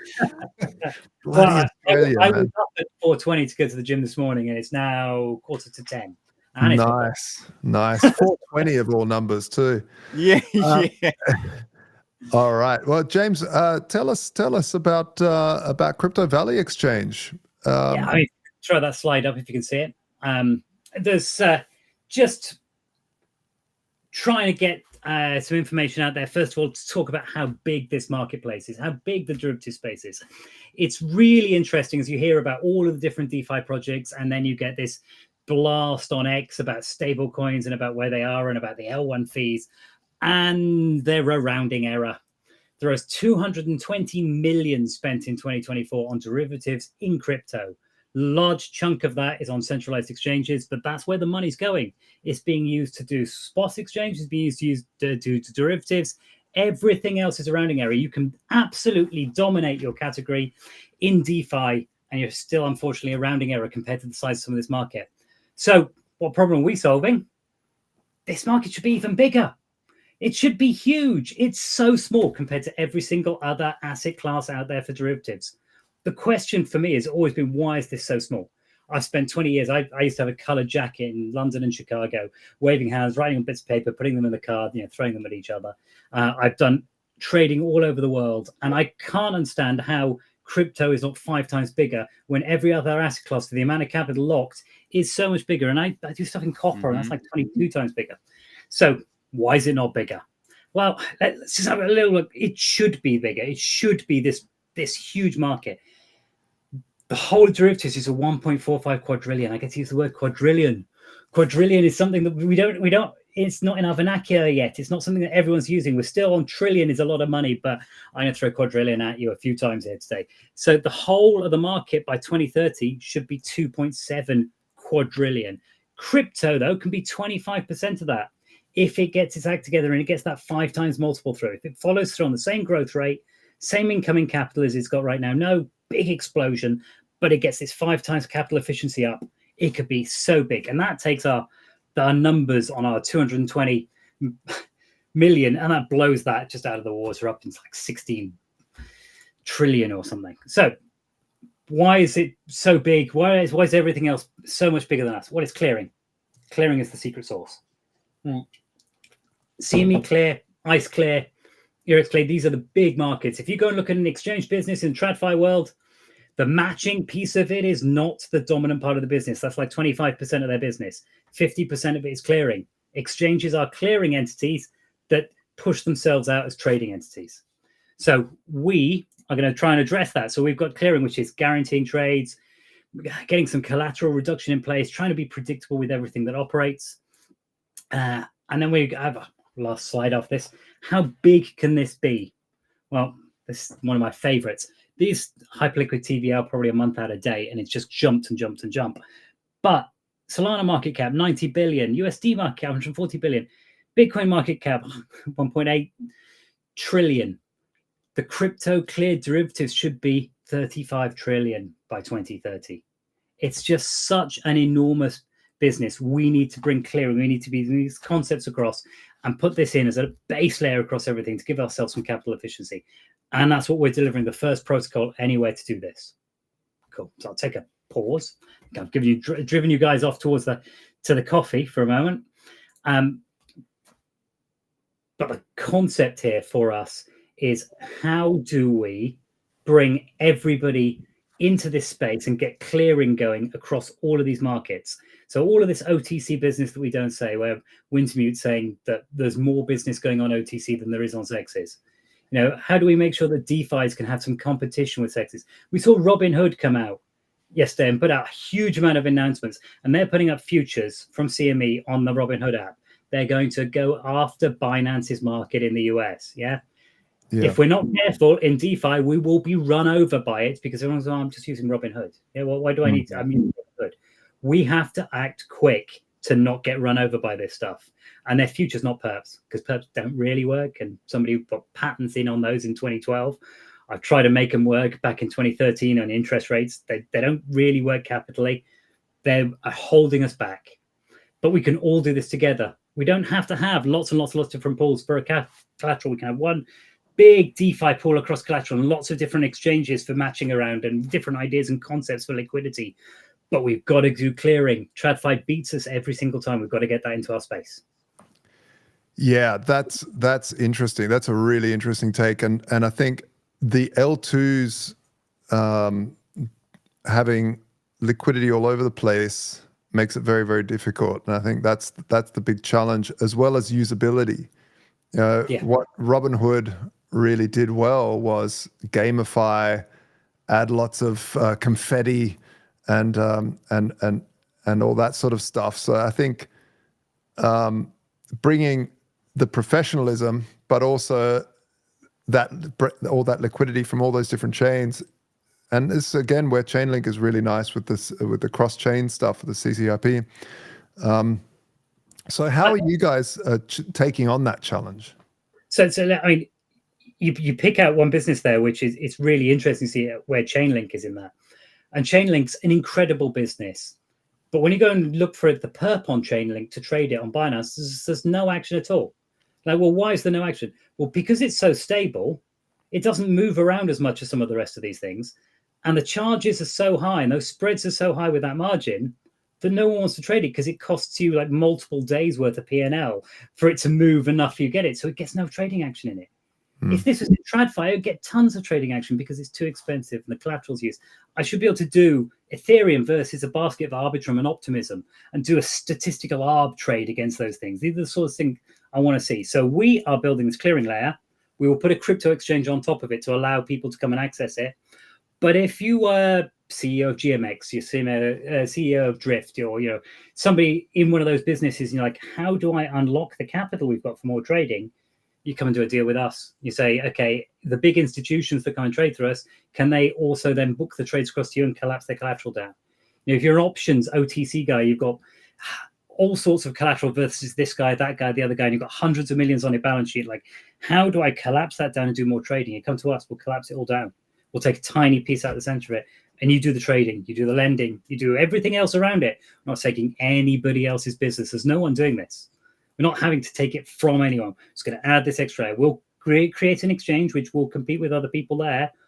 But if I got all of the business from other people and not through our platform, at the end of that, I'd be like, okay, that's cool. Why hasn't anyone done this yet? Why do you think that is? Because it's complex. So this was 77 smart contracts on Arbitrum. And we waited for them to develop Rust and get their Rust SDK out, which came out in October.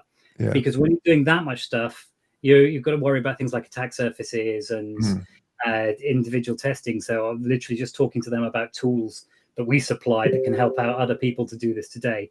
And if we can wrap all those things well and test them well individually, you can drop your risk right down. But you need that level of rust and complexity to be able to do this hard maths on chain in an effective way. I think we're just over the line where it's possible on chain today. But if as I talk around people who are from TradFi, they're like, well, of course, that's what we need. And every one of those big trading operations, it's like, I talked to a trader, won't say their name, but one of the big names that we all know. And I said, how are you dealing with this with the exchanges? And they said, handshakes. So, well, we can't post all the collateral that they all need. So we've got handshake deals with each one to reduce our number down. But when that guy leaves and somebody else comes in, we have to do a new handshake deal and suddenly it costs us 20 million. Yeah. It's like, right. Okay. And that's sustainable. How? Exactly. Our business and that's on decentralized. How? Yeah. Put it on chain and let us all look. You know, I don't want to sat in a black box in Panama. I want to see what's going on. I want to know. Crazy. So we're first. It's a whole new category, but it's also how you build a unicorn. If you want to really win in this space, you've got to come in and go, right, we're going to change how a big piece is going. We're going to add something new, which everything's going to lean on. You're not going to come in and go, we've thought of a better way of doing this piece, because then you're competing for mind share. You're going to come in and go, bang. So are you guys based in the Crypto Valley? Is that why it's Crypto Valley Exchange in Zurich? The labs is in Zurich. Yeah. That's why the labs business is based out of there. Yeah. It'll be fully decentralized though. We're like 100% DAO decentralization all the way. Fantastic. Token launch we're debating with some launch pads. Might be only a few weeks away. Might be 6 to 8 weeks away, but really, really soon. Loads of incentives to come up and trade through our platform and prove it. I'm getting this token, Josh. Yeah, see, man, I'm telling you, the alpha is right there. The alpha is here. So happening right now. That's what we want. We got to create that community. We're going to give out. We've already had a test net. We ran a 9-month test net. We've got 6 million people signed up onto our test net across different platforms, because we went after the people in the meme space rather than the people in the DeFi space. We've got loads of that, but in DeFi, not enough people know us. We're like, ex-TradFi guys here know us.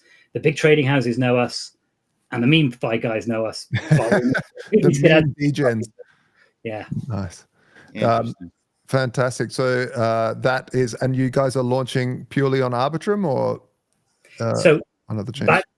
It's on Arbitrum, and everything will run on Arbitrum. But there's some really neat stuff inside Circle, which is the collateral coin at the moment. It's USDC, where you can interact from different chains, and we're going to be bringing them all online. Solana's really soon, so you'll be able to just come to it, deposit your USDC out to Solana, trade on the platform, pull back into it, and not really have to worry about the fact the execution underneath is on Arbitrum. So we want to go, everybody can access that. And that means that we can go and talk to, Drift or someone and say, come on, you can come in and you can offer up this as a clearing. You can book out your collateral backwards and forwards. But it's mind boggling. If I go to a big centralized exchange, I want to do like long 1,000 Ethereum, short 12 million Arbitrum, which is roughly the spread.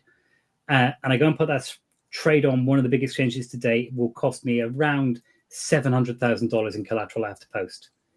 If I use a proper portfolio risk system where I go, well, actually, these two things move together all day long, like us, our going rate at that moment for that same trade is 306,000 in collateral locked. So that just unlocks a massive amount of money to go and trade again. Yeah. In options, it goes like 90% down. So that's where all this collateral comes back in. And if you give people collateral back, so if you're Drift CEO and you give your people 80% of their collateral back, guess what? They're going to trade. They're going to go in. Yep.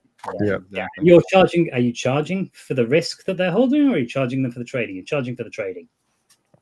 That's it. Wow. Again, inefficiencies culled out. And it's why we can't get real world assets. Like this Saudi gas company said, we want to shift a load of gas into this space, into DeFi, and trade it in a DeFi way. But we can't find a clearing solution, so it's going to cost us more than it would do if we do it with the banks. Yeah. If we have clearing, they can come in and then everyone can play in the same market. So it's why real world assets trades on derivatives, not as spot in financial markets. Without clearing, doesn't work. Anyway, check us out. Good stuff. Yeah. Where do they go? What's the URL? You can see people are posting it. Right. CVEX.xyz. Just search for Crypto Valley Exchange. You will find us. Yeah. Really, really straightforward. We have switched on and opened up this morning. The market maker, the first one is told us they're going to be switching on overnight the rest of this liquidity. So market maker 2 is switching on in the next day or two. Market maker 3, which is also committed, and these are names you would recognize, are going to put theirs in. But we don't need it to be market makers. So you want to come put a bid in, you put a bid in. You don't have to take market maker flow. You can come and just be your own market maker and trade. Awesome. Hey, thank you very much for joining us, James. It's fantastic. And I just want to say a big shout out to Crypto Blood for co-hosting here. I know you've got a hard stop as well in a few minutes. So yeah, man, what a day. Yeah, it's been great. when you act, when George reached out, I said, of course, man. I love Josh. I've had him on my channel a couple of times. He's an OG, like myself, and yeah, great time, man. So appreciate James. Listen. I think Josh, I might have to give it to James and CVX, man. Oh yeah, they may be the top project. I don't know. There you go, man. That's a tough one with all the great projects. James, what a I appreciate that, and you Save don't the best for last, Josh. Yeah. Save the best for last. Yeah. Well, we've got Beefy to go still. I think if they're in the chat here, let's see. But thanks a lot, James, for joining us. Thanks, James. And Crypto Blood, thank you again for taking this challenge, running with me through this marathon. I really appreciate it. Yeah, man. Thank you again, and look forward to doing some things with the Standard guys. Follow me on X at CryptoBlood_. Josh, I'm actually working on a book. So finally, I've got a book that I'm working on. It's going to be blockchain, AI, Bitcoin AI base, kind of mash those two together. Just, I think it'll be a great book for people to understand how to navigate going forward with Web3 and AI. I think it's going to supercharge this revolution, man. So I'm really looking forward to that being ready very soon. About a month and a half or so, I should be ready. All right, cool, man. Hey, I really appreciate it, and I'm looking forward to that book. I want to add it to cart. So yeah, hurry up, man. All right, take care, Josh. Thank you, man. Thanks, Blood. All right, folks. Next we have GPMS from Beefy.